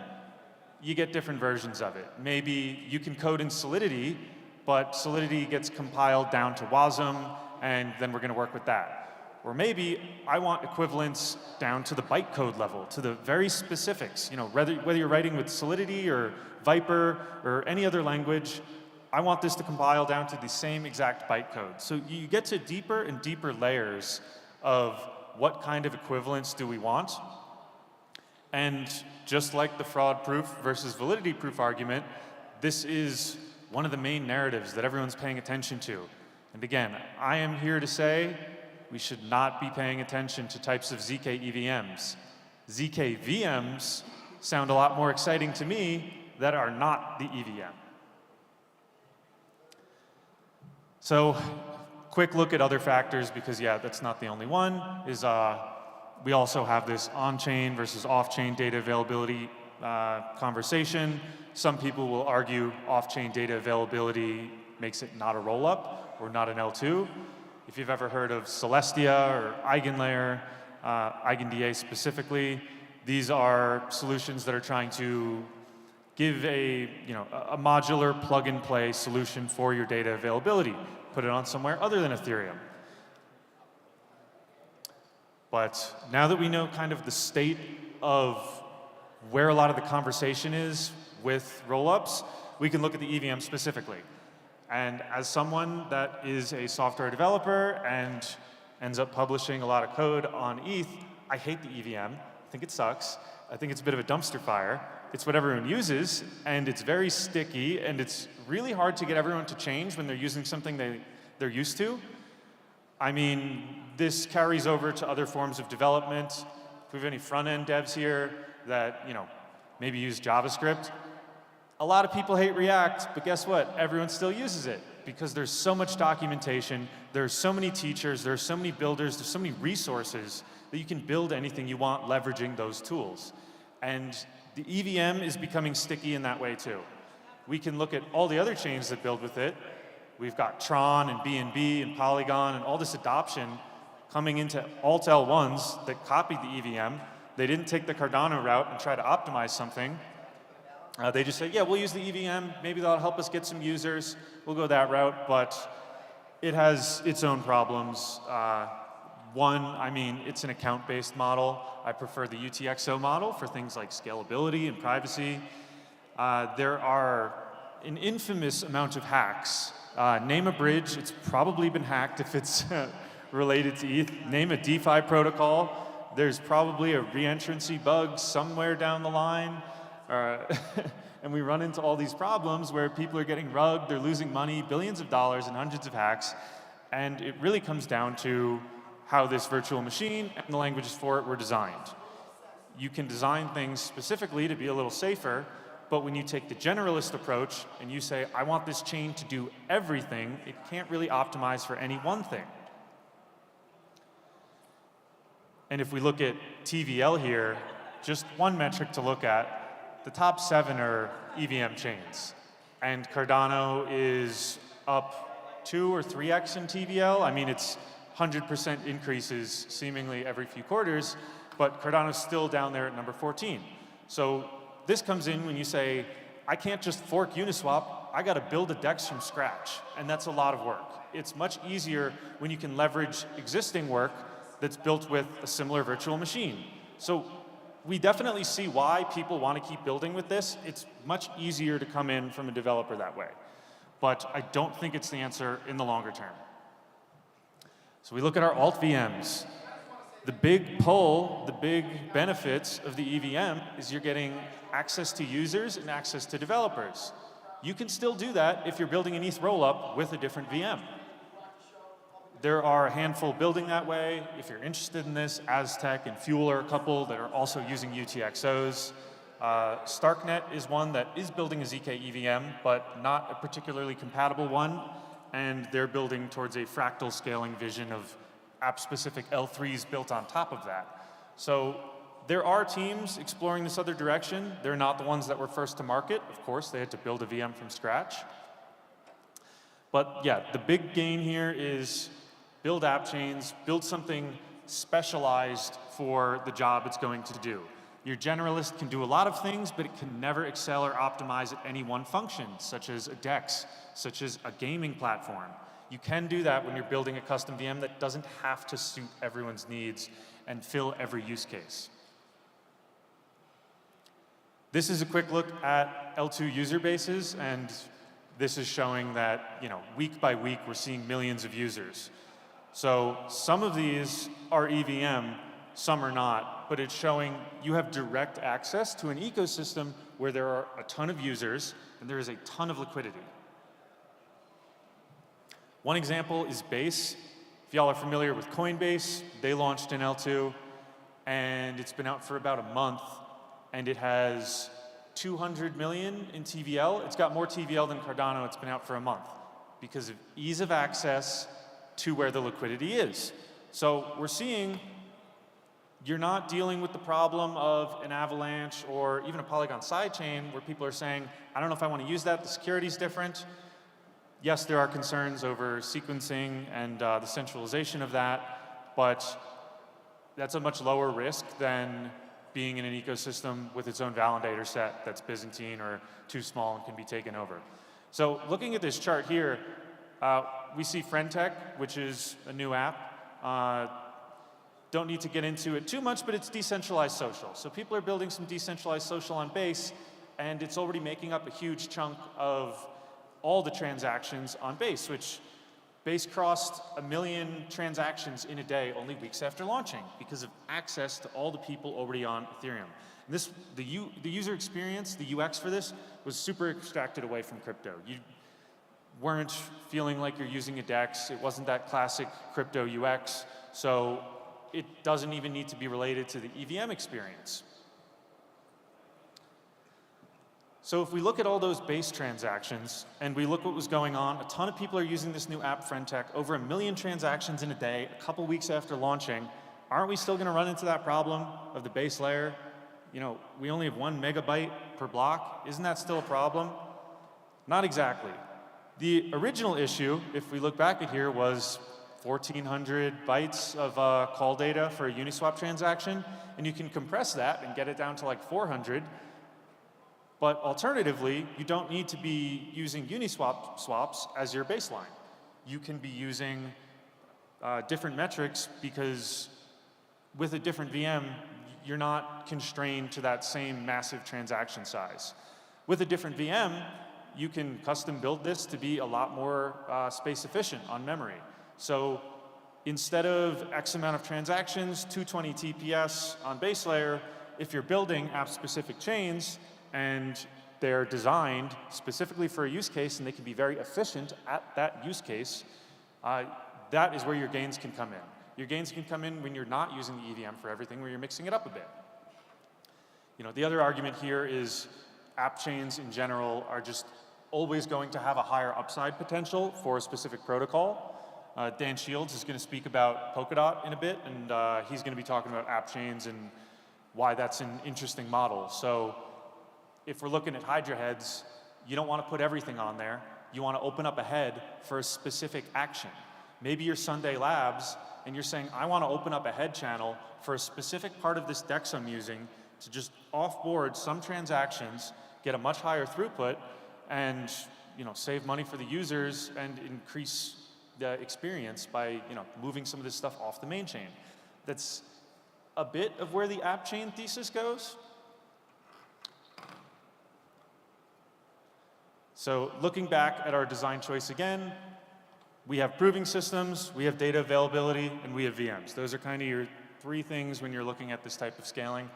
Proving systems will probably become hybrid.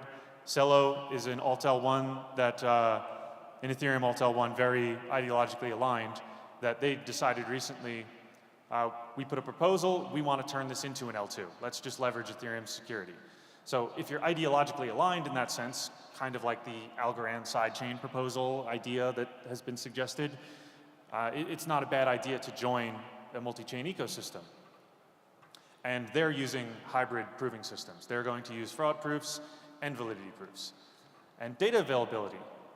This one can get super intricate, but you might want to put some things off-chain and some things on-chain.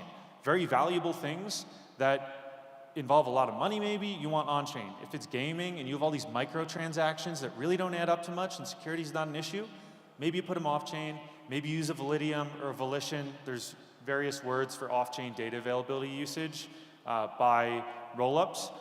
But if we look at some of them, like ZK Sync, you have the option, do I want to store this on Ethereum's data availability or somewhere else? You have that composability already, and you can kind of choose where you want it. So if there's a lot of money on the line, you're dealing with an expensive asset, maybe you want it on-chain instead. Either way, it's going to hybridize, and it's going to become more of a mesh depending on how much am I going to spend on this? Do I need to spend that little bit more for the extra security? VMs are not going to have that flexibility because once you build it, you're there. Ethereum can't just get rid of the EVM today. You lose backwards compatibility of all your contracts. It's just not something you can change later. It's something you have to plan from the beginning to build. And that's why I think this is the metric or the quality that you should look for when you're looking at these scaling solutions, not the proving mechanisms. Now with dev onboarding, with the short term, people are familiar with Solidity, people are familiar with the EVM. It's definitely a win that way if you want people onboarded fast. It's the same with users. Users are familiar with it. Oh, I can use the same wallet because it's EVM. Oh, I'm familiar with that Oracle. I'm okay with using a DEX that uses that. Maybe the UX is the same because it's a fork.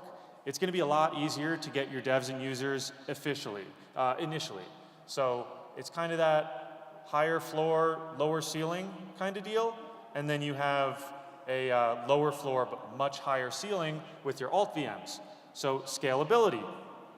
As I mentioned before, you're not constrained to the technical debt and the kind of calcified structure of the EVM there. If I want to build something that's really good at being a DEX and making swaps, if I want to build DYDX and AppChain, I can do that, and I can allow for much more TPS, whether that's through alternative data availability or what be it, but you can achieve much more that way. Privacy is another one. You can't add privacy after the fact. It's something you have to add in the beginning. So when you get a network like Aztec, they're building everything to be private from the start. You can't add it in later. Everything's already public. User experience is another one. If you've used Ethereum before, you've probably been pissed off that you have to approve this token and then approve that token and sign like 5 transactions just to do a swap. That's not what we're used to with our normal finances or even normal apps. One click and it should be done, right? Well, not really the case with ETH. So you can improve that UX from the start. And the last one is smart contract security. I think designing the VM, designing the language, designing the compiler with a specific action in mind allows you to build it a lot more developer friendly, where not everyone who's building on this network or any network is going to be an absolute expert. You're going to have some people that, hey, maybe they're a pretty good developer, but you're not going to have everything reviewed by the cream of the crop there. So you end up with protocols that are live, code that might not have been audited by the best team, and it's not really conducive to anything to make it so difficult to create a secure smart contract. So running through that, I again want to emphasize EVM is short-term winner. That's a place that's much easier to onboard.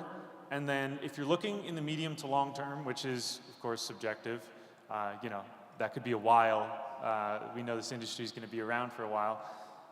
That's where you have the potential, and you kind of have to be an optimist and say, we should be trying to optimize this, build with something better, iterate on the technology we have, not just keep reusing this VM, not do this Alt-L1 thesis of Avalanche and BNB and Tron, they're all using the EVM, there's no innovation there.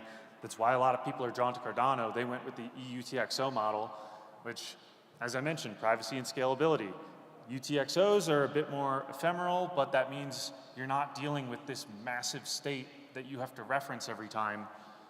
Because something is created and destroyed, you really just need a snapshot of what's happening right there.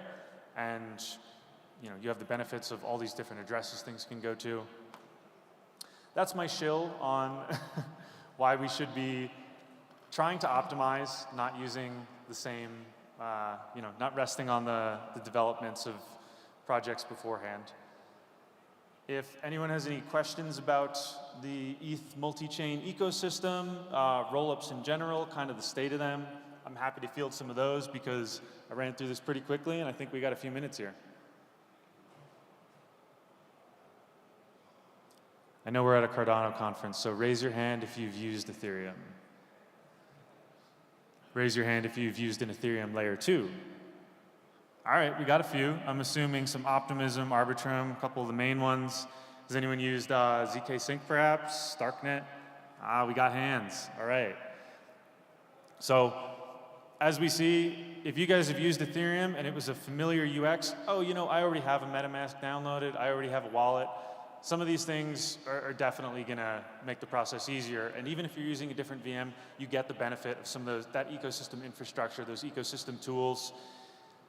You get things like USDC, paying more attention, getting a quicker look because it's already in the ecosystem. So I think the Alt-L1 thesis of just forked chains and forked VMs is going to turn into the infinite forking of rollups, and we're going to have dozens of them that have no purpose or use case, but the ones that will really be worthwhile and really win in the end are the ones that try to innovate and not just do their money grab for a, new Alt-L1. Come be my exit liquidity. Sure.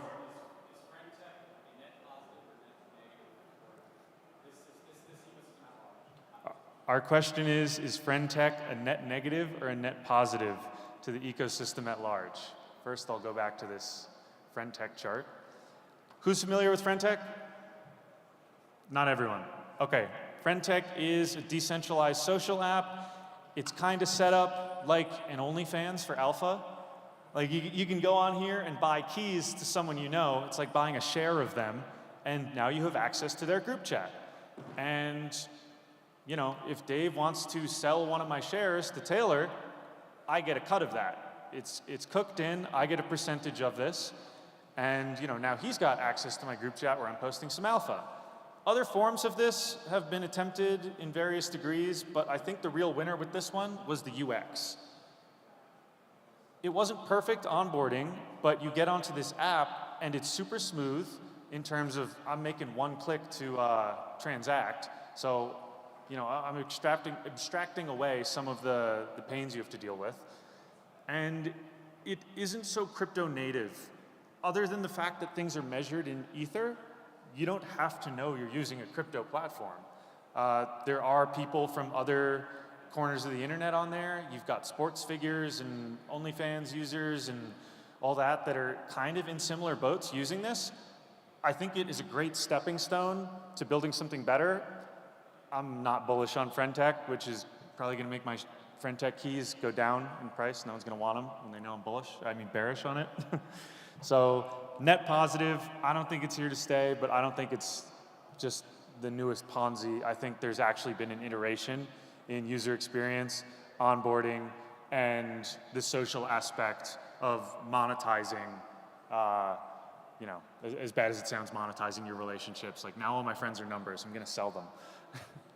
But I think it's definitely iterated.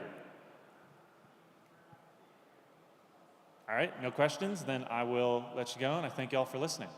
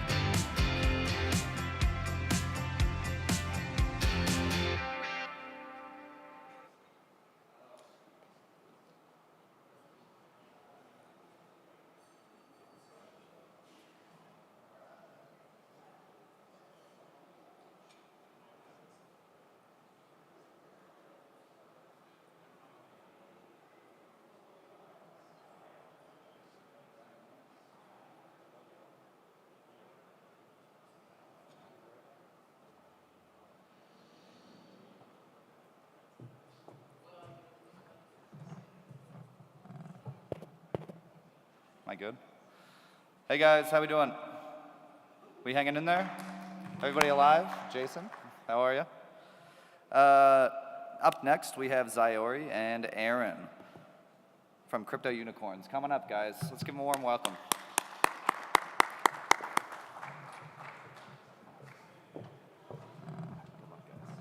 Hello. Hey, that's not our unicorn. Hello, Rare Evo. All right. Aron, I'm really excited. Today we're going to talk about surviving the dark forest of Web3 game development. Love it. Of course, the dark forest is an area in the crypto unicorns portion of the metaverse, so something a little bit on the nose there. But Web3 game development very much does feel like a dark forest. I've heard you use that analogy before of like we're trudging to the middle of the underground to the center of the earth, and we have this lantern, and we can see a few feet in front of us, and that's about it. And you've got to adapt on the fly. So really excited to dive into it. But you're CEO, founder. I would love just a high level of your history as an entrepreneur in game development and blockchain. Sure. I started as an entrepreneur in 2009. I happened to be 19. Started a mobile gaming company, so was very early to kind of the mobile gaming wave, and have carried that through 15 years in software entrepreneurship, predominantly in mobile free-to-play games, until we pivoted in August of 2021 to Web3 and everything that comes with that. A big change from the bloody red ocean of Web 2 mobile game development, where it's very much figured out, very much big money that you have to go up against, whereas Web 3, a lot of unknowns, but it still very much feels like this blue ocean where there's a lot to still be innovated upon and a lot of room for people to come in and have an impact. Absolutely. I mean, prior to the pivot, we were building mobile Forex strategy games. In fact, we were building the next Game of Thrones MMO for WB. And that is about the most competitive sector of the entire mobile gaming market. So mobile as a mature market, definitely blood red ocean, Forex strategy, the bloodiest part of that ocean. So yeah, the opportunity to get away from that and just dive into a completely new space, blue ocean, opportunity for smaller companies like us to really succeed and scale. And it's been a wild ride.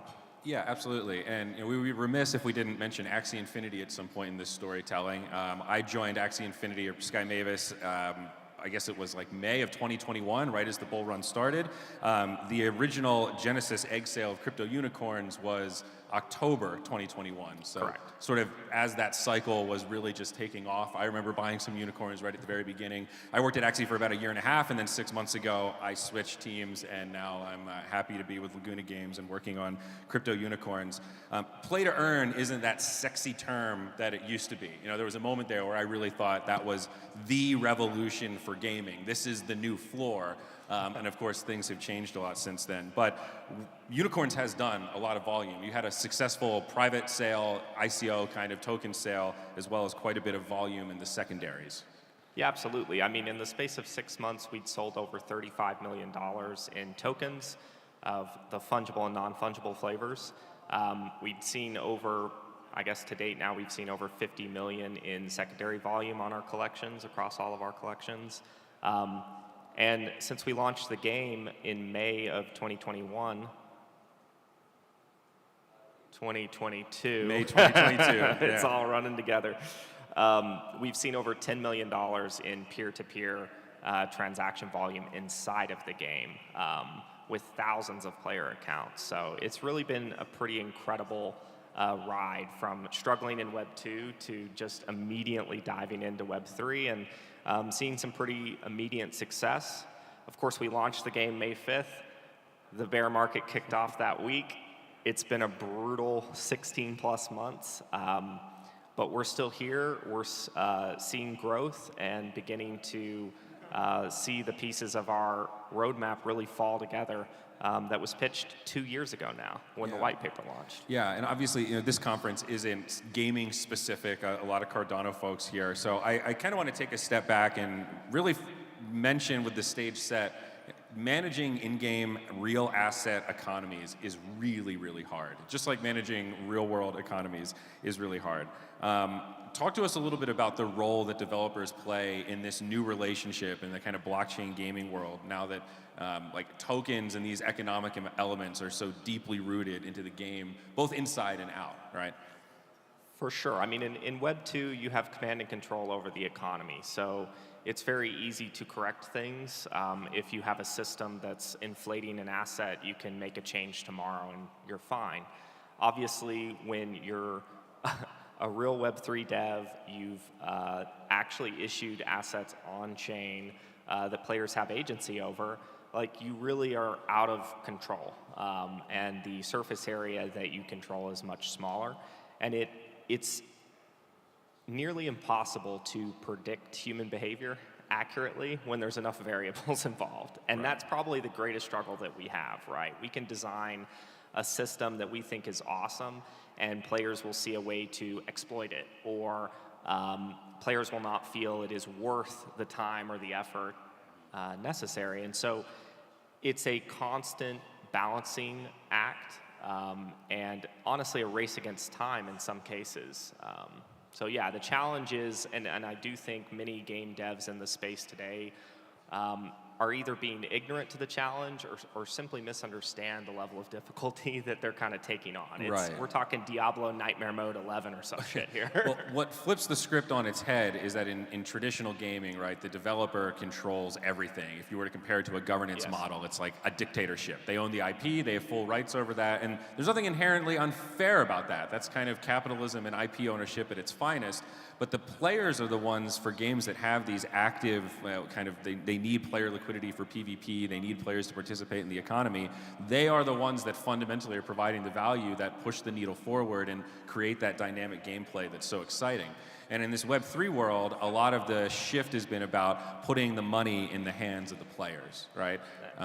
In our world, you can breed these unicorns together. We sold the first 10,000. That's what the players bought as eggs. And then after that, it's on the players to hatch them, breed them, pass them forward, and sell them amongst each other. All of that money being traded in the economy is owned by the players. That's really awesome, that's really powerful, and that creates a lot of user loyalty because they actually get to own those assets and have some control. But as you mentioned, it also comes at this opportunity cost of giving players more agency, more voices, more democracy can also mean more chaos if you don't have a system there to support it.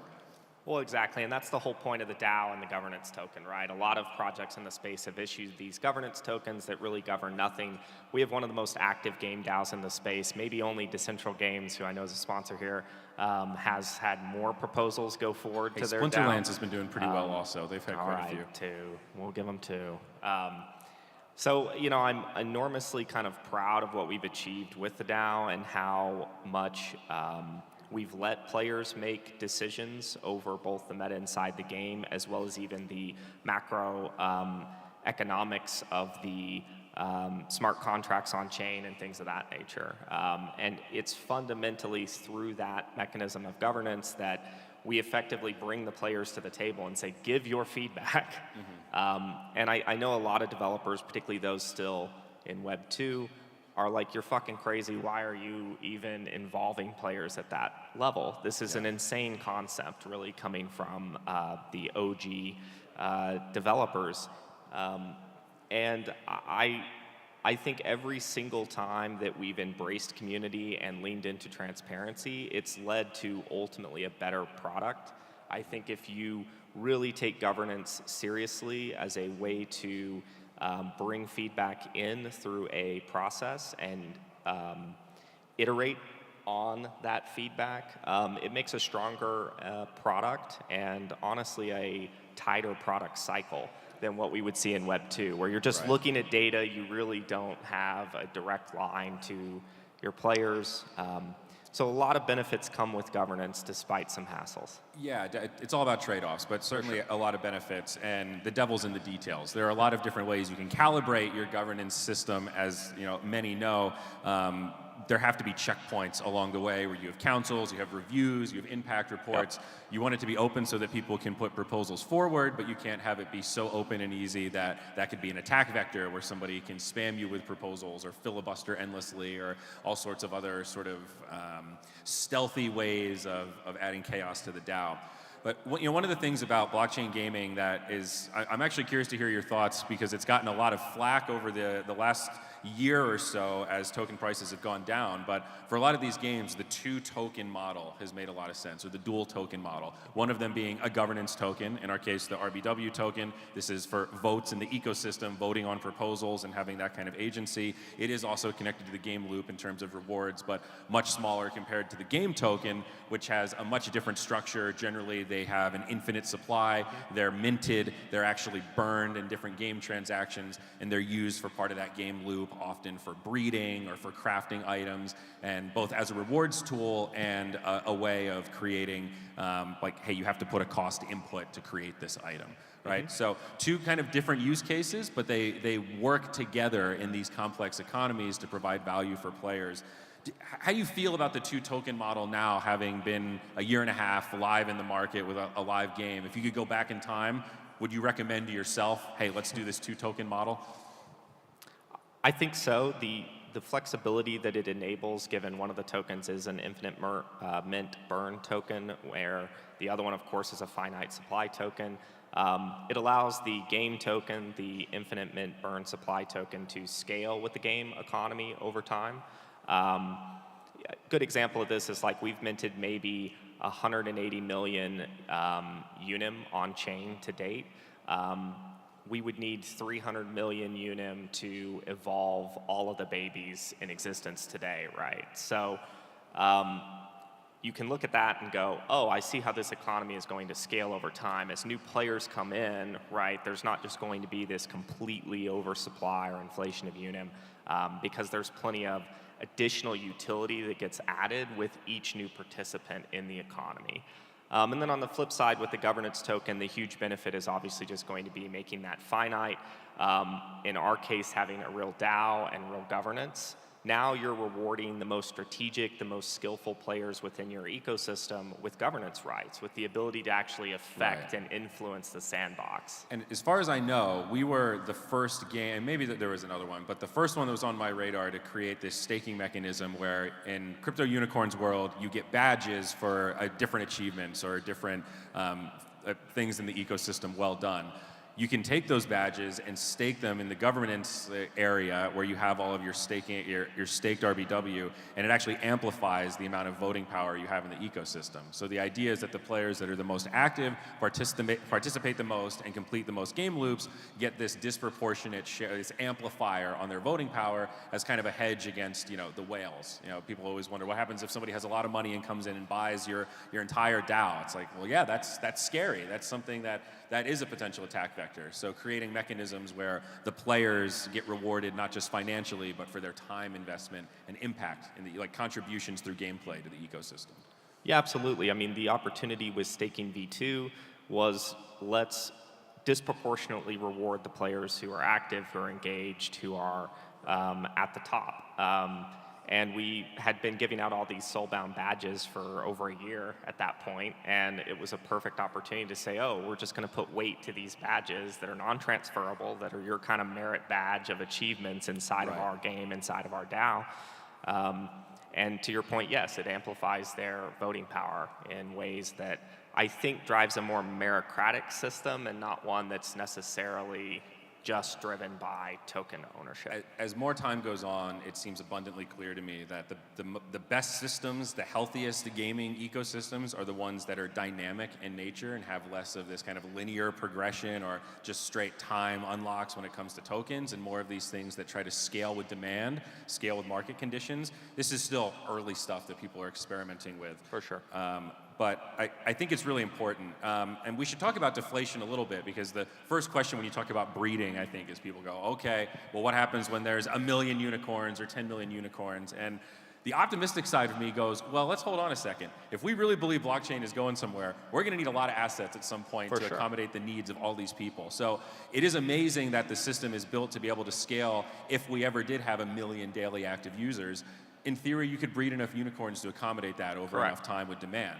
However, what do we do when that demand subsides and there's all these leftover unicorns? How do we create burn mechanisms that are powerful? You know, if you've played any blockchain game, you've probably heard players say, we need burn, we need more burn mechanisms. If you were around Axie Infinity, that was for an entire year. I want to burn my Axies, I want to burn my SLP.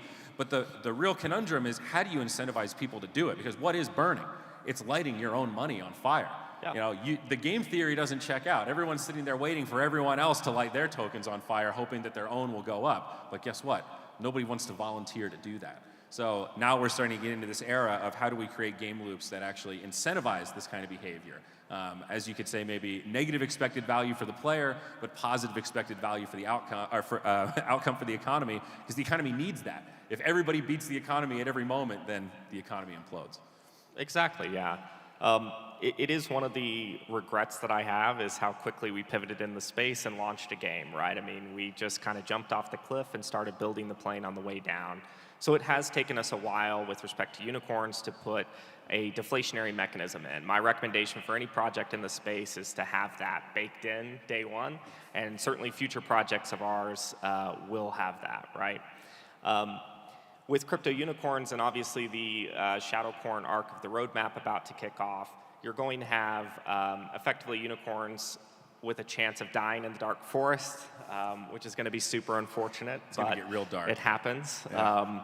And then Shadowcorns will actually eat or burn unicorns to ascend. So you kind of have this Shadowcorn collection, which very quickly, for those unaware, is a 3K limited supply collection that was minted for free via participation in the original Dark Forest minigame that we put out in February of 2022 for anyone who had a Genesis unicorn at that time. Yeah. And so the combination of the Shadowcorns eating unicorns, consuming them, some of the Shadowcorn minions will even utilize soul power, which is what you get when a unicorn is destroyed. Yeah. All helps to create that kind of deflationary pressure on the collection. And then this wonderful feature y'all previewed this week is gems and the gem works. So this will be the first opportunity for you to progress unicorns that you have without needing to breed them to generate a higher stat line. And that's going to be customization. very, very exciting. You know, every unicorn gets a Thanos gauntlet you can fill up. And obviously the high tier gems will require soul power.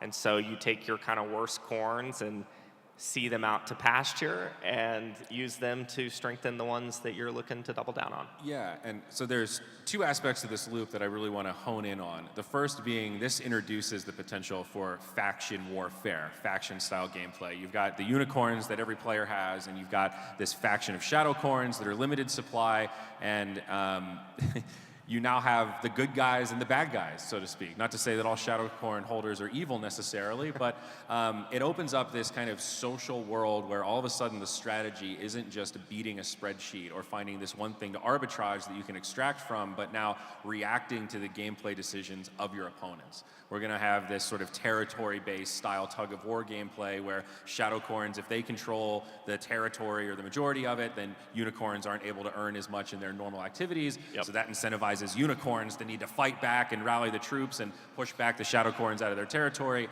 And then, you know, it swings back the other way. And now, now the Shadowcorns aren't earning as much as they would because the unicorns are encroaching. And that dynamic sort of warfare opens up a whole new set of levers that you can start to pull, and the opportunity for these new sort of gameplay hooks that allow players to make emotional decisions, like revenge, for example. You know, wanting to spend extra to attack a specific area or dominate at a specific time on the board. It opens up the door for that whole thing. So the faction kind of social side is totally one part of it. The other is finding this way of, okay, sometimes unicorns can die, but it's not that often. And when they do, there's opportunities to kind of give rake back. You know, we have the unicorn soul power that will come back when the unicorn dies. And it creates this great loop where you're almost playing for keeps. You know, it's hardcore mode, so both sides know somebody's gonna die. So if you're the victor, then you get some extra loot, and if you die, then you know that you were gonna die. And if it flips the other way, it kind of cuts the same where nobody feels like they lost. Nobody feels like it was unfair, but something still gets burned. For the ecosystem, some of that resource that went into that unicorn that died gets lost into the metaverse forever. Yeah, and what this should do is have the supply of unicorn NFTs kind of naturally dip if the player base remains relatively steady or is increasing very slowly. If it starts to increase more quickly as new participants join the economy, you're going to see inflation creep back up, but in a way where there's enough new demand to meet that and support price a little better. I think at the end of the day, providing more stability within the system is ultimately kind of the goal and what we're talking about here. Yeah, I often hear people suggest, or at least historically I've heard people suggest, what really amounts to just in-game taxes. Something like, imagine if your unicorns now get hungry and you need to feed them a certain amount of tokens or else they get depleted, and if they're depleted, then they no longer can operate. It's like, well, that does work, and it certainly would burn some tokens, but the psychology is really inverted from the system we just described, where it just doesn't feel good. And it also disproportionately impacts the new players or the poor players that are coming in because it's just a flat tax. So it makes it even harder for those new players to catch up, and that gets scary. You need ways for new players to come in and be able to close the gap but not take too much value away from those that have been playing for a long time. For sure, kind of balancing. And recently, via the survey you conducted with the team, we found we had about 50% OGs who've been playing the game pretty much daily since May 5th of last year, and about 50% are new players, and in particular players, 90 days and less, given our recent growth that we've started to see. And that's very interesting because now we are balancing noobs versus these OGs who have massive estates, hundreds of corns, and that is very challenging. I think we're addressing it via the new onboarding programs and a lot of what we've done where if I send you an offer to your wallet or you come in via a campaign and give us your wallet, we can automatically enroll you in these noobs programs and these onboarding programs. So your progression early on is helped while avoiding the opportunity for OGs to kind of take advantage of that. So I'm very excited to see those systems, which the first version launched this Thursday, and then we'll see with the release next month in Mailbox the opportunity to kind of put forward an even more advanced version of that program. Yeah, and one of the other things, a very recent experiment we conducted is our first clan leaderboard. A very simple MVP, right? Just allowing players to group up, have a shared tag, and anytime they do an action in the game, some points get contributed to a shared guild score of everyone that's tagged up. And this is everything across the ecosystem, so farming, crafting, playing our PvP mini games, participating in jousting, a lot of different archetypes that can still be competitive. And the idea is that we have it calibrated right, so you could be a guild that's maybe all in on breeding or all in on jousting, and you don't have to play the PvP games if you don't want to, or vice versa.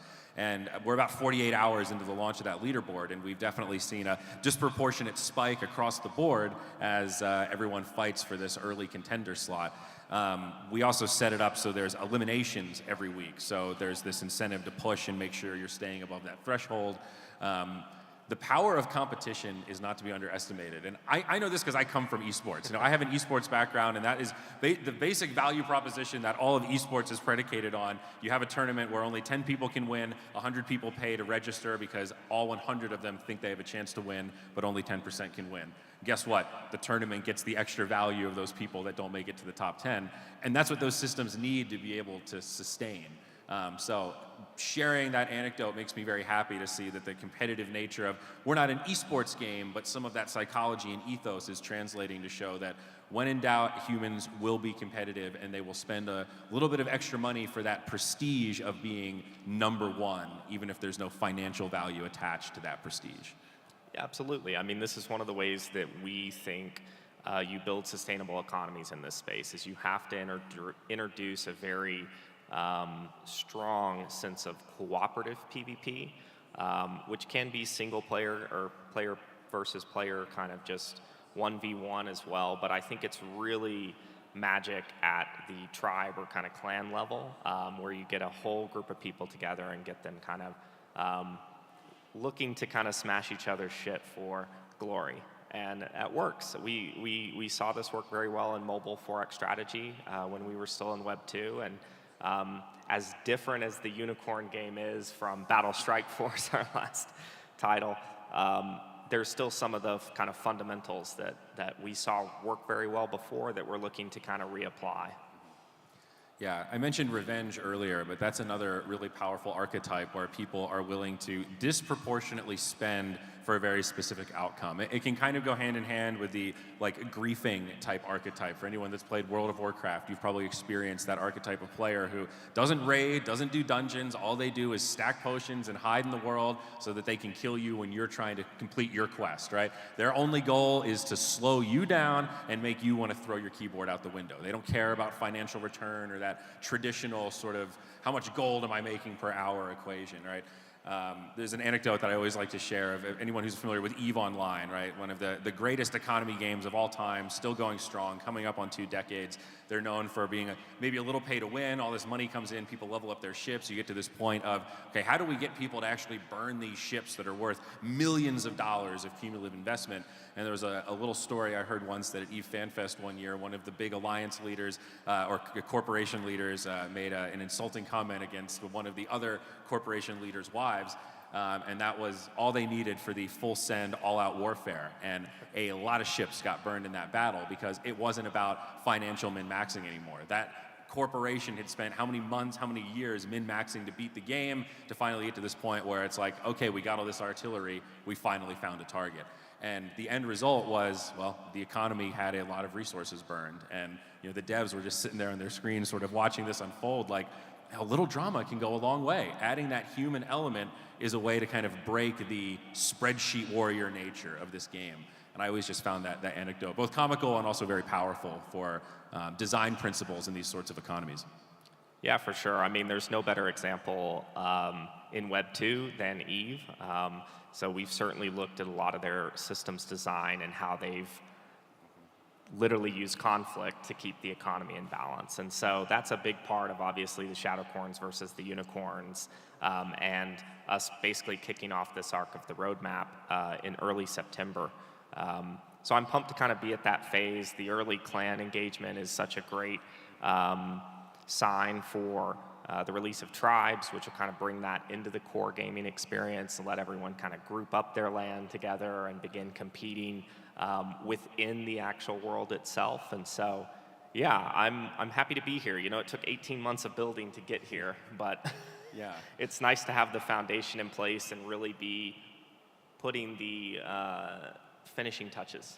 Absolutely. And one of the last kind of mechanics, I guess, I wanted to highlight where you can get these positive expected value moments for the economy. You know, how do we get players excited to spend money into the economy and not feel like it's a donation or expecting to get, you know, an extra dollar for every dollar they put in.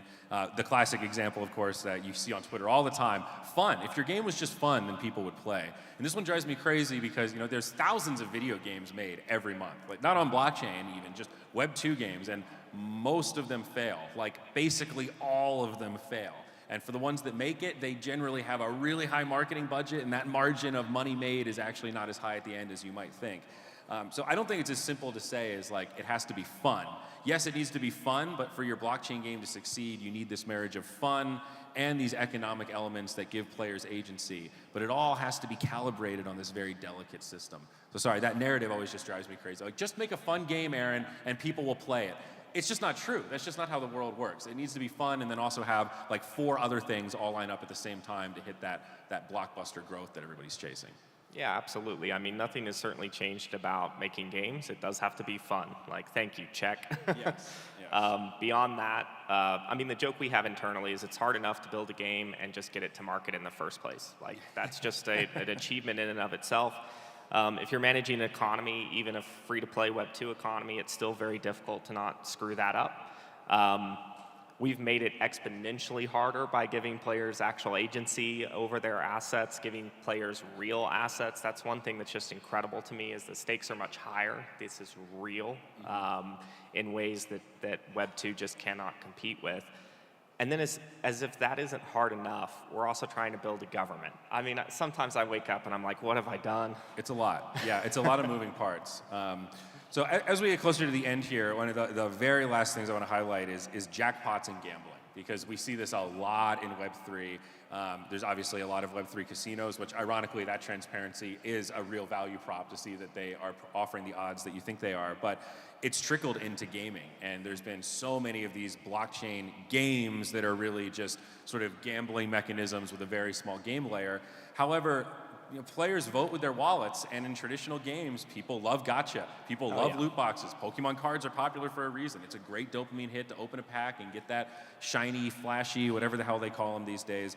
I'd love to hear your thoughts about where that fits into Web3 gaming. We had an anecdotal moment not that long ago where we reduced a spot in the game where you have an opportunity to get a jackpot pull from our gathering cart, and it was a pretty big source of emissions, and we nerfed it, and our players got really, really upset. And I didn't realize how much they liked chasing that jackpot. And it was so fascinating to hear many of them say, hey, this is one thing where I know that I'm losing money on it, but I still do it because I love the thrill of hitting jackpots. And I needed to reflect on that because I didn't value jackpots nearly as much as some of our players did. So I'm curious where you fit on that spectrum of like how much gambling and these sort of like RNG type mechanics feel appropriate before it swings the other way and players go, okay, now this is too random.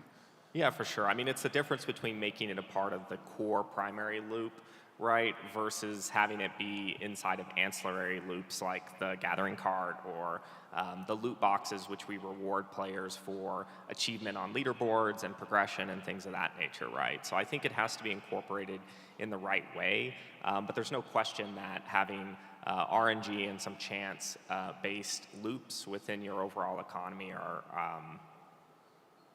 certainly a good idea. Again, look at social casino games, which are on Web 2, which are still doing billions of dollars a year. Like very clearly there is interest there. I wouldn't say we're exclusive to that at all because that's not the core loop of the game, but I do see it as a supporting part of the ecosystem and economy. And even though as competitors, we want the best player to win, we want it to be a meritocracy, all of the best games in the world have some random element. Absolutely. Right, like a game that is truly 100% skill really isn't that fun because the best player literally always wins. And everybody loves a good underdog story. So I always think about that of like the balance is what's important, but you do need a little spice in there. But I wanted to highlight that because as we come to a close with our talk here, like it really does feel like the gaming industry is ready for a big shakeup. I mean, that is fundamentally why I'm here, why I believe in Web3 gaming. You know, I believe in blockchain on a much higher order as money and store of value. I think gaming will be a big on-ramp for that, but we seem to be stuck in this cycle where the most popular games are like, why is World of Warcraft Vanilla the most popular title that Blizzard has at the moment? Like that blows my mind. That game's 20 years old. It is an amazing game. It's a masterclass game, but why haven't we seen that same level of innovation, right? Like VR didn't do it. AR maybe is going to do something, but this feels like the first real shakeup where we're flipping this script of taking the goal of existing devs that seems to be, how do we extract as much money as possible from our users, charge them $90 for the game, then sell them a battle pass, and then sell them some skins for $20 a pop, and don't let them sell them or trade them with each other. We're trying to flip the script on that with these Web3 economies. Yeah, I mean, fundamentally, Web 2, there is a misalignment of incentives between players and developers. A developer really just wants to extract as much value out of its player base as it can. That's just the business model. That's the way it is. In Web 3, it's all about giving the majority of the value to the players who are the ones creating that value through their investment of time and money in this experience that you've created. So that to me is the power of this space and why change is kind of needed and will ultimately happen. And also why that paradigm might be slow, because the folks that are making a lot of money in the existing paradigm, I think they know the writing on the wall, but they have no incentive to adopt it sooner than it's going to happen. So it's on us, the users, to push for our rights in these digital nations. But that's it. That's what we're all about. The unicorns are on the front of this gaming revolution. If you want to come chat with us, we're going to be in Cottonwood 2 after this. We'd love to go deep, answer your questions, and chat all things blockchain. Thank you very much, everybody. It's been a pleasure. Thanks, all.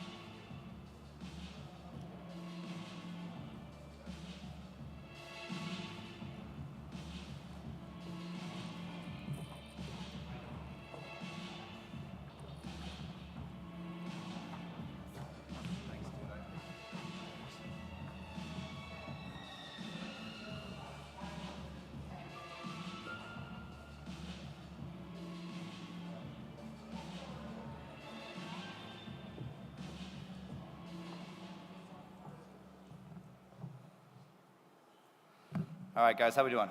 We hanging in there? Everybody awake? All right. All right, up next, we have Nuke. He's going to be giving us an introduction to Polkadot, Substrate, and Parachains. Coming up, Nuke. Hey, guys. How are you all doing today? Feeling good? I'm feeling good. I know coming to a close on this weekend is kind of bittersweet. It's been fun to have so many people from all over the world come and visit our little home base. I'm from Colorado. Who else is from the Denver-ish area? Yeah, Front Range largely? Anywhere? Wyoming, New Mexico? Yeah, cool. I love this place, and I'll tell you a little bit about that after I tell you about Polkadot. We do some cool things around in the Denver area all the time. But I'll tell you a little bit more about like why I'm supposed to be talking today. Right? Why do we do Polkadot? Like, what is Polkadot? I'll get to it, but first we should start with why, right? What's the philosophy here? So one of the favorite taglines of the company I work for, Parity Technologies, less trust, more truth. This is something one of the founders, Gav Wood, this is what he said, right? I like it a lot. Doesn't mean that we have to totally distrust everyone, right? But if we could trust a little bit less and maybe just have a little bit more things that we can rely on that are truthful, we can do a lot more with the world, right?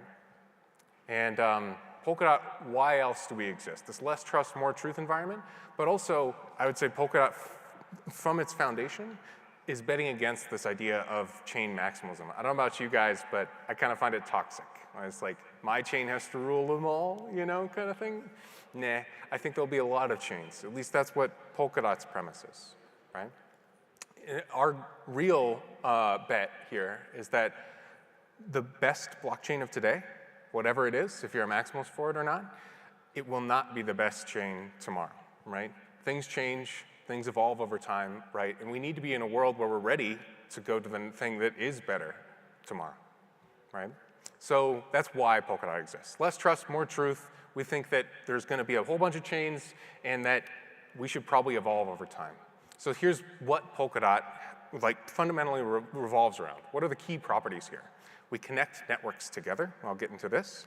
We handle heavy traffic at scale, right? One of the biggest things that we'll be doing with Polkadot is scaling a lot of networks working, interoperating together. And providing in that network of networks, security, a whole bunch of industry-leading, robust security.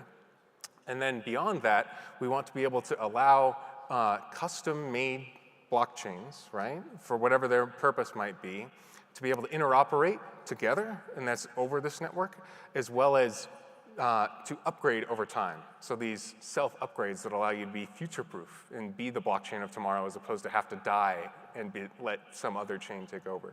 And all bringing this together, some sense of less trust, more truth. We want governance. We want people to be able to have some say in how these things should evolve over time, right? But first I want to talk a little bit more about like what enables these custom-made blockchains to be, because that's kind of hard to do, man. Making blockchains is hard, right? So we provide kind of a stepwise path to get there, right? So instead of just throwing you the deep end, although you can go the deep end path to make a blockchain totally from scratch, say, okay, well, you know how to do these contracts, right? Whether it be in Solidity, if you're targeting EVM, or potentially we provide some toolkits that target WebAssembly, right? In particular, this is a generic language that I think a lot of people are excited about. Some technologists, I'll talk to you about WASM after this. And in this, if you can target whatever the virtual machine is in this network that you're trying to go for, whether that's EVM or your own custom thing, it's a great place to start. You get a platform, you throw some money at it, and you can start today, whatever it is. But let's say that that scales, right? And now you're looking for some more extended functionality.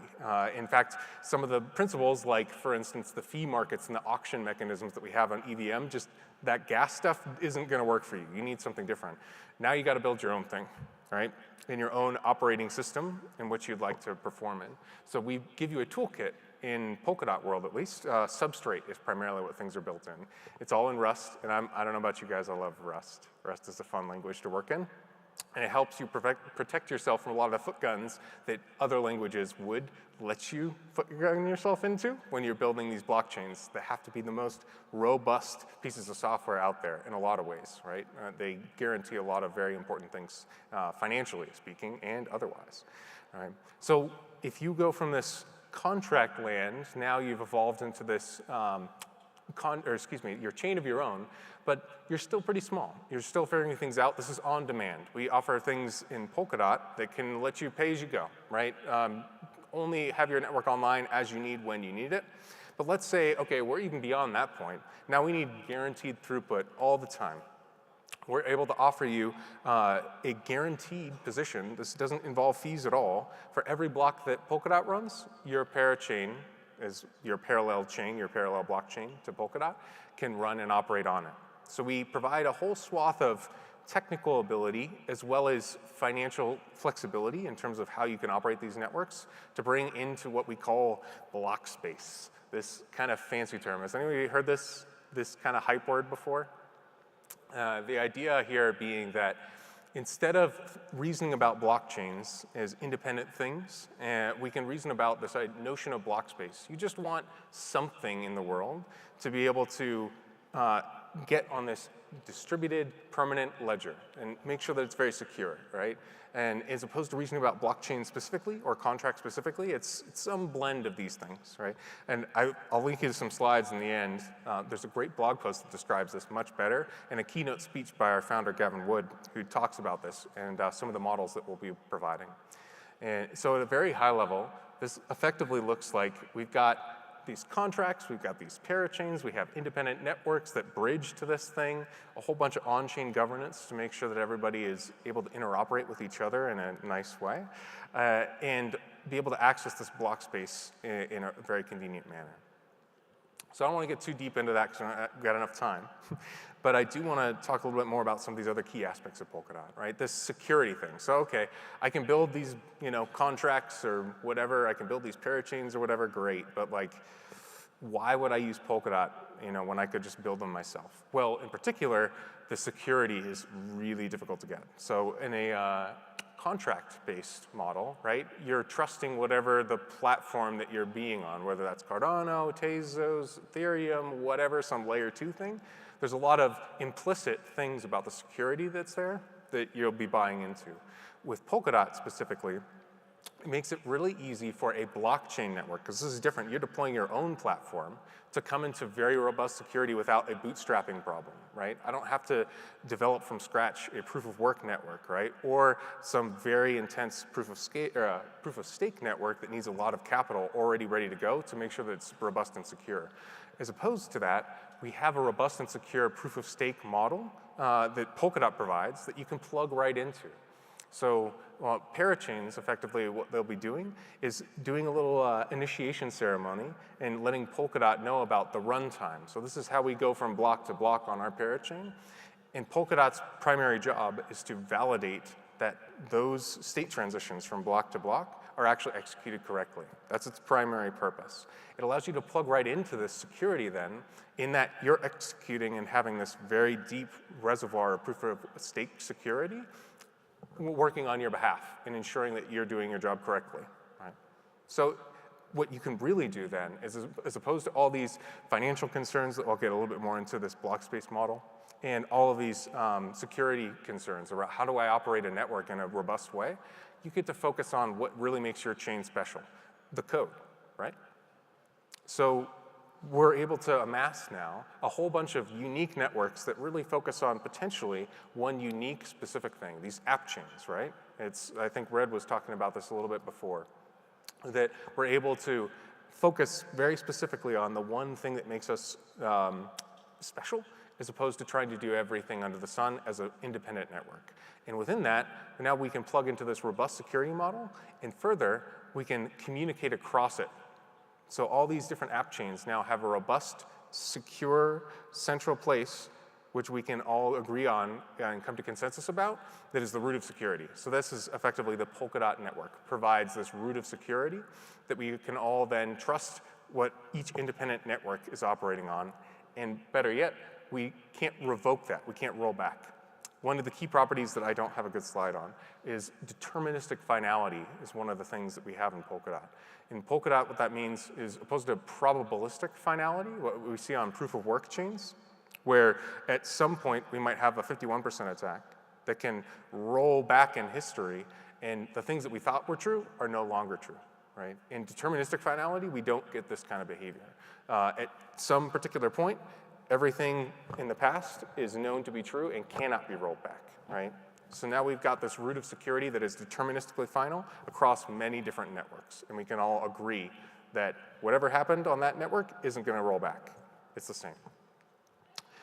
So again, I don't want to, in the sake of time, get too deep into this network diagram, which actually this is kind of cool, is that this fun graphic is actually an infographic. It goes into deeply how these things work. After this, if you want to know more, come bother me. Okay? So now we've got this deep security layer that many people can plug into, but we want to be able to communicate across this, right? We want these chains to be interoperable such that my little specific niche thing that I can do on this network, that really good, that's what the app chain's for, can also plug in and compose. Like we'll see this money Legos, I think is another hype word that we've seen around, right? We can compose many different things in this network together, right? So we've introduced two components to make this work, right? XCM, which is the cross-consensus messaging format, right? So this is not a protocol in and of itself. It's just a way to describe your intention, to describe what you'd like to do on a various network. So this could be within Polkadot or without, right? If you guys are familiar in the Cosmos world, IBC, similar in flavor, although this is not the protocol level, right? We're not reasoning about things like tendermint and the consensus that's going on. It's simply about like, hey, I want to withdraw an asset, or I want to mint a thing, or I want to whatever it might be, and describing that to a peer, a different consensus engine, right? This could be a blockchain, it could be a smart contract, it could be an individual, whatever it might be. And XCMP, right? This is our cross-chain message passing protocol, right? So this is how we actually interoperate amongst at least the parachains that exist on Polkadot.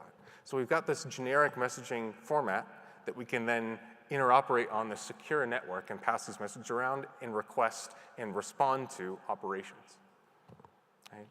And further, this cross-consensus messaging can go outside of Polkadot, right? There's reasons you might not want to do this, but I mean, of course, we'd like to interoperate with the world. We're not maximalists about Polkadot, but bridges now can connect us, whether it's Cardano, to Bitcoin, to Ethereum, whatever it might be, using this same messaging format, right? So this is all possible. So we've got this security, we've got these networks that are all connected together, we can make our own custom networks that fit our app chain use case, whatever it might be. We're also trying to make sure that we have a cohesive community that can then decide about how we go and reason about upgrades to this, right? Now we all are collectively reasoning about the security. Well, we better be able to reason about and actually proactively engage in how the evolution of this network comes about, right? So this is effectively a loose analogy, I think, but what I see Polkadot as, and at least it's manifesting into, it's a federation of sovereign parachains, all with their own laws of operation. The Polkadot doesn't get to decide for you. You just instruct what is the correct laws of operation that it needs to enforce on your behalf. So we all have this shared security around this. Who knows what this picture is of? Anybody? What was it? The EU chamber? Close, close. It's the UN, right. So this is the United Nations. I see Polkadot in a very loose way. Effectively this higher order, the universal governance, right? That wants to make sure that we're not governing your sovereign nation, and in this case the analogy would be your parachain. We're just here to make sure that everyone interoperates and plays correctly and protects the borders, right? This is around making sure that you do exactly what you'd like and make sure that your network is secure in how you'd like to run it. So this federation I like a lot. Hopefully I've given you some enticement as to Polkadot's a pretty exciting place to be, but not enough time to get into some of the more technical details. As a matter of fact, I would say that we need something on the order of about 5 weeks together. This is my day job. I work on the Polkadot Blockchain Academy. This is specifically a program to train you in not just like a boot camp, we're very explicitly not a boot camp, but very intensely go about fundamental principles and some of the concepts and theory that you need to understand from an academic sense of how consensus systems need to be designed and come together in a robust way. And then some of the practical things around how do you use these toolkits like Rust and like Substrate, like Ink and WASM, all these things, compose them into that now architected consensus machine that you think is great. So if you wanna dive down into this world, come and talk to me. I'd love to get you connected to our next edition. I think it's gonna be in January in Hong Kong. 5 weeks, it'll be fun together. And if I can't get you in Hong Kong, maybe you guys can come and hang out potentially even every week here in the Denver community. So outside of my day job where I go tour around and teach people about Polkadot, I do a lot with our local community. And I think I see a few from Cryptorado around here. Woo, red. Cryptorado is Colorado in crypto, hence the convolution of these two names, Cryptorado. And we're, I would say, another federation, a loose federation of meetups and other events that come and do something on the order of a few times a year, events like Rare Evo. Thank you for coming to our wonderful city. Down to every week, we've got socials, we've got educational events, co-working, hiking and adventures. In fact, if you'd like to, join me tomorrow, Sunday. We'll go out together.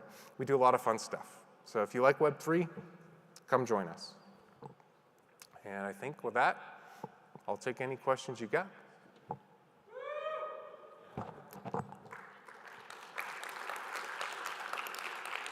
Got a question? Question about ecosystem-wide.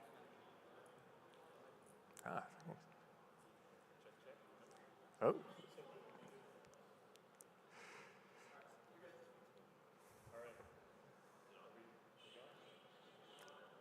Let's try. Maybe? It's all right, I can repeat the question. Question about ecosystem-wide interoperability.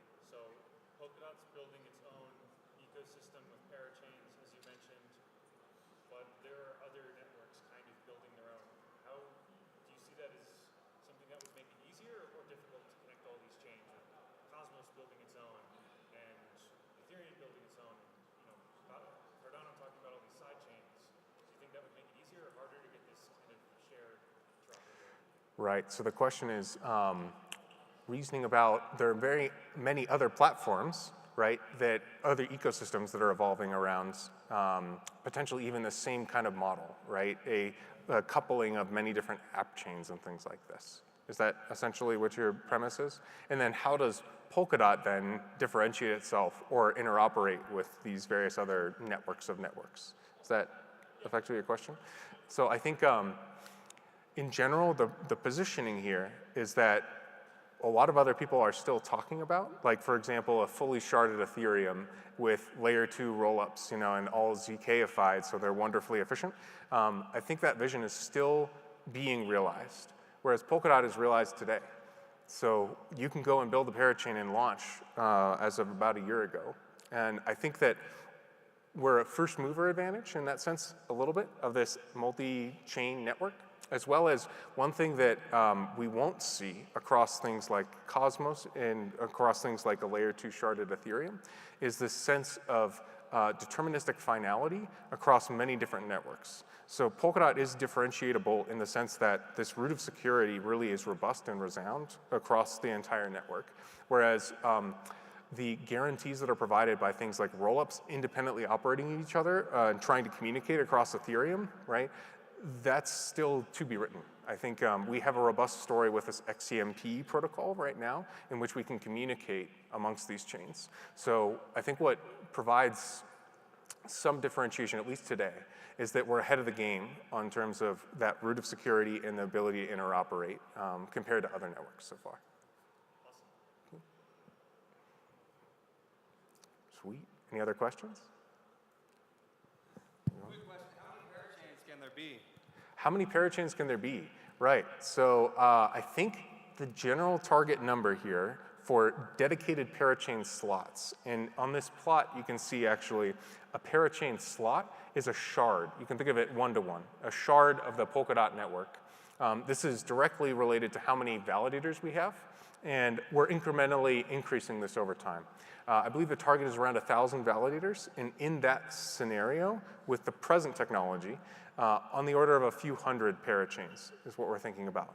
But I should say that we also introduced this idea of para-threads. So these are effectively pay-as-you-go parachains that don't have a dedicated slot committed to them. As opposed to that, we see it's effectively an auctioning mechanism. If you're willing to go and get one of these shards that otherwise is unoccupied, you'll compete against other pay-as-you-go chains, so this can expand potentially further. But they're not synchronously able to operate on every Polkadot's block.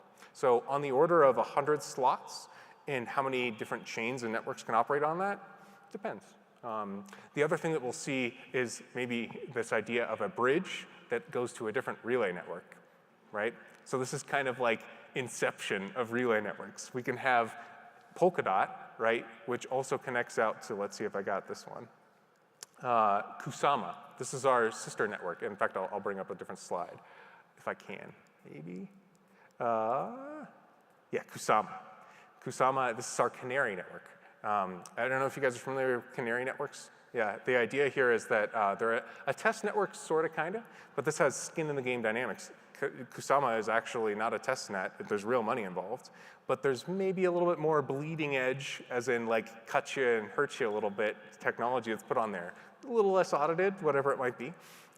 Kusama and Polkadot can be bridged together such that we have an expansion of the overall capacity of the Polkadot model, right? So we can bridge to whatever other various network, including other relay chains, to expand horizontally. Hopefully that answers your question. So could there be 2 Polkadots? Yeah, so I'd say that Kusama is very much like a Polkadot, except it is this bleeding edge canary net, right? An additional Polkadot that was operated on the same level by the same governance, I think that Kusama may evolve into this. Or yes, of course, we could have a duplicate engine with a different validator set that interoperate via a bridge. Mm-hmm. Right. Sounds good. Cool. Well, if you guys have more questions, whatever it might be, please do come find me. And again, if you're ever in Denver, or if you're ever in Colorado, we're all about doing fun things together in the Web3 world, whatever it might be. Cool. Thank you.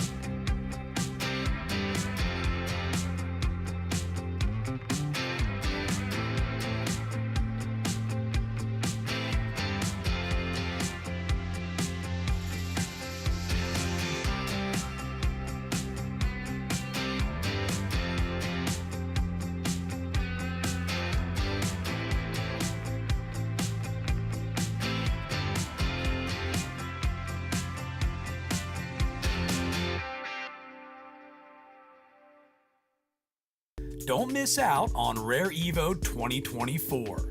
For a limited time, early bird, general admission, and VIP tickets are now 50% off. Buy your tickets now and secure your spot at next year's event.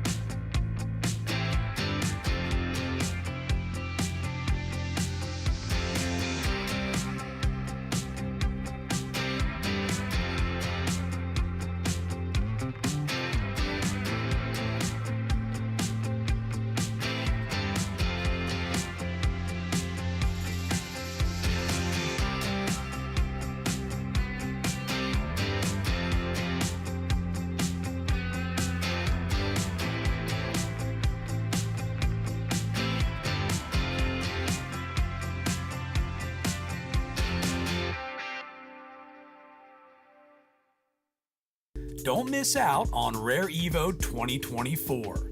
For a limited time, early bird, general admission, and VIP tickets are now 50% off. Buy your tickets now and secure your spot at next year's event.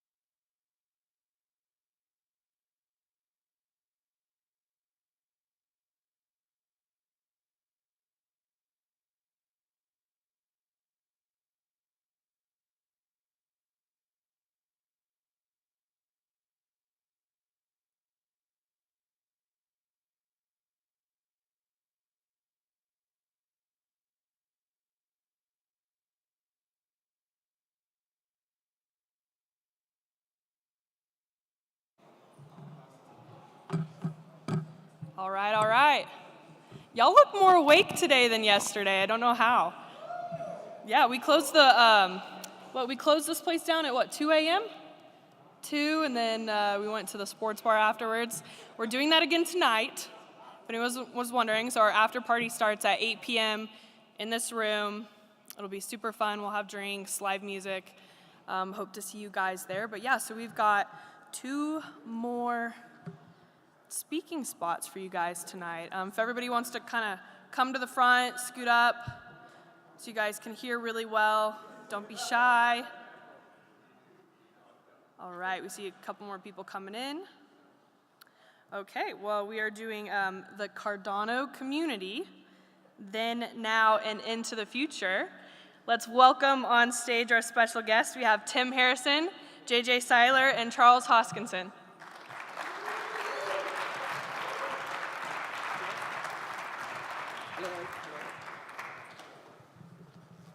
Hello. Hello, everyone.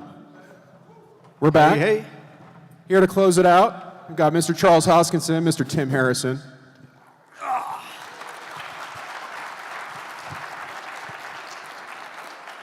Y'all tired? Been a little while, a lot of talking, voice sore. I heard some people party till 3 o'clock in the morning last night. That's how Kansas City does it. Hell yeah. Got to bring in some Kansas City artists. They're the best. Just like that, but with mushrooms. So we have a couple thoughts just to open this here. Really, the point of this panel is to tell the story of the evolution and growth of the Cardano ecosystem and the community, from the founding vision to where we're headed next. So wanted to highlight a few key moments here and memories that illustrate elements of that journey and say, to just reiterate the founding principles, outline opportunity and the potential for wider industry impact for Voltaire and how governance can really shape the blockchain industry and how the community has the opportunity to do more and do something that's never been seen before in the blockchain industry, so in this space and beyond. So my question, this is my favorite question, this is why I put it first. The first time you really saw sparks of a community in the Cardano ecosystem. Now this is, I've got an answer for Tim already, so if nothing's coming to mind immediately, we can go to Tim, but the first time you really saw community for the first time. I'll never forget it. I was in New York City for Consensus.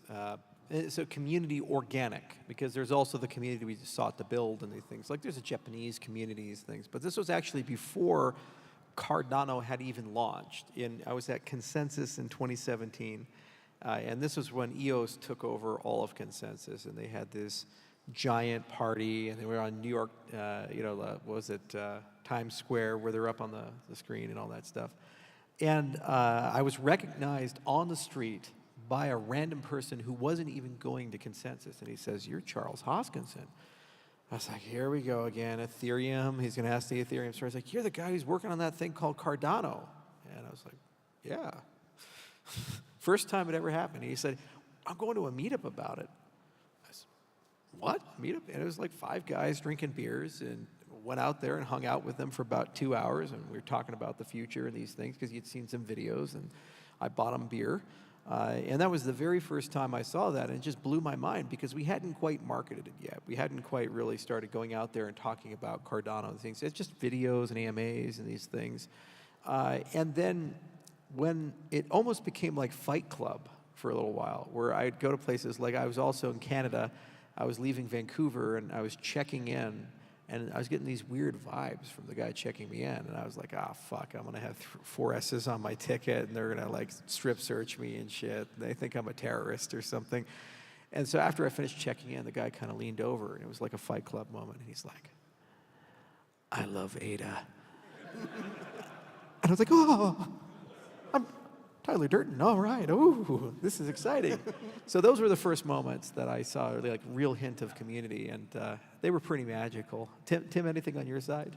Yeah, it's interesting. My very first day at IOG, just to give you a little bit of a flavor, I think I saw the spark on the very first day I joined the company, because my very first day at IOG, well, let's say I signed my contract on Miami Beach, and 3 hours later I was at the convention center at the 2019 Miami Summit.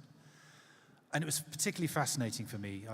I'd kind of been vaguely within the environments of the crypto and blockchain space for a few years. I was working at Visa in their innovation unit in London when I had my first kind of professional experience in the Bitcoin area. And of course, at that sort of time, the market was kind of going that way. By the time I joined IOG, the market had long gone that way. So it was at a kind of a fairly bleak time, I think, in the industry. But what was so fascinating to me about that event was I'd arrived at this place, and here was a real community of people who'd kind of got behind this vision. You know, it felt much more like a political movement with an overly keen interest in technology rather than anything else at that stage. But it was instantly fascinating to see that, particularly since my professional background from then before had been very much in top-down, command and control type corporations, creating products. And probably, you know, for someone like Sony, who I worked for a while, the closest thing you got to a community was a bunch of guys kind of queuing up outside the store to get their first version of a Sony phone or arguing about megapixels on various forums. It wasn't really the same thing at all, and I think that was my first exposure to a kind of a true blockchain community in Miami, people who came from all over to really get behind something that was very much a vision at that stage. And I think, you know, we can talk more about it, but I think what's been so fascinating for me about this journey, working at IOG within the Cardano community, is to see how the community has gone through those various phases. I wasn't there at the very beginning of Cardano, but I guess I was there at the end of the beginning and the beginning of where we're heading now. So, yeah. It was really hard in the very beginning. The first time, I mentioned this earlier today, but the first time I noticed a real community was when somebody invited me to a meetup, and we were talking about this thing called the ITN, the Incentivized Testnet for Shelley. And to that point, my next question I wanted to ask you both, what lessons, especially on the social side and how we're talking with people, how we're presenting the opportunity, what lessons did we take away from the ITN that you'd like to see implemented with SanchoNet and getting people involved with the minimum viable government? Okay, so first off, I got to tell this story, Tim. So, you know, there needed to be training wheels to train people how to learn how to be stake pool operators. And so the problem was there was a gargantuan knowledge gap, not just amongst the community and the engineers at IO, but within the engineers of IO themselves, there was a group of people who deeply understood this stuff, and the vast majority of people did not. And that was usually the people who wrote the formal specifications, like Duncan and others, and the regular engineers. So we said we need training wheels to kind of show people how to do all this stuff, and they're going to take a little bit of time. So I thought, boy, it would be so amazing and cool to call this Replicant, because it would be named like it's almost Cardano, it's a replica of it. And then the incentivized testnet is not going to run for more than maybe 4 months, 6 months, and then we'll have to kill it. So then I'd have a Blade Runner protocol that we can go, and that would go and destroy the incentivized testnet. I thought that was the coolest thing in the whole world, and Tim overruled me. And the marriage has never been the same since. But anyway, and I even bought the trench coat that Decker wore during Blade Runner, and I was going to have Harrison Ford come and steal it from me on stage, and never got to do it, you know, because we didn't call it Replicant. God damn it. All right, but anyway, the key of that was that we expected maybe 50 people, 100 people to really take it seriously. We got over 1,000 stake pool operators on the incentivized testnet. In fact, there's probably people in this room who use the incentivized testnet. Can I see a show of hands? Look at that. Random conference, and you have people who weren't just stake pool operators on Cardano, but they were actually there during the early days, and they stuck with it. And the feedback we got from them, we thought it was going to be a one-way direction, where they would say, we need better educational materials, we need better guides. No, they'd actually come and say, you idiots, you've done this wrong, this is the way you need to do it. And we're like, yeah, that's a good point. So it was a remarkable relationship where there was this beautiful circle of knowledge transfer where they would teach us things, we would teach them things, and it made Cardano staking among the strongest in the history of the cryptocurrency space. Usually over 70% of the stake is delegated. Sometimes it fluctuates due to TVL and other things, but by and large, super majority of the ADA is delegated. There's thousands of operators, they're dynamic. If some decide to go to Paris and find true inspiration and become artists and never stake again, it doesn't kill us. If others decide to come in, it doesn't kill us. So that's an elastic system where control changes very rapidly. yet the system is sustainable and stable and it runs. Now you said, what lessons could we apply towards SanchoNet? Really, I think it breaks down to a few things. One is this idea of once you get to a certain point, stop, show and tell, and listen. You can't just assume you know everything, you're going to build everything, and everybody else just has to wake up to your brilliance. So what we did is we did through the workshops a deliberative process where we have exhausted the deliberation of 1694. There's no longer any more discussion of it. Well, it's not productive. You're polishing something. The next step is to have a test net where people actually try to break it, show problems with it, use it, and in the process of using it, they're going to come back with thousands of conversations. Going back to like Baldur's Gate 3, that I keep mentioning it because it's an amazing thing. 22,000 years of playtime. They worked on it for 6 years. They release it. 1 month later, they have a patch coming out with already 1,000 fixes. Now, they've been working on it for 6 years. You'd think there would not be that many bugs. But no, 1,000 fixes. And they say, we probably have 3 months of backlog beyond this just to fix what we know, not what we'd like to add or change or we didn't have time for. So with 1694, the exact same thing should happen. It's a basic principle. Shut up and listen, because those people have something very important to say. The second thing was that during the ITN, because we didn't build something, the community didn't come to us and say, oh, well, I guess we have to go home. It just can't. They just built their own stuff. So there's now this ecosystem of stuff that's come as a result of the ITN, which is now used by stake pool operators, much more so with SanchoNet.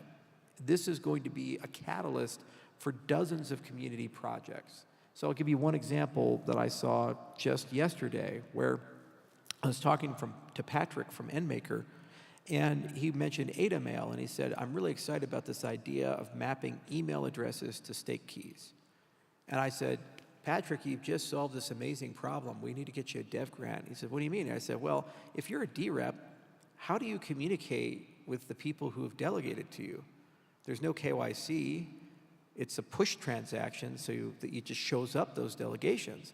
Well, if you've mapped the voting keys to email addresses, you now know there's an email address that they have access to through their private key. So all you got to do is just push out an email to all those people. You don't know who they are, but you're now actually communicating with them and only them. That's pretty cool. And we didn't conceive of that. We didn't build that. He didn't even conceive of that. We were just talking, and then it emergently came out of that conversation. So the second lesson is that when you build these types of things, what that does for you is it creates a reality where you're now building together. And they're solving problems with you, and they're adding dimensions, and they can do it much faster, better, and cheaper than a formal engineering team can do. And I'd say the final lesson is that what it really does is it creates shared ownership of the idea. 1694 stops being this SIP that these IO guys wrote with some help. It becomes a SIP that belongs to every single DREP. It becomes a SIP that belongs to every single participant in that system. Just like the ITN. When somebody was an incentivized testnet participant, Cardano, that ledger, it became theirs more so than anybody else. In fact, I met some people, they actually had a hard drive and said, what's on that? I said, I have the entire ITN backed up. It's like emotional. It's like, that's my ITN. I run that. You know, it's like, I can't let that disappear. That's the thing. We just assumed it would be thrown away. So those are the three lessons I'd say is that, you know, you shut up and listen and let people tell back, build with others because they can do a lot more, and then create collective and shared ownership. And then the end product is usually significantly better. And I think we will achieve that with SanchoNet. Yeah, I mean, the ITN was a truly epochal moment, I think, because it was probably the first true example of where this kind of movement of people united around a vision became a community of builders on a shared toil, on a shared endeavor. And toil was the operative word for quite a long period. I remember very, very late nights with Telegram streaming like ticker tape and certain faces becoming very, very familiar. I mean, the ITN, I think, you know, to Charles's point, it encouraged the community to pick up shovels and start testing, start building. But I think probably one of the biggest surprises was how little encouragement the community needed. There was this tidal wave of interest in the ITN, which through the initial, I think it was 10 or 20 people initially, the pioneers, and then the friends and family up to about 60. And then beyond that, we really did see this tremendous momentum where actually the promise of Shelley was becoming flesh and real. Yes, it wasn't using the same code. It was using a Rust code base. Yes, it was using a hybrid of a test network and real Ada. But as I say, it was really the kind of the true technological rallying point for the community in a way that we really hadn't seen before that point. And many, many lessons got transferred, not merely into SanchoNet where we are now, but this whole idea of building out loud, of seeing yourself as a technologist, as a developer who is there to try and empower other developers in a more kind of open source kind of way. It was a very scrappy form of open source, quite famous for having the word wrecked added to the Cardano lexicon by a certain gentleman. It was long before the days of catastrophic. But it was scrappy, but it was super exciting. And finally everybody knew, yeah, this is why we're here. This is what we're trying to build. So yeah, with SanchoNet really to try and draw upon those same principles of empowering the people who want to use the tools, who want to govern Cardano, who want to empower their fellow community members, get them in, get them building, empower them, support them. Hopefully it'll be a little less scrappy. We've got a website this time, which is nice, sancho.network, for those of you who fancy getting involved. But yeah, I think the ITN was a truly formative moment for Cardano, and quite a moment for me personally as well, I think. What was that website again? Sancho.network. Yeah. Dot what? .network. .net. SanchoNet.network. No, Sancho. Sancho.network. .network. Write it down, right? Sancho. Sancho.network. .network. There we go. We got it. Sancho.network. We might just say it at the end as well, just to be sure. Sancho.network. Got it? All right, good. Okay. All right, everybody got a phone? Can you type on your phone, Sancho.network? And just show of hands, like who actually has access to the page. Can you see the page? It's working? It's up? It's working. Okay, now the people who have access, help your neighbors and make sure everybody else is there. Now it's in your browser history. Good. I know you may delete it on a regular basis, but if you don't, you now have it forever. Add it to the bookmarks. If you have difficulty using it, let us know. Everybody should be able to use this. We want everybody to be able to test this. This is how you go from 6 years of development time to 22,000 years of play time in 1 month, right? It takes all of us interacting with this. This is how we get to the best possible minimum viable government in the near future. We need your help. Next question, real quick. Okay, question number 3. How do you see the founding principles, IOG, Cardano ecosystem evolving with Voltaire governance coming in? You know, I always look at it where you have two things you have to solve with any governance system. You have intelligence and wisdom. So intelligence is your ability to do things in an environment with a constraint of resources. So you have some goals and you say like, I'm a mouse and I'm in a maze and I'm gonna try to find the cheese. And maybe I only have 5 minutes to solve the problem before they grab me and shock me or something. Okay, so can the mouse do that? If you have a very intelligent mouse, the mouse can solve the maze. Great. Wisdom is which goals should you pick?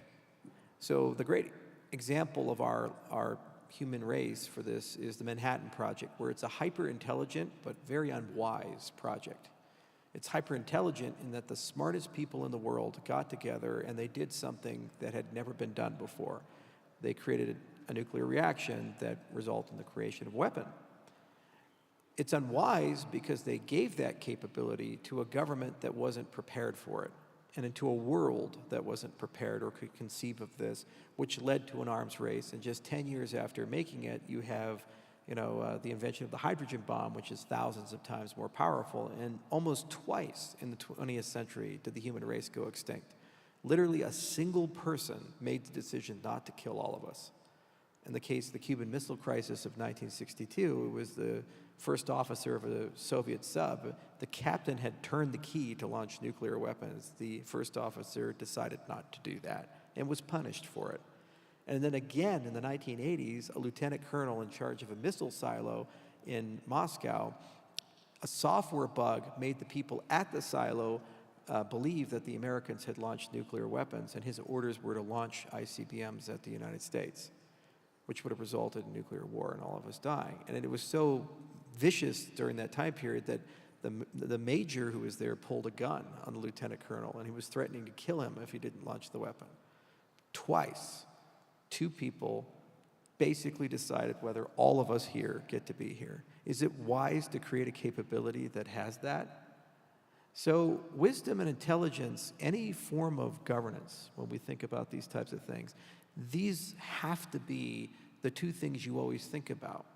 In terms of increasing intelligence, are you gaining the skills and capabilities of all the people who are at the table? Organizations like corporations, governments, they're super intelligent organisms. Think about how smart Google is. How many PhDs work there? How many millions of hours of capability is there on the execution side? Think about SpaceX. They're literally building this gigantic rocket that's the size of the Statue of Liberty. They're going to launch it and go to Mars, and there's a good shot they're going to achieve that. Is it because Elon Musk is doing it? No, he's tweeting on his toilet. It's because there's all these amazing engineers. He really does do that. There's all these amazing engineers that are there that are working on this every single day.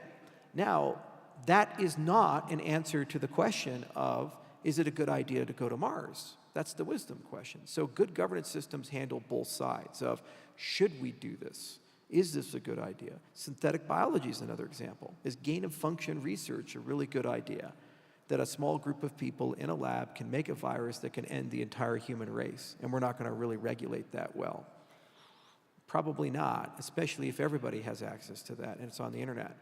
So good governance should do that. What we try to do at I.O. is we don't really think about trying to inspire and endeavor to be an organization that tells people what to do. Rather, what we try to do is be an organization that focuses on the wisdom side and says, okay, let's talk through what we ought to do and how we should think about this. And we have to do things like broaden your time horizon. The cryptocurrency industry is a great example of this, where everybody is very narrow focused. They have blinders on. They say, what's your adoption today? Not, how do you build something that's going to be here 50 years later? How do you be the first mover to the market? We have to win. Why is the price not going up? Why don't we have more of this? These things. Okay.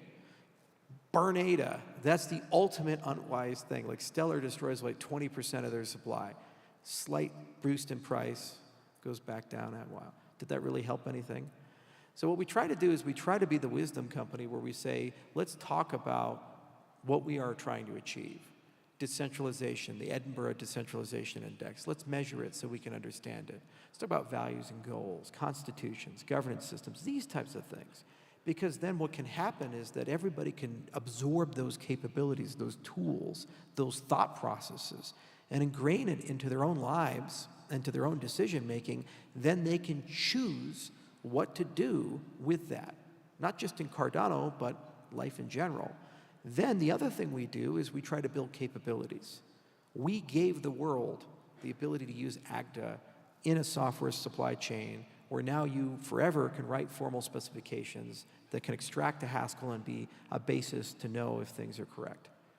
That means we can write software in Cardano land that only NASA could write before, and we can do it with a small group of developers. You now have Marlowe, you now have Plutus, you now have Prism. These are for you, because you can use these things, and they're very powerful tools. And just like any carpenter in their workshop, do you always use one tool or the other tool? Well, sometimes, but usually you have a diversity of these things. So it's your decision on which ones to use, but their mere existence makes you more productive, more efficient, and thus more intelligent, more able to achieve the things that you want to achieve. So those are our values as an organization, is to be the wisdom company and to build the capabilities company and go build those things and give them to people, but we will never be the company to tell you what to do. We'll just be the company to say, have you really thought that through? I think when it comes to Cardano, one of the things that got me most excited about the project at the moment was an extremely powerful vision from the get-go. A very, very clear sense of where we were headed. But I think what made it especially powerful was the fact that that was within frameworks. I think, like most people in this room, the whiteboard video was probably one of the first exposures to that framework thinking, that logical clarity of this is how we want to do it. And alongside with that, the original Cardano roadmap, you know. I think our path along that roadmap has had an inconsistent trajectory at times. There have been ups and downs, there have been bumps in the road, but I think Cardano has been relentless in its pursuit of meeting the high-level objectives of that long-term roadmap, and as a result now we're into the age of Voltaire. So that's all very well and good. You need formal frameworks, but ultimately what that roadmap never really captured was the organic growth that we saw interwoven without, you know, throughout that framework. And I think, you know, events like Rare Evo here today and every community event that we go to just demonstrates the power of the organic growth of Cardano as a network through its community in a way that was never captured in any roadmap. Arguably, there are some elements that probably should be on the roadmap. It would have made life a little bit easier for some of the people who've rolled up their sleeves and built this stuff. But it's just fascinating to see just how many projects now are building the back-end technology to make the development path smoother. We saw Maestro, for example, launch their new service today. Some amazing work being done by people like TX Pipe, alternative languages like Akin. I mean, there's far too many builders to mention here without leaving any out. There was a fantastic tweet yesterday, I think, from Matthew Dura, where he just captured probably about 70% of them. And I think that's what's been so powerful about Cardano in the past. Provide the frameworks, provide some rigidity in terms of rules, but ultimately create a frame in which you can really encourage and drive organic growth, as we say, you know, from the community for the community. Thank you very much. Tim, I'm going to ask you this last question first. A successful implementation of the minimum viable government is obviously the immediate objective, but what are your wider hopes for the continuing evolution of the ecosystem? And what does it look like? What does success look like to you? And where do you hope that it'll go from here? You know, again, the point about the organic growth of the ecosystem, it's kind of been in spite of the market conditions in many senses. The fact that we still see so much passion and vibrancy within our community when we all recognize that inevitably the wider macro environment is tough for everybody working in this industry. I also saw a fantastic t-shirt somebody was wearing along the way where they said, I'm going to misquote it now, but the ultimate rewards are about the friends you make along the way. I don't know if anybody else, Woodland Pools tweeted it, and I think it was Betty from Sappy Seals who was wearing the shirt. I don't know if she's here today. I think I need to get one of those shirts. But what to me that really summed up is actually the resilience of the Cardano community and the ecosystem builders, that despite, you know, numerous challenges in terms of the core tech originally, building solutions, building connections, building those partnerships, which are really now starting to bear fruit. The resilience of the community of builders is astonishing, and I think we all hope for a slight lift in the macro environment that will really, again, enable builders to maintain that kind of trajectory and that momentum that they've built up so much. And again, supported hopefully by a new model of governance that truly allows people to, you know, continue that work building out and contributing to the Cardano ecosystem and the Cardano platform itself as a whole. Charles, the same question for you. Obviously, we're working towards a successful minimum viable government. What are your hopes for the continuing evolution of the ecosystem now that we've got this governance layer in place? Well, first we have to get the governance layer in place. Once it's in place, of course. Don't count your chickens before they hatch. No. Once MVG is in place. Yeah. Fair enough. Okay. You know, I really do hope that we become the project that shows everybody else how to do it. You know, we're the world leader in this. Bitcoin and Ethereum have recused themselves, and we are the first mover in blockchain governance that really has a shot of getting it done. There's been a lot of people who have tried it, and they've done some really impressive, interesting things, but it hasn't caught wildfire yet. And we have the best shot of any large cap cryptocurrency of being able to do that. And then basically what we can become is the guide for the entire cryptocurrency industry on not only the importance of this, but the need of it. Just like Ethereum was with smart contracts, where it said that's not optional, you kind of have to have an opinion on these things. It's hard because beauty is in the eye of the beholder. You know, what makes a great smart contract system? There's already an enormous variety of opinions about that. Some people who say it should be very restrictive and be extremely reliable. And so that's Bitcoin script. It doesn't let you do very much, but of the things it lets you do, you're not really going to screw it up unless you're trying. Whereas Ethereum is very expressive and open, and you can easily shoot yourself in the foot and then let it fester and have to go chop off your feet. In fact, that's the standard experience. So, no, I'm not biased at all. So, Cardano sits somewhere in between. But then we get criticized because it's more restrictive, and so it's less developer accessibility, so a lot of people building on the platform have a harder time. That's one dimension of decision making, which is how expressive should the system be. Governance is multiple dimensions of decision making. So it's not just this graph in one direction or the other, it's like a 3D thing, and there's different directions you can go.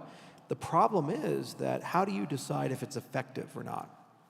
So look at the US versus China. You could, from any viewpoint, say China has been tremendously successful at certain things. They went from one of the poorest countries in the world, where millions of people would starve to death on a pretty reliable basis every year, to a country that is now one of the world's Goliaths and superpowers that is actively doing amazing things.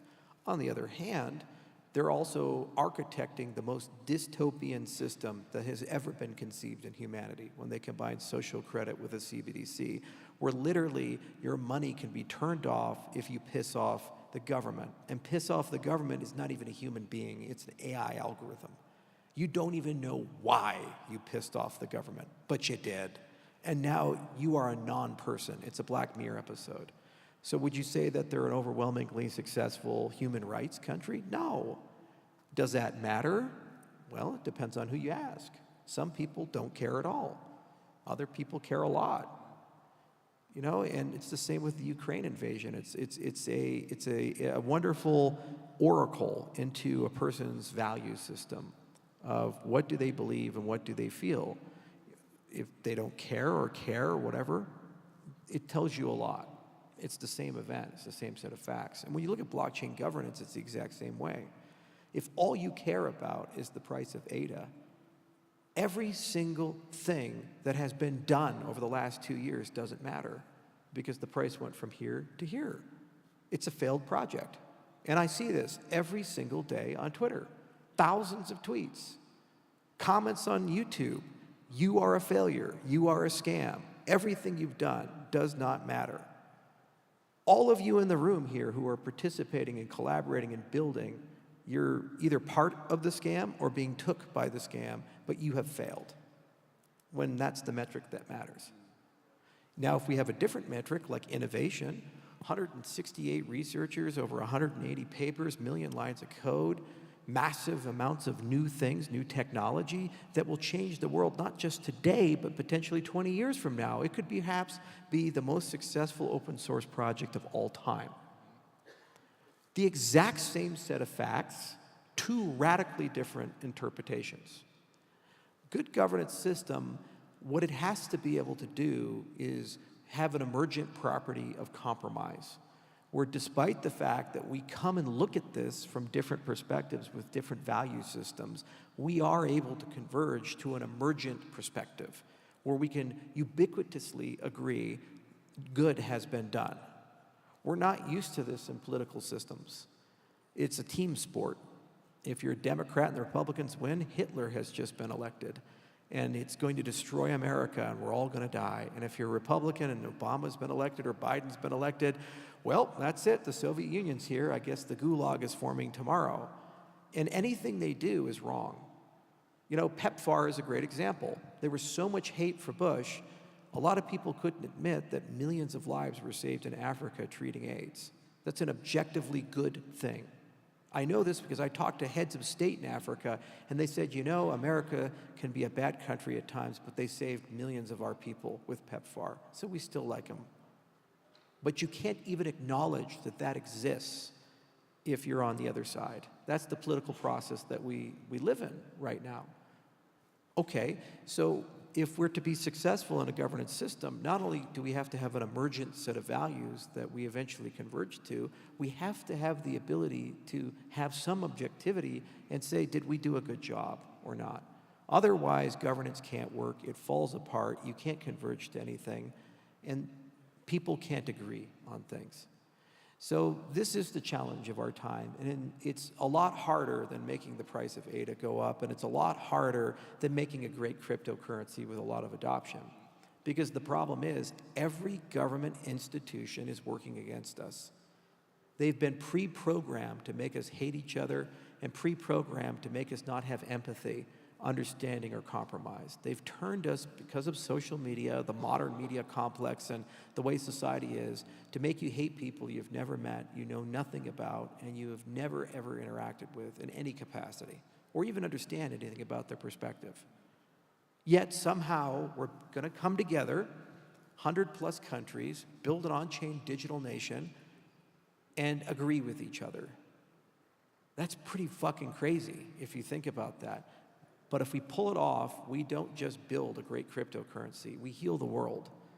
Because people will start asking, if I can do it over here, why can't I do it over here?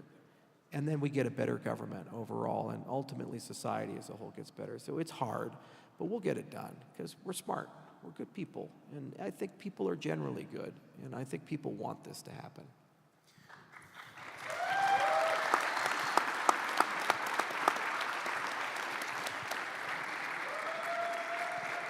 Let's give both of these guys a hand.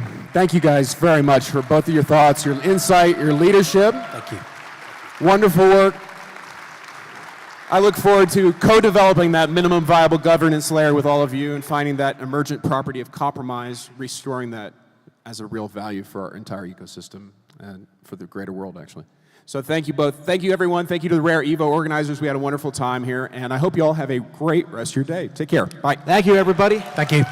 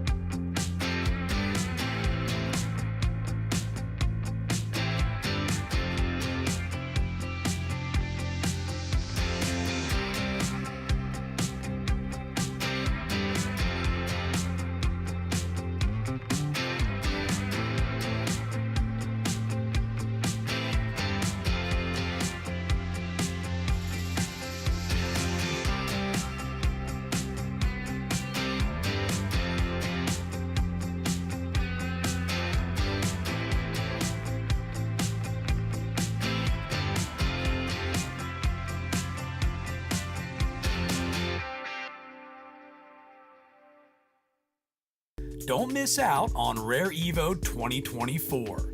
For a limited time, early bird, general admission, and VIP tickets are now 50% off.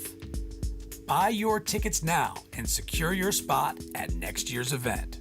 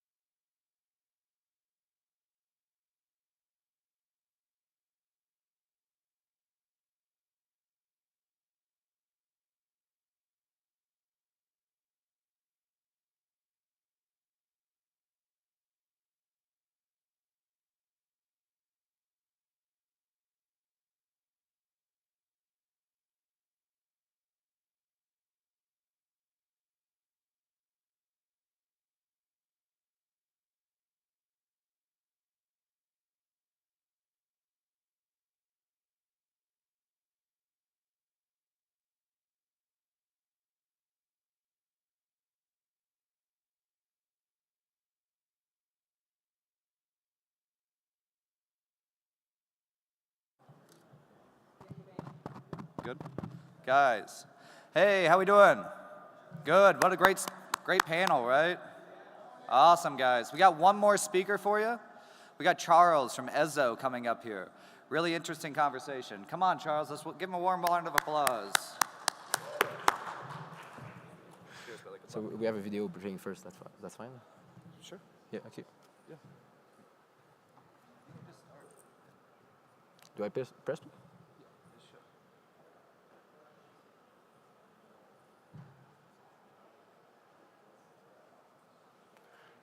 One, two, 1, 2. Okay, so we actually have a quick video to show first. Maybe it is not working.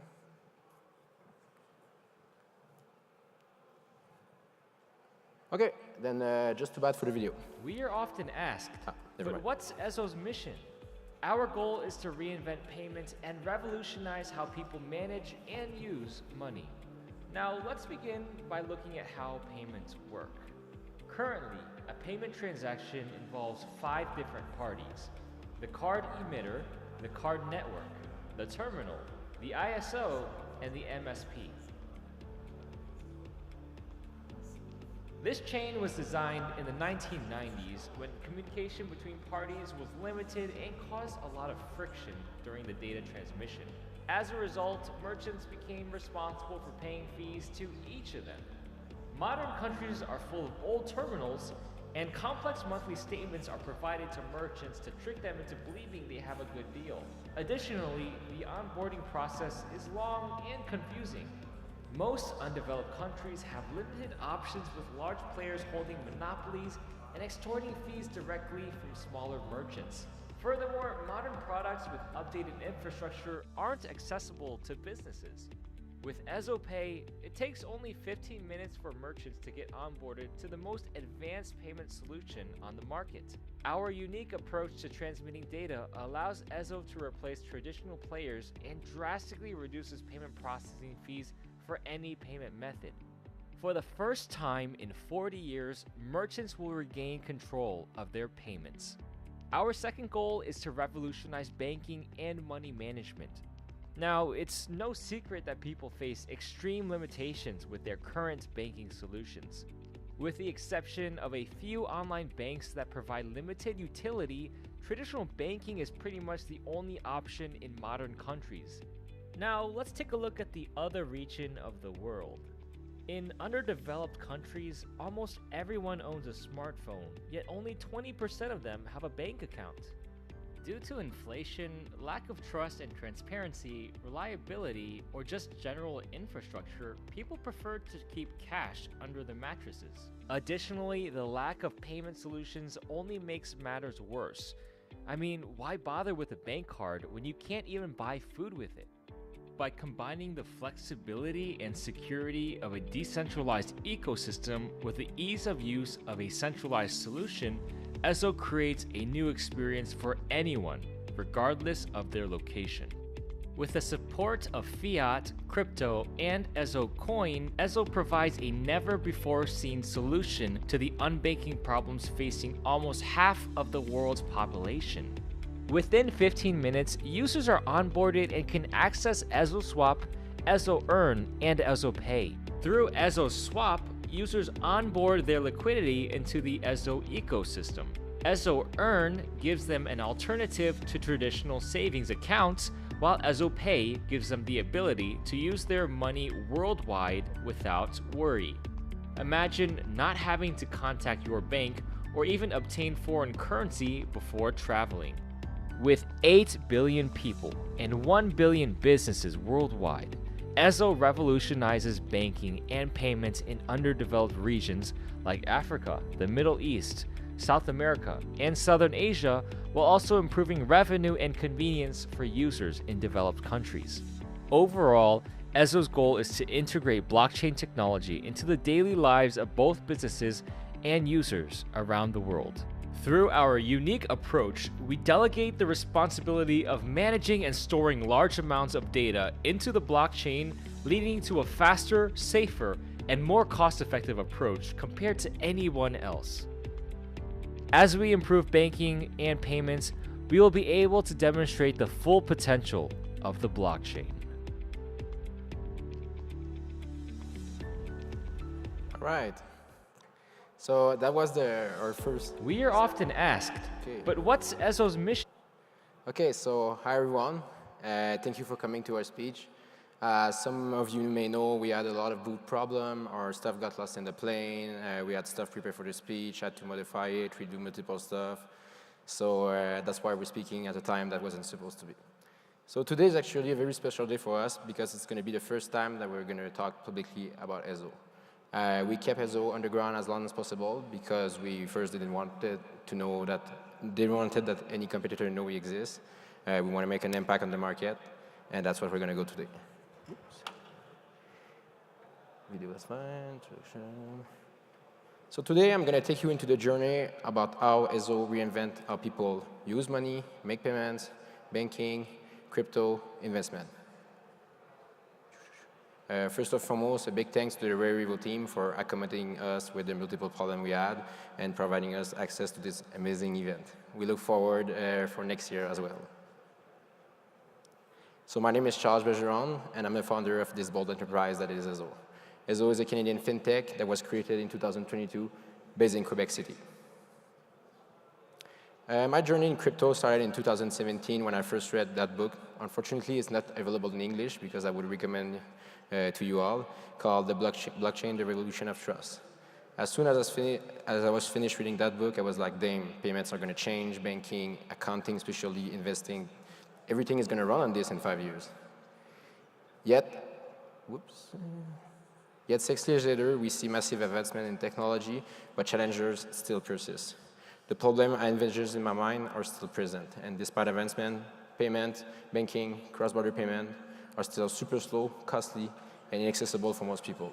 Plus, merchants still use outdated technology that was created in the 21st century.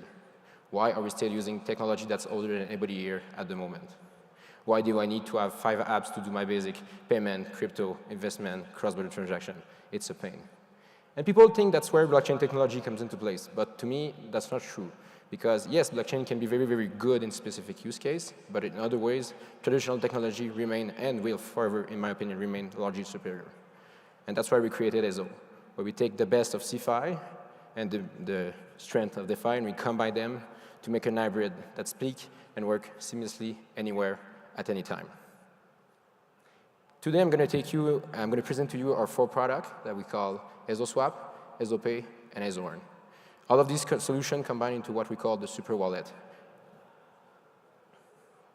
So whether you're in America or in a field in Ethiopia, you're still going to be able to use the same amenities. We want to create a solution and an experience that brings everybody together. Briefly, let me take you into a quick history of the payment and banking industry. So for the last 150 years, payments have been on a constant evolution. With the first wire transfer done by Western Union in 1872 to the first Amex card / credit card in 1959, payments were becoming more and more involved into our daily life. Then the first credit card terminal came in 1979 and changed forever the way we would pay at the merchant. Then online banking, contactless payment, and cryptocurrency came into place. The last major innovation in the payment industry was Apple Pay, which, if you remember, came in 2016. Did you know, like, payments are part of our daily life. Every day, we do multitude of them. And did you know that when you tap your card, or when you enter your credit card number online, there's going to be 5 to 10 people involved before the merchant is paid? And this chain was created back, like we see in the video, back in the 1980s, where there was a lot of friction, and that caused a lot of fees for merchants.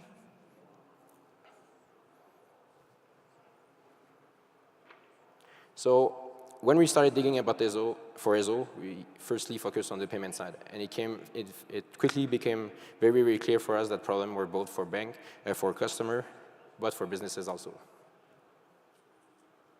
So in modern country, like we said, merchants are super affected by outdated software, networking terminal, limited access, super high fee. Did you know that 1 in 3 merchants have been frauded?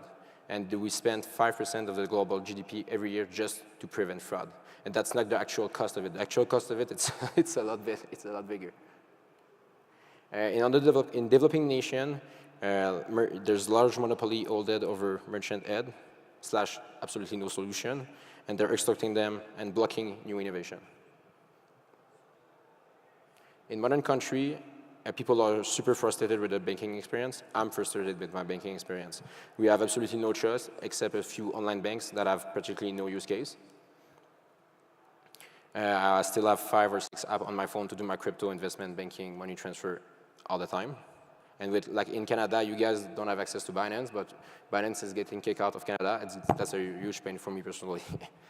In other developed country, 8 out of 10 people have a bank account. Have a smartphone, sorry. Yet 20% of them have a bank account. Due to inflation, lack of trust, low transparency, reliability, general infrastructure, or just anything else, people prefer to keep cash under their mattresses. Plus, the lack of payment solution for businesses only make matter worse. Why bring innovation if you can use it? There's no point. And let's talk about money transfer quickly, which is a huge pain in this region. Did you know that the remittance market for that industry is projected to be $43 trillion in 2023, and that's just peer-to-peer, so not accounting businesses and everything else, which would amount around $160 trillion worldwide right now. And that's a number that Visa gave out. Like if you take let me rephrase that. Over half of the world population experience banking with only a checking account. When you take a look at India, only 10% of the population actually use a real bank account. People prefer to keep their cash in apps like TransferWise, PayPal, because they don't trust the system, or it's still locking them in place, just like Ethiopia. In Africa, you have a solution like Orange Money, which put your money into your phone number. It's a super complex system and very limited that creates scenario like having to walk from villages to villages to villages to find a recharging point to top up your account. It became very clear to us that the financial problem that we found here can be found elsewhere. And that's why we created Ezo. So the first thing we created was Ezo Pay. With Ezo Pay, businesses will be able to get payments in both crypto and fiat. Thanks to our innovative approach, the fees will be drastically removed. Within 15 minutes, using only a phone or a computer, they'll be able to gain access to an easy-to-use dashboard that allows them to right away process payments.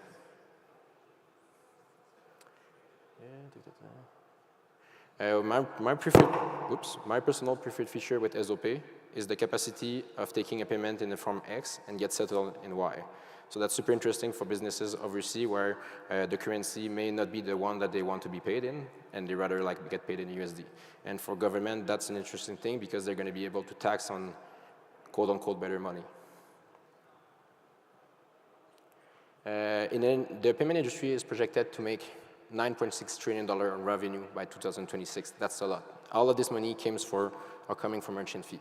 With Ezo, we aim to bring back that number and reinvest into success of the businesses. Yeah, that's good. Okay, so let's talk about Ezo Pay user. So with Ezo Pay user, kind of the same thing of Ezo Pay business. Users are able to onboard the liquidity, whether fiat or crypto. They'll gain access to multiple means of payments, like a card, a virtual card, or an app for like peer-to-peer QR code payments. Thanks to universal ISO norms, so ISO stands for International Standard of Organization, that have been there for the last 40 years, which nobody is using them for some reason. We'll be able to provide a system that works anywhere seamlessly. So that means I could have some USD dollar on my phone. I turn my phone off, I go into Europe, in Paris, I tap my phone on the terminal, it's gonna work. The merchant gets paid in the traditional local currency. It doesn't matter where you are, it will always work. That's not an option, it will.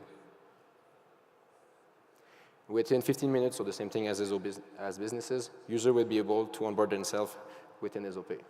So let me share a small personal insight about this. One of my big advisors that we onboarded recently, he's developing new anti-corruption norm for Africa, new ESG norm for economic social governance.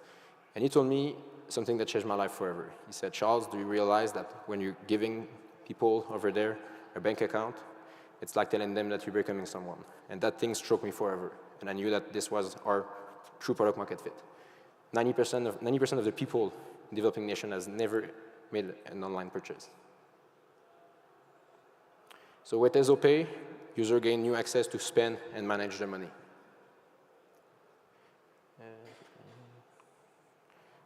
We're also going to be able to accommodate people who don't know the phone because not everybody owns the phone. Our technology will be able to be carried out on a tag and is going to be able to work offline. That's something that we're very, very, very glad to have because there's a lot of people that just don't have access to any form, shape or form of internet. World Mobile could tell you more about that. So with EzoPay, we create a more fluid, global, and accessible experience for payment and banking. Our next services is EzoSwap. So EzoSwap, we couldn't do Ezo without EzoSwap because EzoSwap is the bridge, the onboarding tool, and the interpreter for all of our systems. So through EzoSwap, people will be able to experience on-ramp, fiat to crypto, crypto to fiat, crypto to crypto. You're also going to be able to do fiat to fiat, so cross-border transaction. We aim to do a system where people, you remember back in like 5 or 10 years ago, we will unlock our iPhone by swiping. Our experience with EzoSwap is going to be as simple as this. Through multiple means like Interac in Canada, ACH, Venmo, Cash App, Zeller in the US, maybe FedNow in the coming days, user will be able to onboard the liquidity into EzoSwap. So but that's not all. We're also aiming to do deals with local banks or local point of sales that will allow your user to onboard the liquidity. Remember 5 or 10 years ago when you were asked at the point of sale, hey, do you want to withdraw $20 with your transaction? Take this concept, twist it around. The final goal of EzoSwap is to do the bridge whenever people pay with EzoPay. Let's say the example like I told earlier, I'm going to Paris with my USD. How does the merchant get paid in euro? That's how. So the final potential of EzoSwap is very, very huge because it could be the key. Whoops. Okay, so there's an animation. So the final goal of EzoSwap is the potential to be the entry ticket for developing nation to the digital global economy. The final services is called EzoEarn. So with EzoEarn, it's super simple. We're just aiming to bring modern investment product to everybody. So whether you're in the Pacific, somewhere in Africa, or your penthouse, your $56 million penthouse in Manhattan, you'll have access to the same product. We're not aiming to reinvent the wheel with EzoEarn, just bring something good, but better. So we have 4 sub-products in EzoEarn, but we're only going to talk about 2 today. So the first one is a simple saving account. For people over this region, cash is king. So cash is king, needs to still exist. The second service is super simple, fractional stock, just like Wealthsimple or Robinhood for you guys in the US. So that means that somebody with only $5 from the other side of the world is going to be able to invest the same way that us Americans do.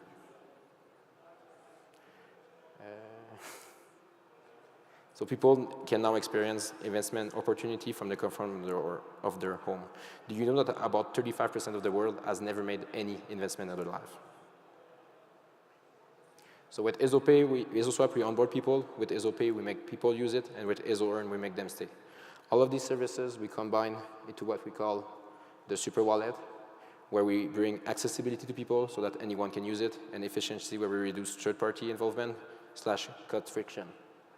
So with us, you won't need 5 or 6 apps anymore. All of your financial need into one experience. Whoops. And yet again, you'll be able to carry the super wallet through a card, a phone, or an app.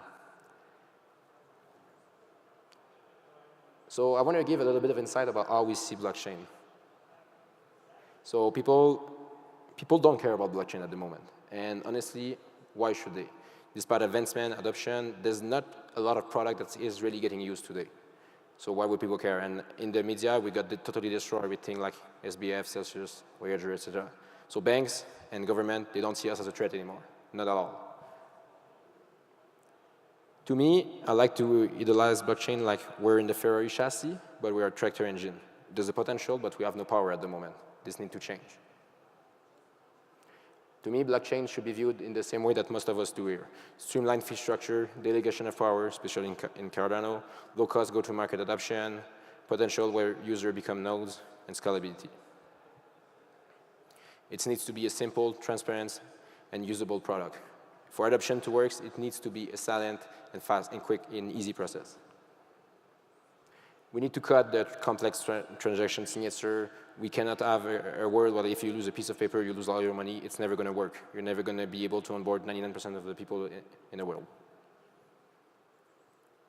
And that's why ESO is there, to bring the ease of use and security of CeFi and the robustness and potential of freedom of DeFi, all combined into a quick, safer, cheaper, easier alternative that's easy for us to implement. So let me give you a bit of insight about CBDC and stuff, and how big player thinks. Last May, I was in Toronto at the Payment Summit Conference, which is the biggest payment conference in the world. I was seated besides VP of Bank of America, President of Visa MasterCard, Central Bank Director. We were over 2,000 people attended, and we were only two startups. It's not an industry where people innovate. It's a car industry. And CBDC and open banking were the hot topics. And trust me, CBDC are coming. It's not a matter of when, of if, but when. But the thing is that government, they don't know yet how they'll push CBDC to the market. So their opinion is that they'll go through payment provider like us and banks to push it to adoption. And guess who's aiming to be a major player in that? Us. Just in Canada, cash use is projected to drop to less than 5% in 2026. If you go in Tunisia, the other side of the world, and you pay for something in cash, you're going to get taxes 15% higher. That's insane. So cash is and will become obsolete way faster than people think. I don't remember the last time I paid in cash. I know you Americans are very, very cash heavy, but in Canada, not that much. So in my opinion, CBDC aren't all that bad because they were mostly, and that's very clearly, in their mind, it was invented to cut financial fraud because fraud is all they talk about. And theoretically, if financial fraud goes down, government revenue goes up, and taxes should be lowered. That's for sure going to be, in fact, I'll talk to politicians, it's going to be a topic soon. So regulation. In our industry, every blockchain project that's looking toward adoption needs to understand that regulator are the yin and the yang. There's absolutely no way that you cannot have no regulator. It would be total anarchy. Disruptive financial innovation, especially a financial one, cannot exist without regulatory oversight. Just to give you a quick, and as a Canadian, we know very well what we're talking about. Just to give you an example, where you guys have 5,000 banks, we only have 80, and the ratio people per bank is very, very much higher. So people tell us, oh, the regulator, it's a brick wall, it's a disadvantage. No. We see this as an opportunity. For us, I cannot remember how many times I've been asked, oh, why did you choose Canada? Why would you go to Dubai? Why are you doing this somewhere else? Was it super easy? There's no regulation. And my answer will and forever stay the same. First of all, we're Canadian. Then, by starting at the top, it can only get easier, you know. And Canada is viewed by a lot of people in the world to be super trustful, uncorruptible regarding regulation. So by starting in Canada, we'll be able to build credibility that's future-proof when we go all over the world. Do not underestimate the power of the Canadian flag. In my opinion, education is the key. We need to teach regulators what we do, how we do it, how to navigate our industry, and they need to teach us how to be compliant. That's the only way it's going to work. We need to prove that we can be compliant even in a decentralized ecosystem. We need to change perception. At ESO, we're not only about reshaping perception, we're also making a reality that compliance can be the way. So quickly, let me go into our roadmap. So as you recall, we have 3 projects, ESO Pay, ESO Earn, ESO Swap. For ESO Swap, it's done, it's working, we tested the market, we're only waiting for proper licensing to launch it. For ESO Pay, we're developing at the moment, and ESO Earn will quickly follow. We're not just aiming, we're launching MVP. Sorry for the small grammar typo with minimum. We're launching MVP in 6 different countries before the end of Q2 2024. France, Germany, Portugal, Canada, France, Germany, Portugal, Tunisia, Guinea. Maybe Ethiopia with a few meetings I had this week, so I'm going to dig more into that.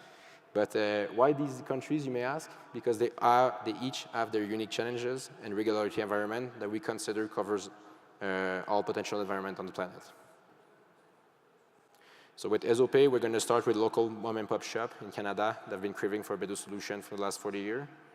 With EZO Pay user, we're going to focus on Canada, Tunisia, and Portugal, where cash use is, Portugal is a very specific environment where there's a mix of no solution and super cash heavy. And Tunisia, we have a lot of contacts to really go in depth there, plus local market. For EZO-swap, we're going to totally disrupt the Canadian market for both CBPR and on-ramp. To give you an example, just in Canada, the crypto market, just for on-ramp, so not crypto trading like Binance, just cash to crypto and crypto to cash, is 5 to 8 billions a year and 100 billions of volume for CBPR. These numbers may be very small compared to the rest of the world, yet they are enough for us to achieve self-sustainability before Q3 2024. In the meantime, we'll also be meeting politician, central bank director, regulator, and bank president. To give you a small glimpse of our future, I'm actually flying out in Tunisia in 2 months to go meet with central bank director, bank president, and a lot of big key decision players, thanks to one of our advisors. So quickly, to recap, there's 3 things we do with our money. We make money, we spend money, and we invest money. Through EZO, we aim to revolutionize the way we manage and use money. We're not just aiming to rewrite the script and the narrative. We want to bring financial disruption for the benefit of all, whether businesses or consumers.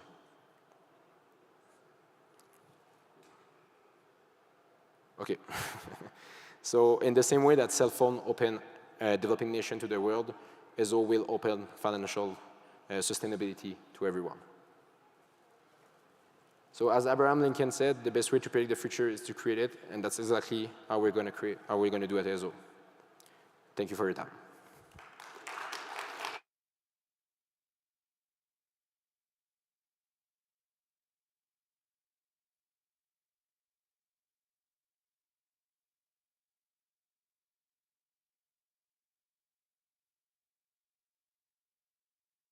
Don't miss out on Rare Evo 2024. For a limited time, early bird, general admission, and VIP tickets are now 50% off. Buy your tickets now and secure your spot at next year's event.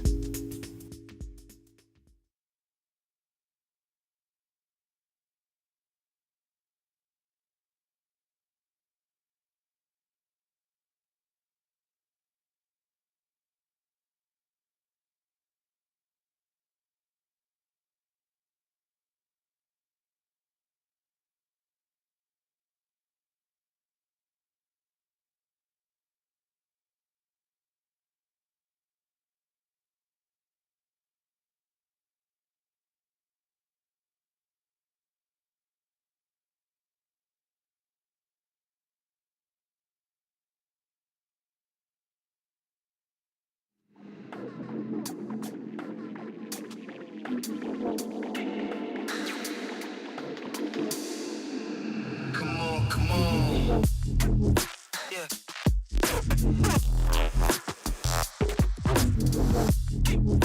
You.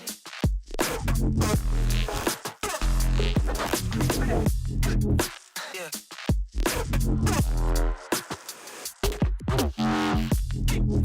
You.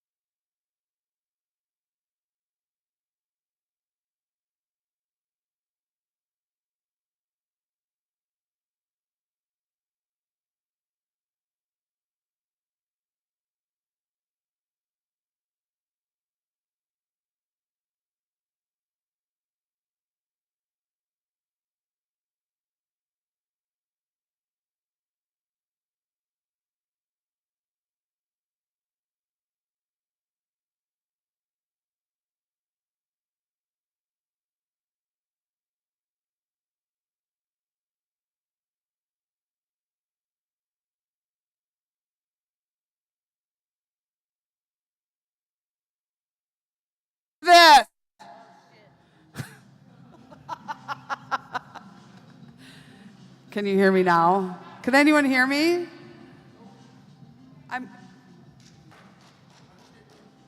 This is supposed to be funny.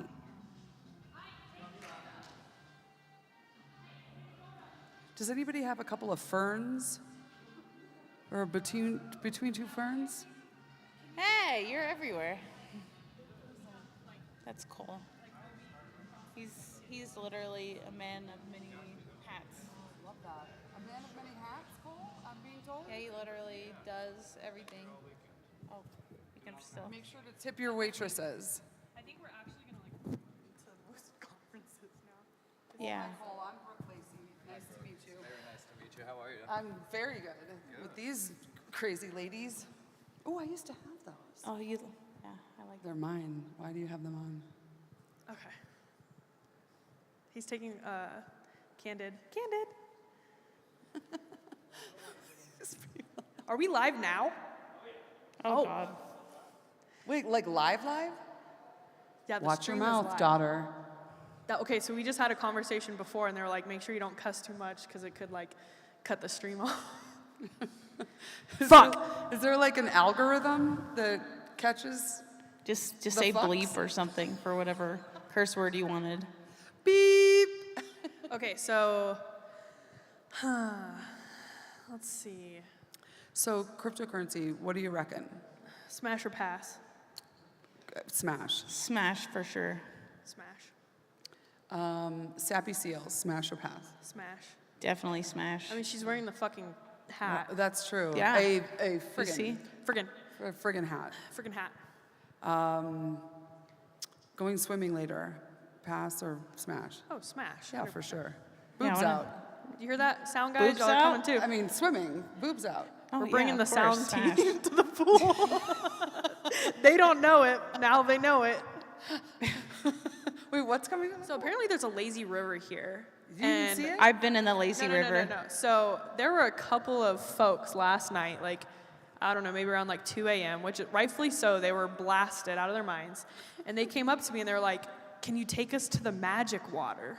Ooh. And I was like, I don't know what you're saying, but you need regular water. Like, I can find you regular water. So they were referring to the damn lazy river. And they found it. I don't know how they got in. It's magic water. I mean, it is magic. It is very magic. magical. Were they also But you could taking tell they weren't magic from mushrooms? like Texas or the U.S. because like we know it's called a lazy river, but it was a magic. It was funny. Oh, it's magic. This whole trip has been magic. Yeah, this is probably one of my favorite conferences so far that I've been to. She's just saying that because we're live. Yeah. Where's the camera? Where is it? Rare Evo. Rare Evo. We Rare love you. Evo. What's Okay. been your favorite moment of Rare Evo? You already asked me that. I think it's hanging out I want with you to say it again, though. Say it again, Brooke. I honest to God think that this is the best conference because we're all in the same place. You know, if we have to run back to our room, I know that's silly, but as a speaker and as like a participant in a conference, I don't want to have to like carry an entire bag with me, have like everything, you know, sitting in a corner. It's just, this was a really great, you know, experience because we're all in the same place and we can all enjoy each other in our hotel rooms. Wait, what? No, that's not right. What?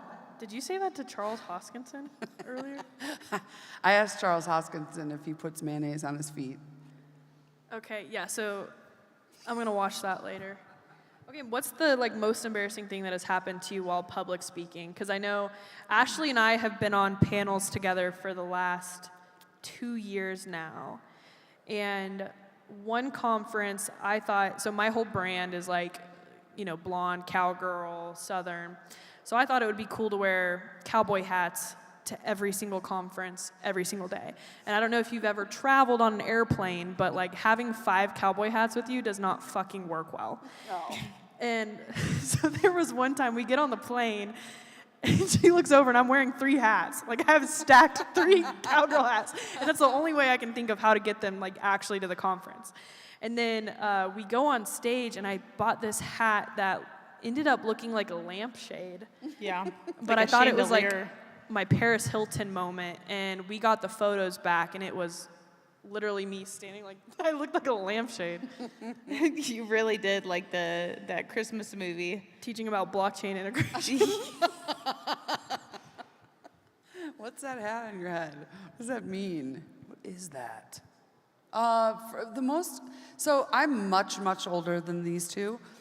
So I have been speaking at conferences and different things about being a woman in tech, not a woman in Web3 because that came later, a woman in tech for a long time. And the most embarrassing was when I did a workshop and 0 people came to the audience. There were 0 people. Not even my friends came. There were not even friends there. So and it was a while ago, so there was no like audio, video, there. I just sat there for an hour and cried. I did. I broke down and cried. No, I didn't cry, but it was very embarrassing to have like posted all over Facebook about it, that I was going to do this really cool tech talk, and 0 people showed up. So like yeah. right now. What's that? Like right now. Pretty much. I mean, there's a lot of people here. Nobody can see the audience, so you didn't have to rat us out. Good job. Yeah, but Way we to blow our didn't cover. broadcast this on Facebook. So. I'm just trying to play it cool, man. At least your husband showed up. Yeah, my husband's here, so that's cool. Yes. No, yeah. We have nobody. There's some people back there staring at us funny. Well, my most embarrassing moment probably was one of my first time actually speaking at an event. And when I got there, there was no like clear moderator. So they're like, hey, can you be a moderator? And I've never moderated a conversation in my life before. And I was like, I guess if there's no one else. And halfway through the conversation, I totally forgot what we were talking about and didn't remember any of the questions. So I just kind of feelered my way through, and it was a nightmare. And fortunately, most of it was not recorded. So the nice parts were. So thank God. You're like, wait, what were we talking about? Oh yeah, I just totally blank on the subject and everything. It's just completely embarrassing. One of the problems I had was yesterday when there was a lot of disruption in my cybersecurity workshop. But at least it kept it entertaining, because who cares about cybersecurity other than me? So really, it was a comedy show. It was great. Yeah, but didn't he like hype you up at the beginning, and then he started like making fun of you mid? It was presentation? pretty awful. Like, yeah, he was like, "I'm gonna do an intro for you," and he had like smooth jazz playing on his phone. I'm like, "What is happening right now? Like, I didn't ask you to intro me." And he was like, "Brooke Lacey is the smartest, funniest person." It was just bizarre. And then I got started, and he interrupted me 6 or 7 times. So there was that. I think because he thinks you're hot. Does he realize it's Women's Equality Day today? I mean, it's just the weekend is basically Women's Wait, you're Weekend. single. It's true. Wes is single. Oh my God. What is the deal with everyone's Is like, Rand single? hey, this person's single. That doesn't mean I want to smash someone. If we ask him live, then he has to say yes because we're in front of like everybody. It's true. Oh, Wes! He's watching us like on his phone. Do you have mommy issues? Because I'm old. And I'm a mom. That's so gross. And my son calls sometimes and he's like, "So, Mom, how are the JPEGs?" Because he thinks we're all fucking weird. Because we are. I mean, I didn't get the seal. I should have taken a video with the seal yesterday. He would have thought that was insane. But then I'm like, but look at these hot girls I'm with. And he's like, all right, maybe I should go. Oh, God, my son is your age. Mommy. Wow. No, he's not, actually. He's younger than you. But Did, okay, so the guy's gone, so I can talk about him now. Anyway, so they know, they had to deal with this the last 2 days, but Charles Hoskinson has this security guard. Ooh, is he good looking? I want to slap some butter onto that corn-fed man, because usually guys don't come up to me, they're like nervous, right? And he just started talking to me backstage, and I was like, you're distracting me. Like, I need to work, I need to focus. I'm about to go on stage, like, stop talking to me. And he's just like, where are you from? What are you doing? Like, blah, blah, blah. Super nice. So like all day today, I've just been staring at him. Well, and then I interviewed Charles, and the security guard was in there. They were very serious, and I was trying to get everybody to laugh. And finally, I got that guy to like crack a smile. I don't know how I did it, but he's. I mean, if he's watching this, you know, Probably. Aaron is single. Hey, so. what's up? And so is Brooke. Where is the camera, by the way? Yeah, who are we looking at? Oh, I do see it.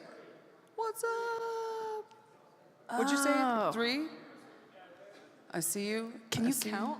No. As you can see, this is a very professional show that we've plotted. What happened? Yeah, do y'all want us to get off now? Okay, keep going. That's what she said. What? That's what she said. I didn't hear. Oh.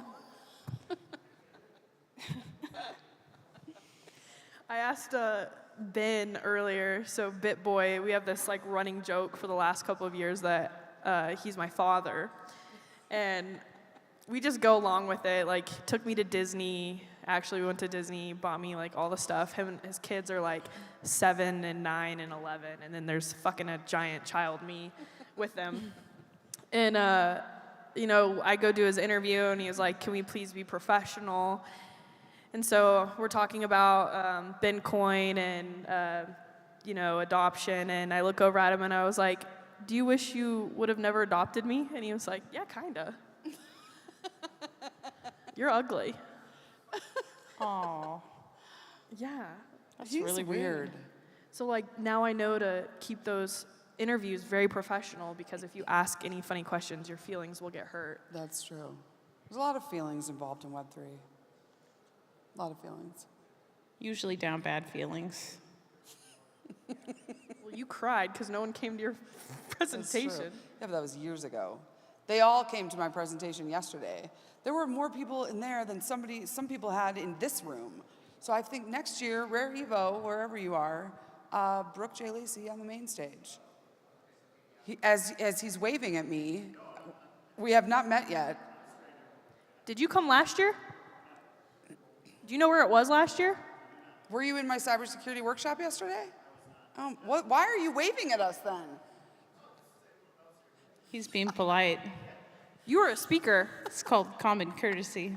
Where'd you get that badge? You stole. We're like you stole. 0 out of 10 with these questions. You just,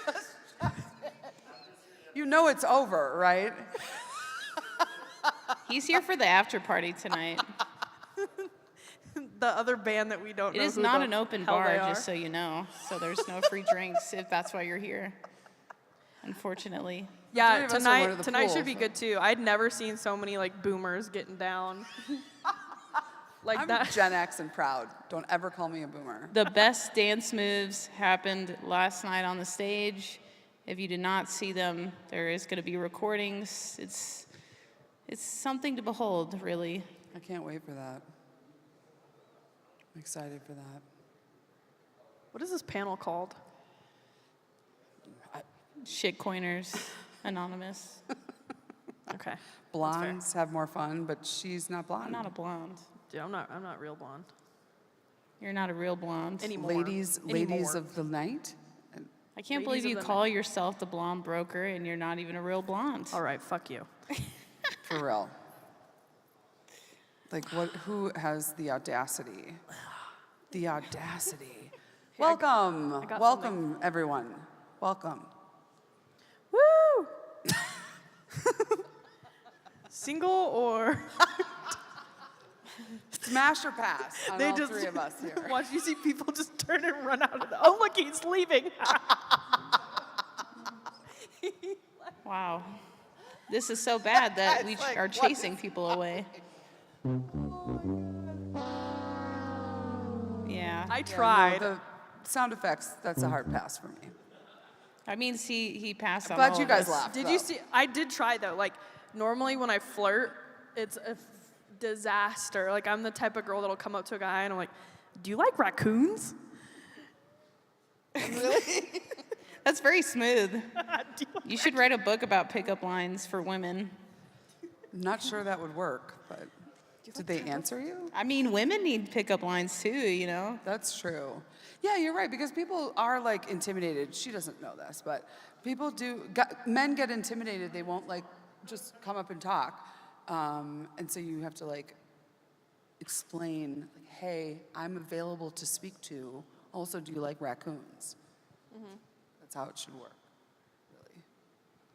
Guys, any feedback on that? Yeah, I could do that. We could do that. Hi, my name I is. think sometimes I get into this situation, That's probably good.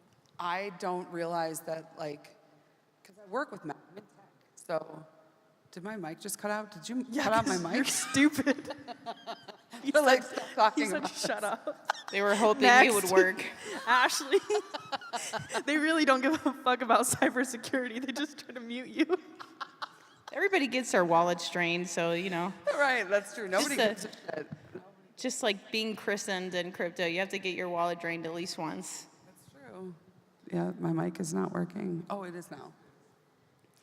Yeah, I just think sometimes guys get the wrong idea, where I'm just very excitable. Like, just means I'm excited, not that I want to date you. What does that mean? Like, how do you show your excitability? Literally, anytime you've talked to me, I am very excited. That's how I show my excitability, is literally how I act at all times. Oh, okay, okay. I thought you meant like something else. Oh, that too, but you can't tell. Ike, do you want to tell us anything about Ashley? Really? That's a good husband. He's tight-lipped. Right there. He's not a narc. I tried. He's a good dude, that one. He sat up there for an hour with me. He actually... Like, what a good dude that He's one very is. patient. No. He's so patient.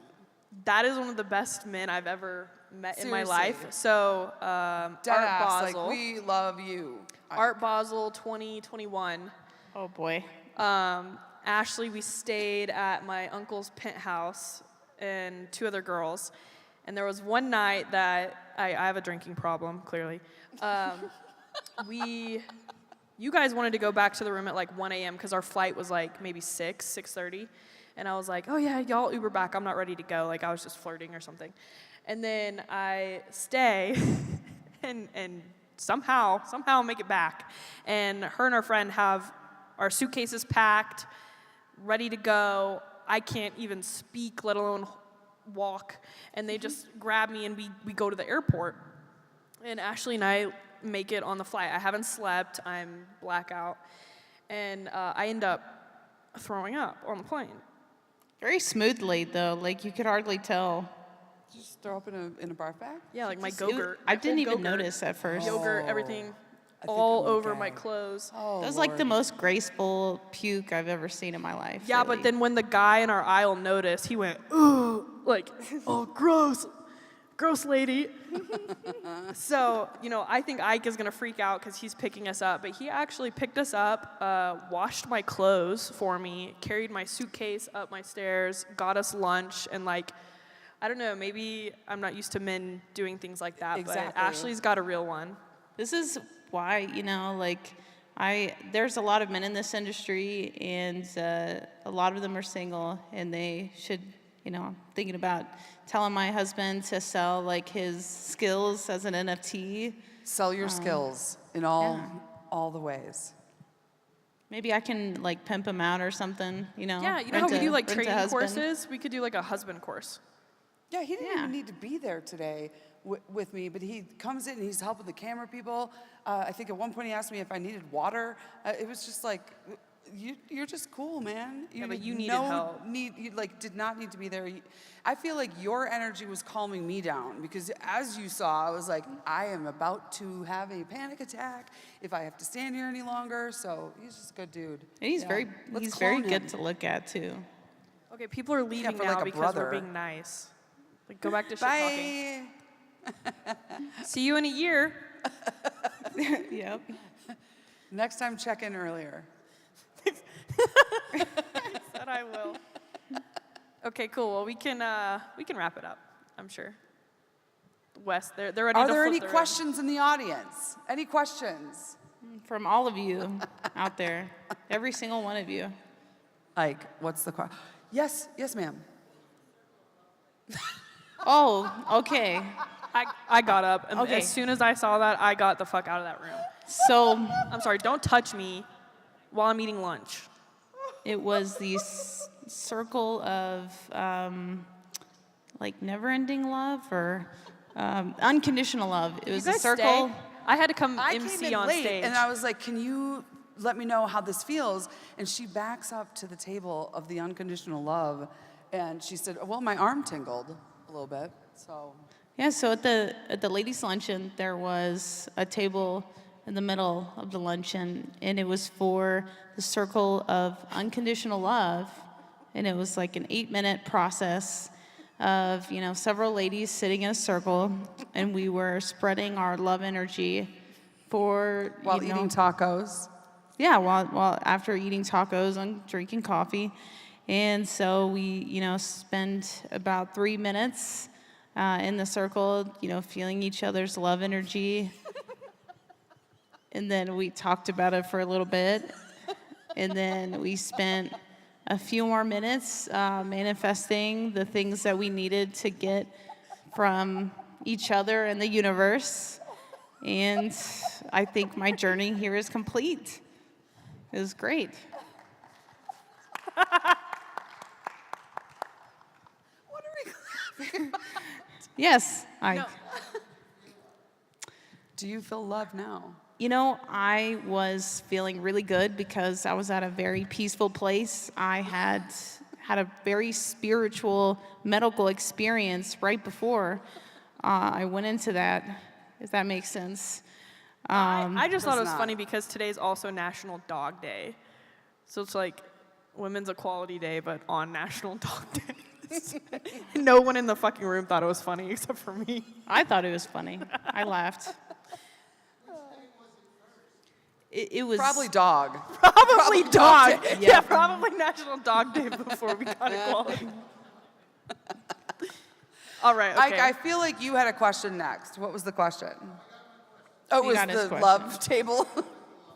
Hey, look, it's Big Baller Drake that paid for everyone's dinner. Jake, you want to tell us about your product? We're live right now if you want to pitch your company. Come up. Yeah. You got to be funny. You have to be funny, and we probably have like 2 minutes. I think he wore his short.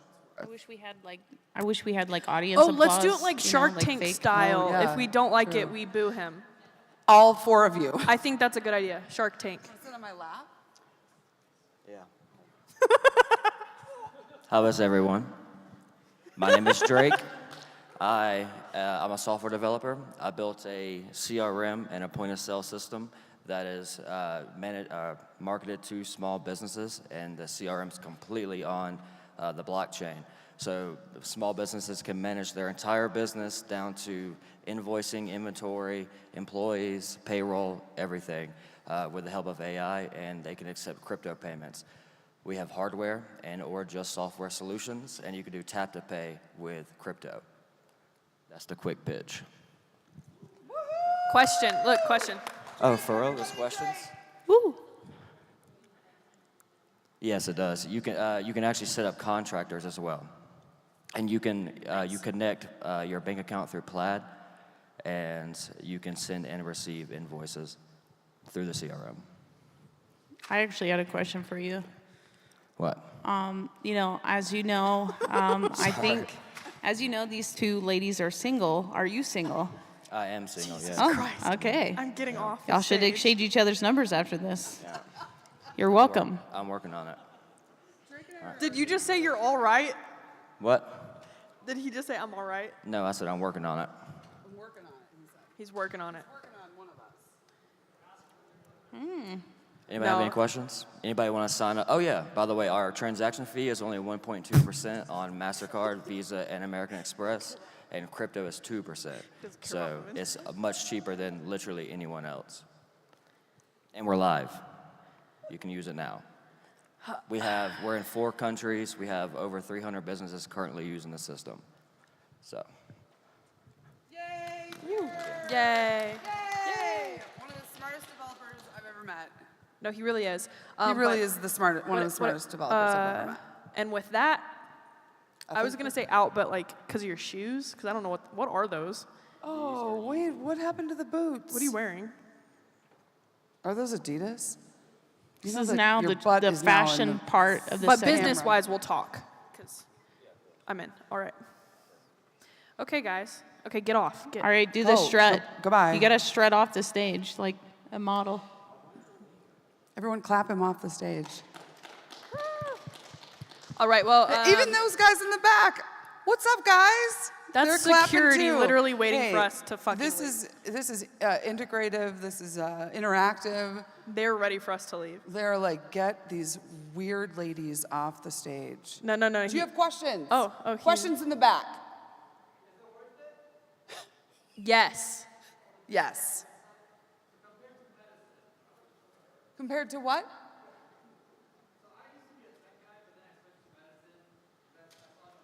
I like drugs. So yes.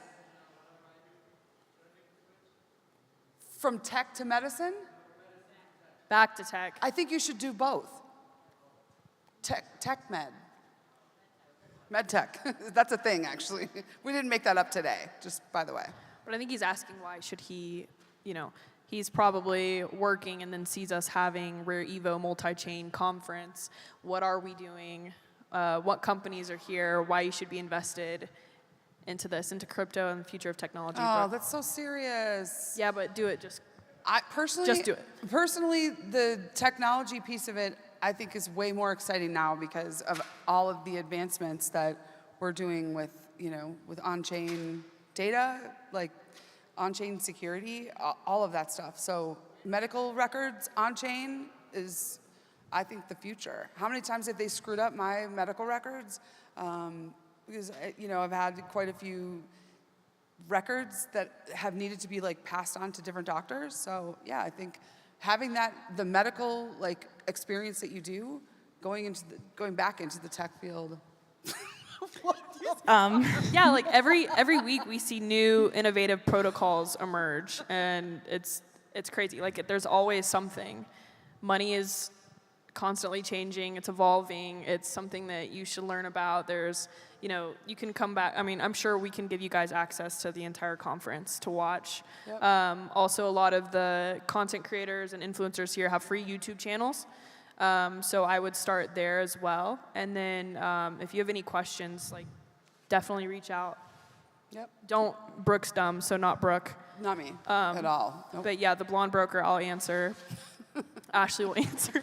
Well, I'm just too busy. I'll say, in my opinion, the thing that would be really cool probably for you guys, there's not a whole lot of medical technology within the blockchain that I know of. And something that I thought about, even last year is, insurance through the blockchain. A lot of people in this industry have quit their jobs and they trade for a living and they have no real way of getting insurance, and there's a lot of instability. So, finding a way to make those things align, medical access to, people in Web3 through the blockchain would be really cool. And there's not really a protocol doing that right now that I know of. That help? We'll connect. All right, guys. I'm going to go ahead and end because I think our sound boys are ready to hit the lazy river. Thank you, everybody at Rare Evo. Look at all these people coming in. Hello. No. No, they're literally They work staff. here. We can be done. They're staff. They work here. All right. Yeah, thank you, guys. Thank you to the amazing sponsors. Thank you to the Rare Evo team, Wes, Rand, and everybody. Y'all put on an amazing conference. Yes. Attend Rare Evo next year if you were not able to come this year. We do have an event at 8 p.m. tonight in this room, so come back. I know everybody's taking a break right now, but make sure you come back and enjoy, and we will see you guys soon. Bye. Thank you. Thanks, Rare Evo. You guys did a killer job. Killer.